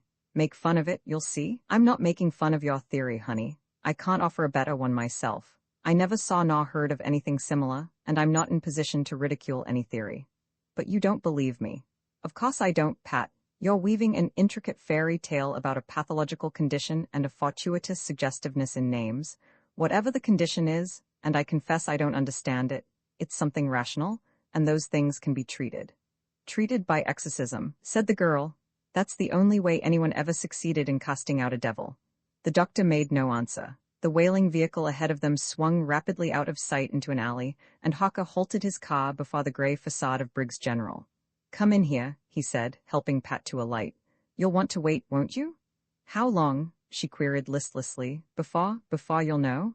Perhaps immediately. The only chance is to get that bullet out at once, if there's still time for it. She followed him into the building, past a desk where a white-clad girl regarded her curiously, and up an elevator. He led her into a small office. "Sit here," he said gently, and disappeared. She sat dully in the chair he had indicated, and minutes passed. She made no attempt to think. The long, cataclysmic night had exhausted her powers. She simply sat and suffered. The deep scratches of fingernails burned in the flesh of her back. Her cheek pained from the violent slap, and her head and jaw ached from that first blow, the one that had knocked her unconscious last evening. But these twinges were minor. They were merely physical, and the hurts of the demon had struck far deeper than any physical injury. The damage to her spirit was by all odds the more painful. It numbed her mind and dulled her thoughts, and she simply sat idle and stared at the blank wall. She had no conception of the interval before Dr. Hawker returned. He entered quietly and began rinsing his hands at a basin in the corner. "Is it over?" she asked listlessly. "Not even begun," he responded. "However, it isn't too late. He'll be ready in a moment or so." "I wish it were over," she murmured, "one way or the other." "I too," said the doctor. "With all my heart, I wish it were over. If there were anyone within call who could handle it, I'd turn it to him gladly, but there isn't." He moved again toward the door, leaning out and glancing down the hall. "You stay here," he admonished her. "Don't try to find us. I want no interruptions, no matter what enters that mind of yours." "You needn't worry," she said soberly. "I'm not fool enough for that." She leaned wearily back in the chair, closing her eyes. A long interval passed. She was vaguely surprised to see the doctor still standing in the doorway when she opened her eyes. She had fancied him already in the midst of his labor. "What will you do?" she asked. "About what?" "I mean, what sort of operation will it need? Probing or what?" "Oh," he said, "I'll have to trephine him. Must get that bullet." "What's that, trephine?" He glanced down the hall. "They're ready," he said, and turned to go. At the door he paused. "Trephining is to open a little door in the skull. If your devil is in his head, we'll have it out along with the bullet." His footsteps receded down the hall. Roman 32 Revelation, "Is it over now?" queried Pat tremulously as the doctor finally reappeared. The interminable waiting had left her even more wan, and her pallid features bore the marks of strain. 20 minutes ago," said Hawker. His face, too, bore evidence of tension. Moreover, there was a puzzled, dubious expression in his eyes that frightened Pat. She was too apprehensive to risk a question as to the outcome, and simply stared at him with wide, fearful, questioning eyes. "I called up your home," he said irrelevantly. "I told them you left with me early this morning. Your mother's still in bed, although it's after 10. He paused. "Slip in without anyone seeing you, will you, honey, and rumple up your bed." "If I haven't lost my key," she said, still with the question in her eyes. "It's in the mailbox. Magda found it on the porch this morning. I talked to her." She could bear the uncertainty no longer. "Tell me," she demanded. "It's all right, I think. You mean he'll live?" The doctor nodded. "I think so." He turned his puzzled eyes on her. "Oh," breathed Pat. "Thank God. You wanted him back, honey, didn't you?" Hawker's tone was gentle. "Oh, yes, devil and all." "Yes, devil and all," she echoed. Suddenly she sensed something strange in the other's manner. She perceived the uncertainty in his visage and felt a rising trepidation. "What's the matter?" she queried anxiously. "You're not telling me everything. Tell me, Dr. Call." "There's something else," he said. "I'm not sure, Pat, but I hope you've got him back without the devil. He's cured?" Her voice was incredulous. She did not dare accept the doctor's meaning. "I hope so. At least I located the cause." "What was it?" she demanded, an unexpected vigor livening her tired body. "What was that devil? Tell me, I want to know, Dr. Call." "I think the best name for it is a tumor," he said slowly. "I told them in there it was a tumor. I wish I knew myself." "A tumor? I don't understand." "I don't either, Pat, not fully. It's something on or beyond the border of medical knowledge. I don't think any living authority could classify it definitely. But tell me," she cried fiercely. "Tell me." "Well, honey, I'll try." He paused thoughtfully. "Cancers and tumors, sarcomas, are curious things, dear.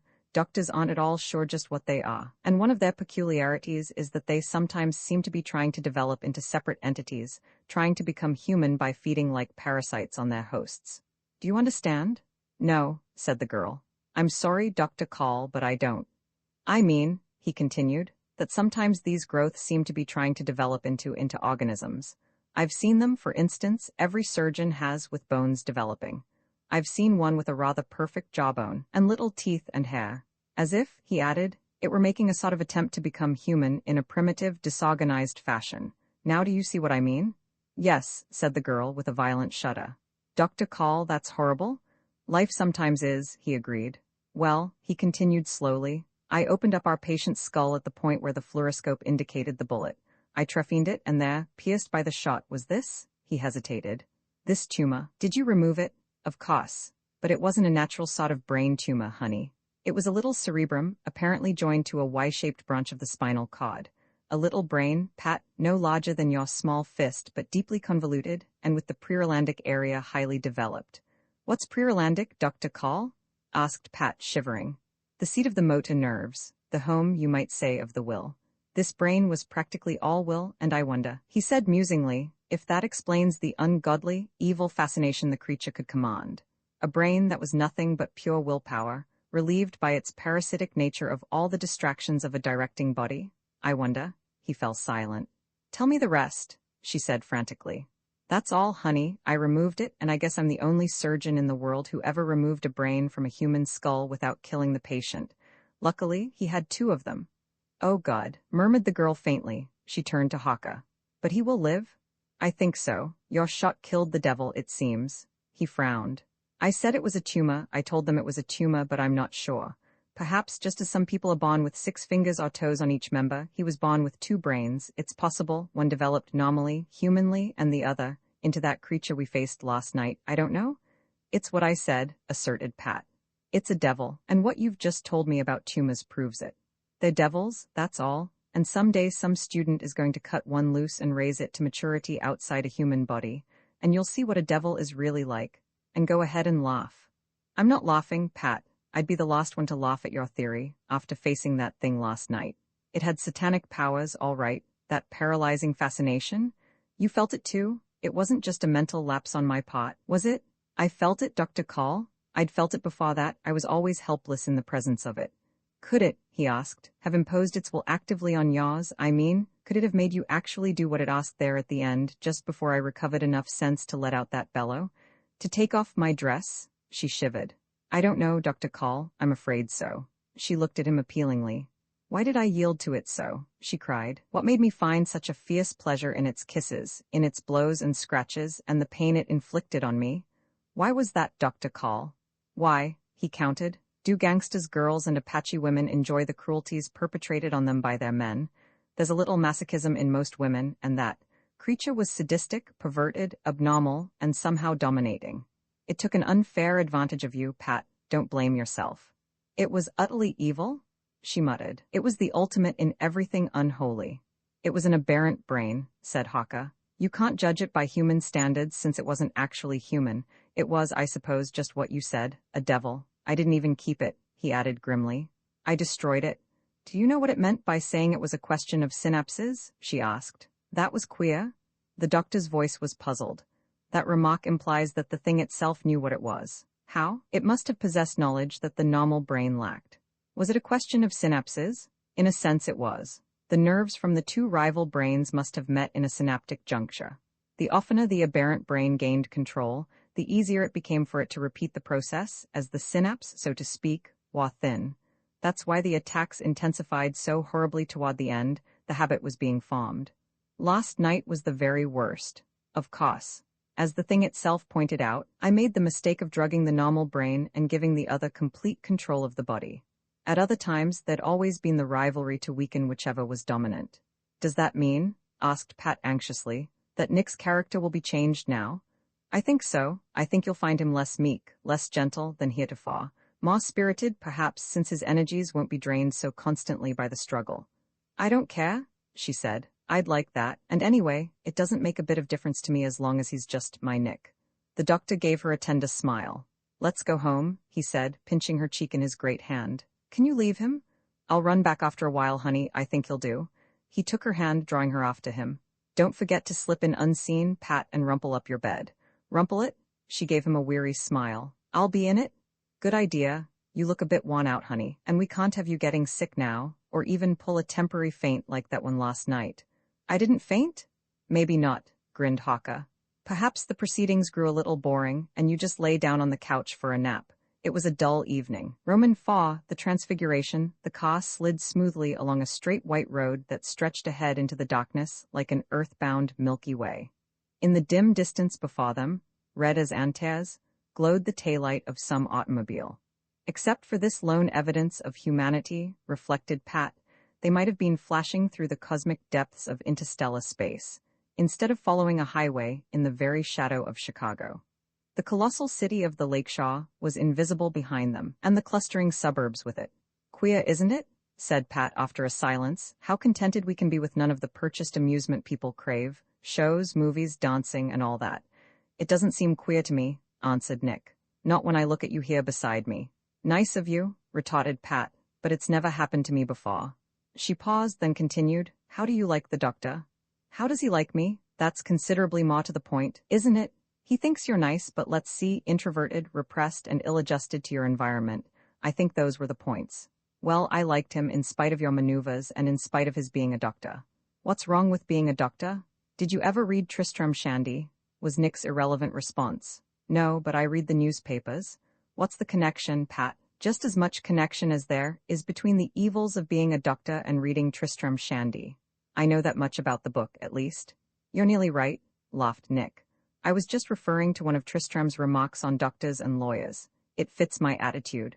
"What's the remark?" "Well, he had the choice of professions, and it occurred to him that medicine and law were the vulture professions, since lawyers live by men's quarrels and doctors by men's misfortunes. So he became a writer." "And what do writers live by?" queried Pat mischievously. "By men's stupidity? You're precious, Pat." Nick chuckled delightedly. "If I'd created you to order, I couldn't have planned you more to taste pepper, Tabasco sauce, vinegar, spice, and honey, and to be taken with a grain of salt," retorted the girl, puckering her piquant, impish features. She edged closer to him, locking her arm through his where it rested on the steering wheel. "Nick," she said, her tones suddenly gentle, "I think I'm pretty crazy about you. Heaven knows why I should be, but it's a fact. Pat dear, I'm crazy about you in this meek, sensitive pose of yours, and I'm fascinated by those masterful moments you flash occasionally. Really, Nick, I almost wish you flamed out oftener." "Don't," he said sharply. "Why not?" "Let's not talk about me, Pat. It embarrasses me." "All right, Mr. Modesty, let's talk about me then. I'll promise we won't succeed in embarrassing me, and it's quite the most interesting subject in the world, Pat." "Well then, what? Why don't you start talking? The topic is all attention." He chuckled. "How many men have told you you were beautiful, Pat? I never kept account. And in many different ways? Why, have you perchance discovered a new way, Nick?" "Not at all. The oldest way of any, the way of Sappho and Pindar." "Oh, woo." She clapped her hands in mock delight. "Poetry? The only medium that could possibly express how lovely you are," said Nick. "Nicholas, have you gone and composed a poem to me?" "Composed? No, it isn't necessary with you here beside me." "What's that? Some very subtle compliment?" "Not subtle, Pat. You're the poem yourself. All I need do is look at you, listen to you, and translate." "Neat," applauded the girl. "Do I hear the translation?" "You certainly do." He turned his odd amber-green eyes on her, then bent forward to the road. He began to speak in a low voice. "In no far country's silent ways shall I forget one little thing, the soft intentness of your gaze, the sweetness of your murmuring your generously tender praise, the words just hinted by a breath. In no far country's silent way, unless that country's name be death." He paused abruptly and drove silently onward. "Oh," breathed Pat. "Why don't you go on, Nick, please?" "No, it isn't the mood for this night, dear. Not this night alone with you." "What is then?" "Nothing sentimental, something lighter, something, oh, Elizabethan, that's it." "And what's stopping you?" "Lack of an available idea, or wait, listen a moment." He began, this time in a tone of banter. "When mornings you attire yourself for riding in the city, you're such a lovely little elf, extravagantly pretty, and when at noon you deign to wear the habit of the town, I cannot call to mind as fair a symphony in brown. Then evenings, you blithely don a daintiness of white to flash a very paragon of lightsomeness and light. But when the rounds of pleasure cease, and you retire at night, the godling on your mantelpiece must know a fairer sight." "Sweet," laughed Pat, "but personal. And anyway, how do you know I've a godling on my mantel? Don't you credit me with any modesty? If you haven't, you should have. The vision I mentioned ought to enliven even a statue." "Well," said the girl, "I have one, a jade Buddha, and with all the charms I flash before him nightly, he's never batted an eyelash." "Explain that?" "Easily. He's green with envy and frozen with admiration and struck dumb by wonder." "Heavens, I suppose I ought to be thankful you didn't say he was petrified with fright." Pat laughed. "Oh, Nick," she continued, in a voice gone suddenly dreamy, "this is marvelous, isn't it? I mean our enjoying ourselves so completely, and our being satisfied to be so alone. Why, we've never even danced together." "So we haven't." That's a subterfuge we haven't needed, isn't it? It is, replied the girl, dropping her glossy, gleaming black head against his shoulder. And besides, it's much more satisfactory to be held in your arms in private, instead of in the midst of a crowd, and sitting down, instead of standing up. But I should like to dance with you, Nick, she concluded. We'll go dancing then, whenever you like. You're delightfully complacent, Nick, but you're puzzling. She glanced up at him. You're so reluctant. Here we've been driving an hour and you haven't tried to kiss me a single time, and yet I'm quite positive you care for me. Lord Pat, he muttered, you never need doubt that. Then what is it? Are you so spiritual and ethereal, or is my attraction for you just sort of intellectual? Or are you afraid? As he made no reply, she continued, or are those poems you spout about my physical charms just poetic license? They are not, and you know it. He snapped. You've a mirror, haven't you? And other fellows than I have taken you around, haven't they? Oh, I've been taken around, that's what perplexes me about you, Nick. I'd think you were actually afraid of kissing me if it weren't. Her voice trailed into silence, and she stared speculatively ahead at the ribbon of road that rolled steadily into the headlights' glare. She broke the interval of wordlessness. What is it, Nick? She resumed almost pleadingly. You've hinted at something now and then. Please, you don't have to hesitate to tell me. I'm modern enough to forgive things past, entanglements, affairs, disgraces, or anything like that. Don't you think I should know? You'd know, he said huskily, if I could tell you. Then there is something, Nick. She pressed his arm against her. Tell me, isn't there? I don't know. There was the suggestion of a groan in his voice. You don't know, I can't understand. I can't either. Please, Pat, let's not spoil tonight. If I could tell you, I would. Why, Pat, I love you. I'm terribly, deeply, solemnly in love with you.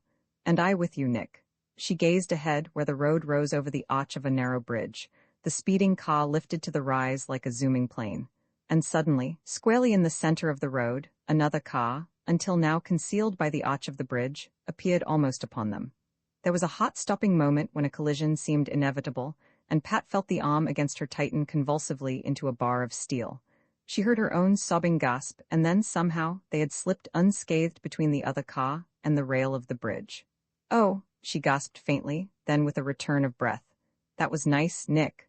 Beyond the bridge, the road widened once more. She felt the car slowing, edging toward the broad shoulder of the road.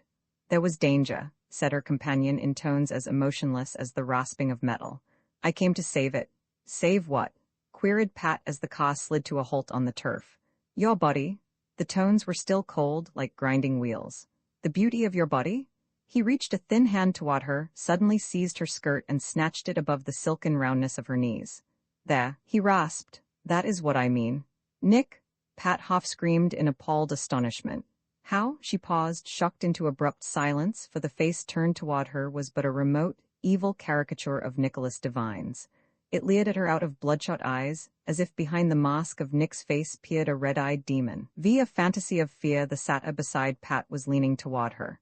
The arm about her was tightening with a brutal ruthlessness, and while still staring in fascination at the incredible eyes, she realized that another arm and a white hand was moving relentlessly, exploratively, toward her body. It was the cold touch of this hand as it slipped over her silk-sheathed legs that broke the chilling spell of her fascination. Nick, she screamed.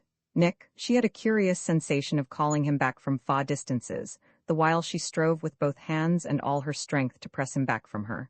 But the ruthless force of his arms was overcoming her resistance. She saw the red eyes a hand's breadth from her own. Nick, she sobbed in terror. There was a change. Abruptly, she was looking into Nick's eyes, bloodshot, frightened, puzzled, but indubitably Nick's eyes. The flaming orbs of the demon were no more. It was as if they had receded into Nick's head. The arm about her body relaxed, and they were staring at each other in a medley of consternation, amazement, and unbelief. The youth drew back, huddled in his corner of the car, and Pat, breathing in sobs, smoothed out her rumpled apparel with a convulsive movement. Pat, he gasped. Oh my God, he couldn't have? He paused abruptly. The girl gazed at him without reply. Pat, dear, he spoke in a low, tense murmur, I'm sorry. I don't know, I don't understand how. Never mind, she said, regaining a vestige of her customary composure. It's all right, Nick. But oh, Pat, it was that near accident, she said. That upset you both of us, I mean. Yes, he said eagerly. That's what it was, Pat. It must have been that, but dear, can you forgive? Do you want to forgive me? It's all right, she repeated. After all, you just complimented my legs, and I guess I can stand that. It's happened before, only not quite so convincingly. You're sweet, Pat. No, I just love you, Nick. She felt a sudden pity for the misery in his face. "Kiss me, Nick, only gently." He pressed his lips to hers very lightly, almost timidly. She lay back against the seat for a moment, her eyes closed. "That's you again," she murmured. "This other wasn't." "Please, Pat, don't refer to it, not ever." "But it wasn't you, Nick, it was just the strain of that narrow escape. I don't hold it against you. Your lord, Pat, I don't deserve you. But you know that I myself, could never touch you except in tenderness, even in reverence. You're too dainty, too lovely, too spirited to be hurt or to be held roughly against your will. You know I feel that way about you, don't you?" "Of course. It was nothing, Nick, forget it." "If I can," he said solemnly. He switched on the engine, backed out upon the pavement, and turned the car toward the glow that marked Chicago. Neither of them spoke as the machine hummed over the arching bridge and down the slope, where, so few minutes before, the threat of accident had thrust itself at them. "We won't see a moon tonight," said Pat in a small voice after an interval. "We'll never check up on Dr. Call's astronomy. You don't want it tonight, Pat, do you?" "I guess perhaps we'd better not," she replied. "We're both upset, and there'll be other nights." Again they were silent. Pat felt strained, shaken. There was something uncanny about the occurrence that puzzled her. The red eyes that had glared out of Nick's face perplexed her, and the curious, rasping voice he had used still sounded inhumanly in her memory. Out of recollection rose still another mystery. "Nick," she said, "what did you mean, then, when you said there was danger and you came to save me?" "Nothing," he said sharply. "And then, afterwards, you started to say something about he couldn't have. Who's he?" "It meant nothing, I tell you. I was frantic to think you might have been hurt, that's all." "I believe you, honey," she said, wondering whether she really did. The thing was beginning to grow hazy. Already it was assuming merely the proportions of an upheaval of youthful fervor.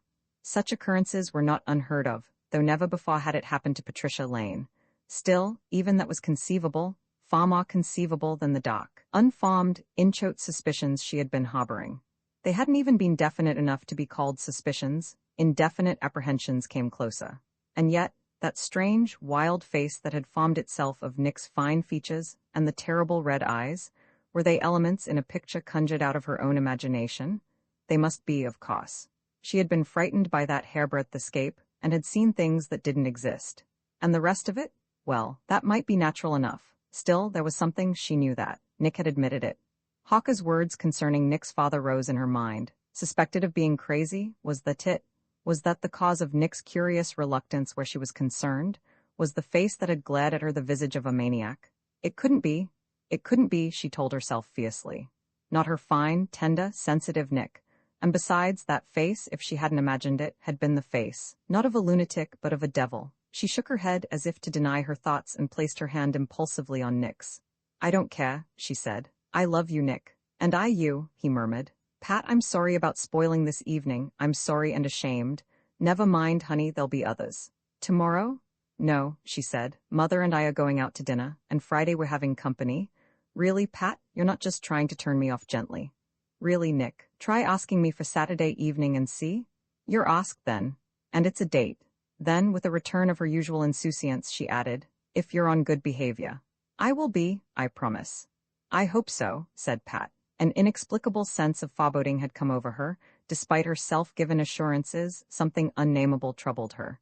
She gave a mental shrug and deliberately relegated the unpleasant cogitations to oblivion. The car turned into Dempster Road. The lights of the teeming roadhouses, dance halls, roadside hamburger and barbecue stands flashed by. There were many cars here. There was no longer any impression of solitude now, in the overflow from the vast city in whose shadow they moved. The incessant flow of traffic gave the girl a feeling of security. These were tangible things about her, and once more the memory of that disturbing occurrence became dim and dreamlike. This was Nick beside her, gentle, intelligent, kind. Had he ever been otherwise? It seemed highly unreasonable, a fantasy of fear and the hysteria of the moment. "Hungry?" asked Nick unexpectedly. "I could use a barbecue, I guess, beef." The car veered to the graveled area before a brightly lit stand. Nick gave the order to an attendant. He chuckled as Pat, with the digestive disregard of youth, attacked the greasy combination. "That's like a hummingbird eating hay?" he said. "Or better, like a leprechaun eating that horse meat they can for dogs." "You might as well discover that I don't live on honey and rose petals," said Pat. "Not even on caviar and terrapin, at least, not exclusively. I leave the dainty palate for Mother to indulge. Which is just as well. Hamburger and barbecue are more easily budgeted." "Nicholas," said the girl, tossing the paper napkin out of the car window.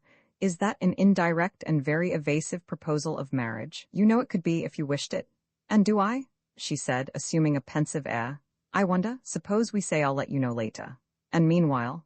Oh, meanwhile we can be sort of engaged, just the way we've been. You're sweet, Pat, he murmured, as the car edged into the line of traffic.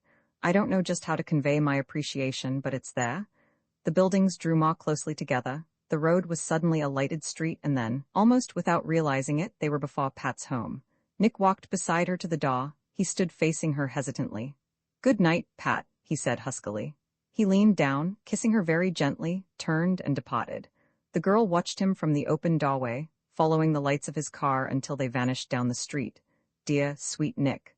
Then the disturbing memory of that occurrence of the evening returned. She frowned in perplexity as the thought rose. That was all of a piece with the puzzling character of him and the curious veiled references he'd made. References to what? She didn't know, couldn't imagine. Nick had said he didn't know either, which added still another quirk to the maze. She thought of Dr. Hawker's words. With the thought, she glanced at his house, adjacent to her own home. A light gleamed in the library. He was still awake. She closed the door behind her and darted across the narrow strip of lawn to his porch. She rang the bell. Good evening, Dr. Call, she said as the massive form of Hawker appeared. She puckered her lips impudently at him as she slipped by him into the house. VI a question of science, not that I'm displeased at this visit, Pat, rumbled the doctor, seating himself in one of the great chairs by the fireplace. But I'm curious. I thought you were dating your ideal tonight, yet here you are, back alone a little after 11. How come? Oh, said the girl nonchalantly, dropping crosswise in the other chair. We decided we needed our beauty sleep. Then why are you here, you young imp? Thought you might be lonesome. I'll bet you did. But seriously, Pat, what is it? Any trouble? No, she said dubiously. No trouble, I just wanted to ask you a few hypothetical questions about science. Go to it then, and quickly. I was ready to turn in. Well, said Pat, about Nick's father. He was a doctor, you said, and supposed to be cracked. Was he really? Humph, that's curious. I just looked up a brochure of his tonight in the American Medical Journal after our conversation of this afternoon. Why do you ask that? Because I'm interested, of course. Well, here's what I remember about him, Pat. He was an MD, all right, but I see by his paper there, the one I was reading, that he was on the staff of Northern U. He did some work at the Cook County Asylum, some research work, and there was a bit of talk about his maltreating the patients.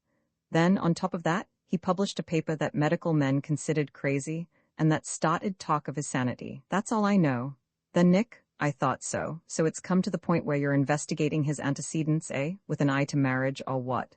Or what? Snapped Pat. I was curious to know, naturally. Naturally? The doctor gave her a keen glance from his shrewd eyes. Did you think you detected incipient dementia in your ideal? No, said the girl thoughtfully. Dr. Call, is there any sort of craziness that could take an ordinarily shy person and make a passionate devil of him? I don't mean passionate, either, she added. Rather cold, ruthless, domineering. None that I know of, said Hawker, watching her closely. Did this Nick of yours have one of his masterful moments? Worse than that, admitted Pat reluctantly. We had a near accident, and it startled both of us, and then suddenly, he was looking at me like a devil, and then, she paused. It frightened me a little. What'd he do? Demanded Hawker sharply. Nothing. She lied with no hesitation. Were there any signs of satyromania? I don't know, I never heard of that. I mean, in plain Americanese, did he make a pass at you? No, he didn't. Well, what did he do? He just looked at me. Somehow a feeling of disloyalty was rising in her. She felt a reluctance to betray Nick further. What did he say then?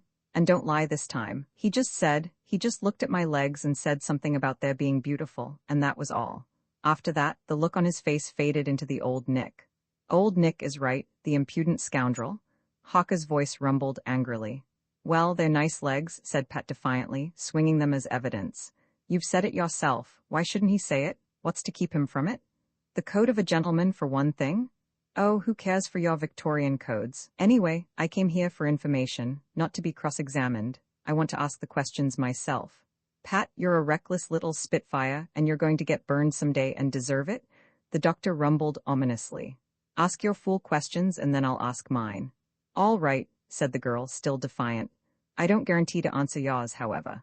Well, ask yours, you imp. First, then, is that satiro stuff you mentioned intermittent or continuous? It's necessarily intermittent, you numbskull.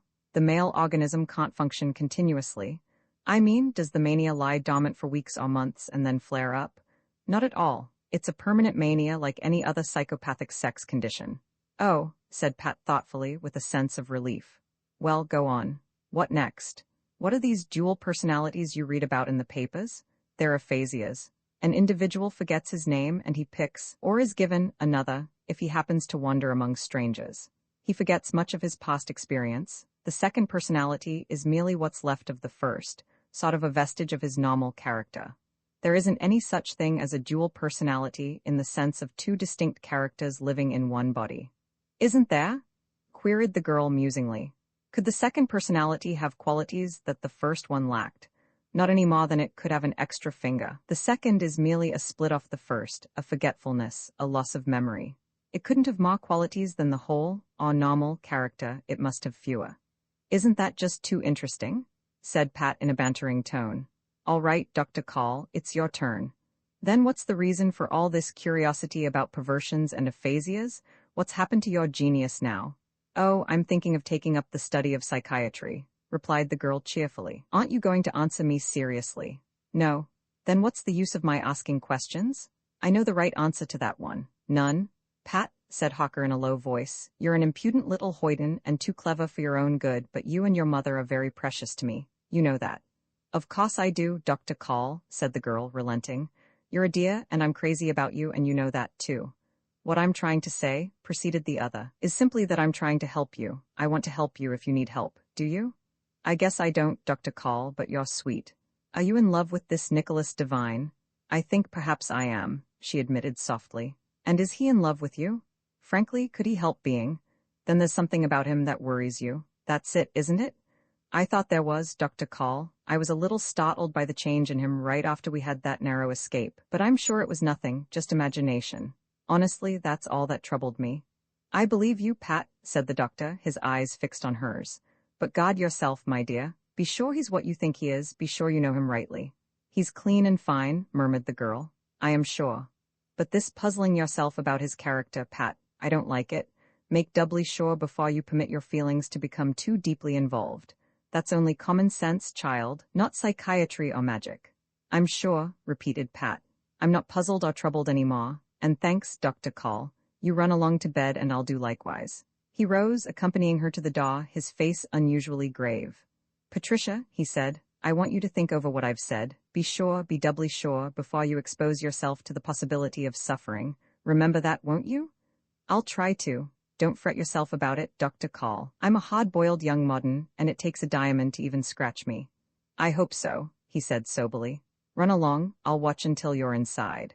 Pat darted across the strip of grass, turned at her door to blow a good-night kiss to the doctor, and slipped in. She tiptoed quietly to her room, slipped off her dress, and surveyed her long, slim legs in the mirror. Why shouldn't he say they were beautiful? She queried of the image. I can't see any reason to get excited over a simple compliment like that. She made a face over her shoulder at the green Buddha above the fireplace. And as for you, fat boy, she murmured, I expect to see you wink at me tonight. And every night hereafter? She prepared herself for slumber, slipped into the great bed. She had hardly closed her lids before the image of a leering face with terrible bloody eyes flamed out of memory and set her trembling and shuddering. Romans 7 The red eyes return. I suppose I really ought to meet your friends, Patricia, said Mrs. Lane, peering out of the window, but they all seem to call when I'm not at home. I'll have some of them call in February, said Pat. You're not out as often in February. Why do you say I'm not out as often in February? Demanded her mother. I don't see what earthly difference the month makes. There are fewer days in February, retorted Pat airily. Facetious brat, so I've been told. You needn't worry though, mother. I'm sober, steady, and reliable, and if I weren't, Dr. Call would see to it that my associates were. Yes, Call is a gem, observed her mother. By the way, who's this Nicholas you're so enthusiastic about? He's a boy I met. What's he like? Well, he speaks English and wears a hat. Imp, is he nice? That means is his family acceptable, doesn't it? He hasn't any family. Mrs. Lane shrugged her attractive shoulders. You're a self-reliant sot, Patricia, and cool as iced lettuce, like your father.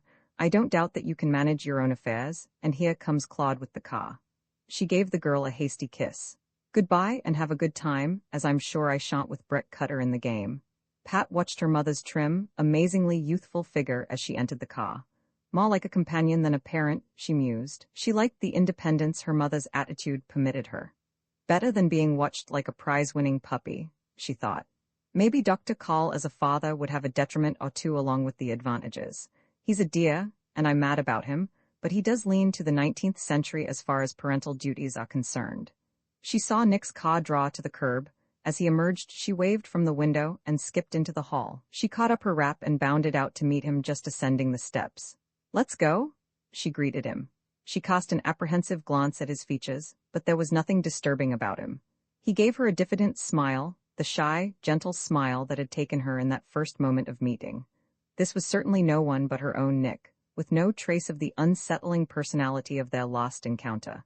He helped her into the car, seating himself at her side. He leaned over her, kissing her very tenderly. Suddenly she was clinging to him, her face against the thrilling warmth of his cheek.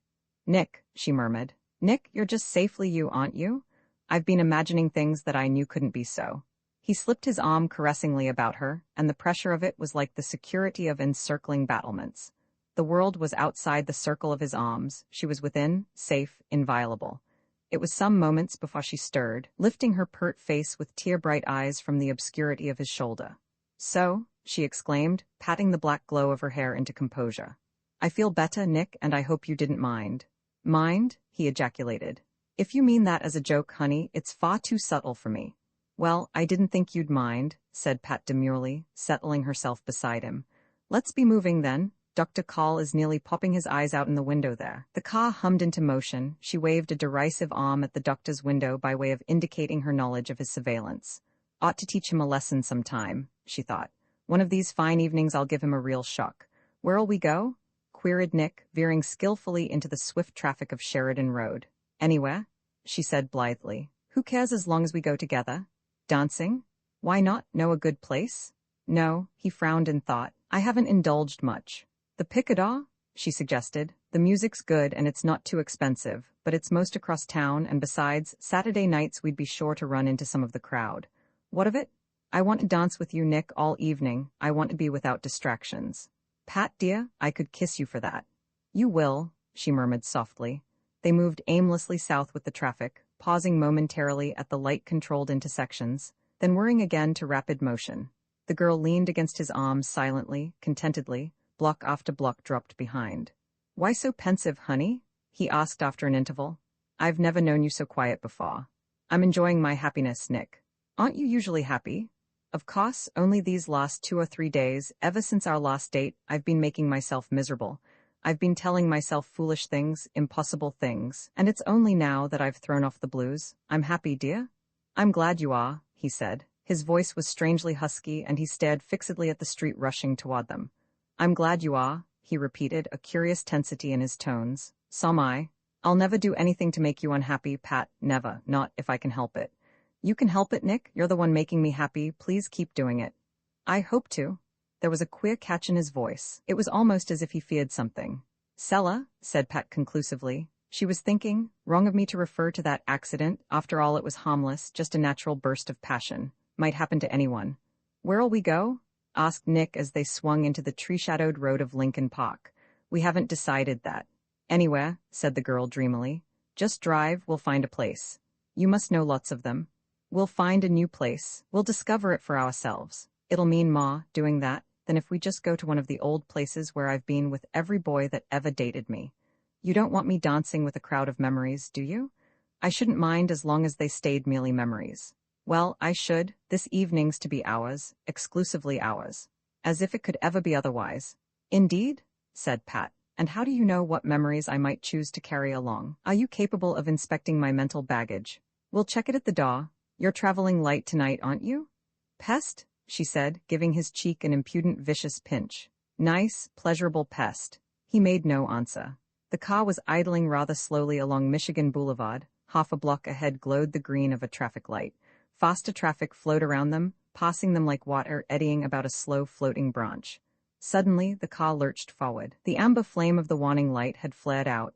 They flashed across the intersection a split second before the metallic click of the red light, and a scant few feet before the converging lines of traffic from the side street swept in with protesting horns. "Nick," the girl gasped, "you'll rate yourself a traffic ticket? Why'd you cut the light like that?" To lose your guardian angel, he muttered in tones so low she barely understood his words. Pat glanced back. The lights of a dozen cars showed beyond the barrier of the red signal. Do you mean one of those cars was following us? What on earth makes you think that, and why should it anyway? The other made no answer. He swerved the car abruptly off the avenue into one of the nondescript side streets. He drove swiftly to the corner, turned south again, and turned again on some street Pat failed to identify. South Superior or Grand, she thought. They were scarcely a block from the magnificence of Michigan Avenue and its skyscrapers, its brilliant lights and its teeming night traffic, yet here they moved down a deserted dark thoroughfare, a street lined with ramshackle wooden houses intermingled with mean little shops. "Nick," Pat exclaimed, "where are we going?" The low voice sounded. "Dancing," he said. He brought the car to the curb in the silence as the motor died. The faint strains of a mechanical piano sounded. He opened the car door, stepped around to the sidewalk. "We're here," he said. Something metallic in his tone drew Pat's eyes to his face. The eyes that returned her stare were the bloody orbs of the demon of lost Wednesday night. Roman 8 gateway to evil. Pat stared curiously at the apparition, but made no move to alight from the vehicle. She was conscious of no fear, only a sense of wonder and perplexity. After all, this was merely Nick, her own harmless, adoring Nick in some sort of mysterious masquerade, and she felt full confidence in her ability to handle him under any circumstances. "Where's here?" she said, remaining motionless in her place. "A place to dance," came the toneless reply. Pat eyed him. A street car rumbled past, and the brief glow from its lighted windows swept over his face.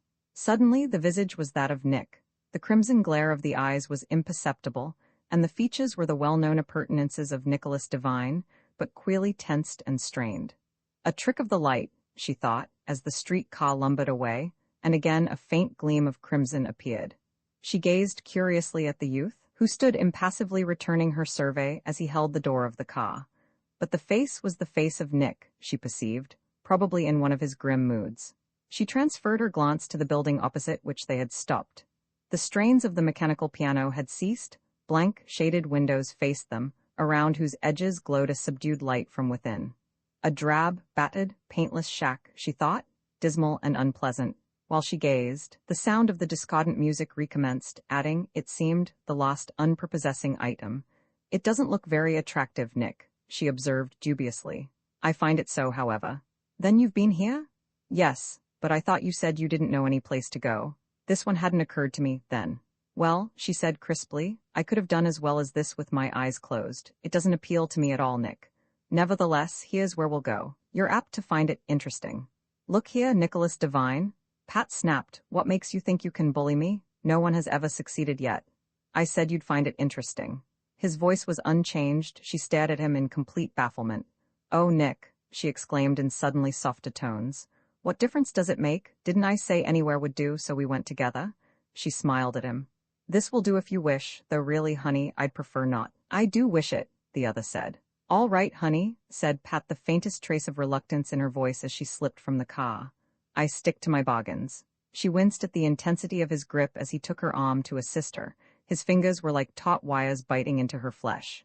"Nick," she cried, "you're hurting me. You're bruising my arm." He released her. She rubbed the spot ruefully, then followed him to the door of the mysterious establishment. The unharmonious jangle of the piano dinned abruptly louder as he swung the door open. Pat entered and glanced around her at the room revealed. Dull, smoky, dismal, not the least exciting or interesting as yet, she thought. A shot bar paralleled one wall, behind which lounged a little, thin, nondescript individual with a small mustache. Half a dozen tables filled the remainder of the room, 4 or 5 occupied by the clientele of the place, as unsavory a group as the girl could recall having encountered on the hither side of the motion picture screen. 2 women tittered as Nick entered, then with one accord, the eyes of the entire group fixed on Pat, where she stood drawing her wrap more closely about her, standing uncomfortably behind her escort, and the piano tinkled its discords in the far corner. "Same place?" said Nick shortly to the bartender, ignoring the glances of the others. Pat followed him across the room to a door, into a hall, thence into a smaller room furnished merely with a table and 4 chairs. The nondescript man stood waiting in the doorway as Nick took her wrap and seated her in one of the chairs. "Quat," he said laconically, and the bartender disappeared. Pat stared intently, studiously, into the face of her companion. Nick's face, certainly. Here in full light there was no trace of the red-eyed horror she had fancied out there in the semi-darkness of the street. All was there? Now, when he turned, when the light struck his eyes at an angle, was that a glint of crimson? Still, the features were Nick's, only a certain grim intensity foreign to him lurked about the set of his mouth, the narrowed eyelids. "Well," she said, "so this is Paris. What are you trying to do? Teach me capital L life? And where do we dance? In here. And what kind of quat was that you ordered? You know how little I drink, and I'm darn particular about even that little. You'll like this." "I doubt it." "I said you'll like it," he reiterated in flat tones. "I heard you say it." She regarded him with a puzzled frown. "Nick," she said suddenly, "I've decided I like you better in your gentle pose. This masterful attitude isn't becoming, and you can forget what I said about wishing you'd display it oftener. You'll like that, too."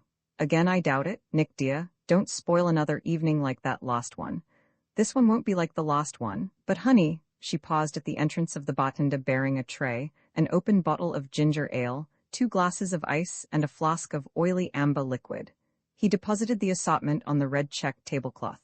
$2, he said, pocketed the money and silently retired. "Nicholas," said the girl tautly, "there's enough of that poison for a regiment." "I don't think so." "Well, I won't drink it, and I won't let you drink it, so now what?" "I think you'll do both." "I don't," she snapped. "And I don't like this, Nick, the place, or the liquor, or your attitude, or anything. We're going to leave?" Instead of answering, he pulled the cork from the bottle, pouring a quantity of the amber fluid into each of the tumblers.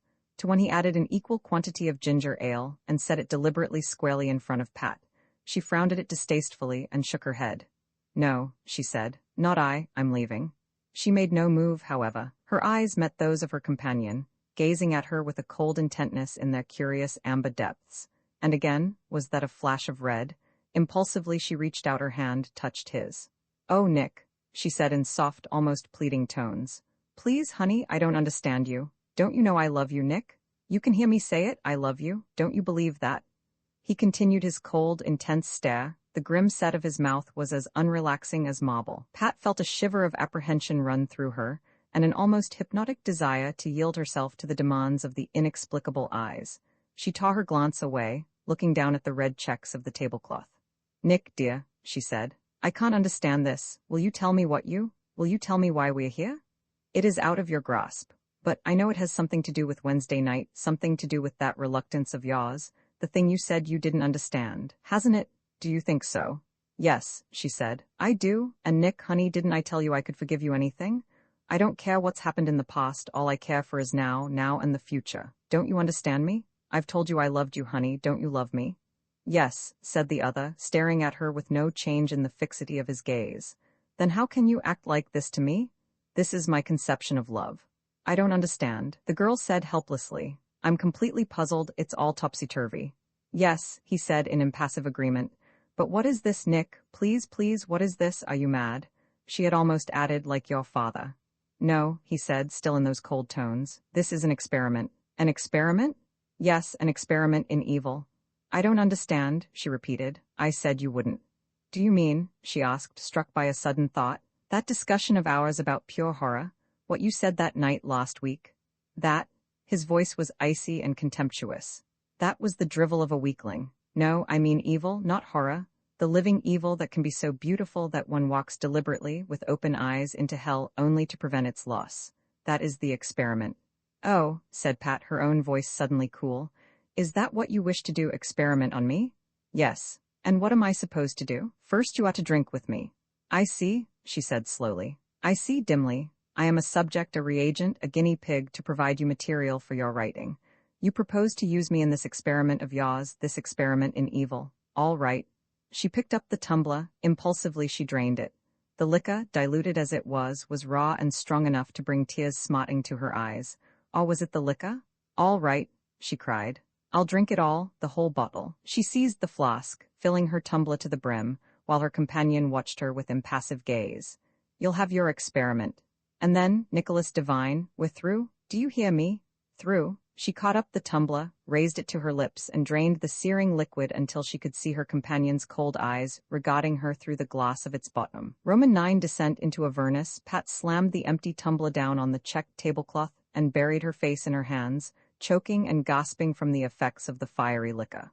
Her throat burned, her mouth was parched by the acrid taste, and a conflagration seemed to be raging somewhere within her. Then she steadied, raised her eyes, and stared straight into the strange eyes of Nicholas Devine. "Well," she said fiercely, "is that enough?" He was watching her coldly as an image or a painting. The intensity of his gaze was more cat-like than human.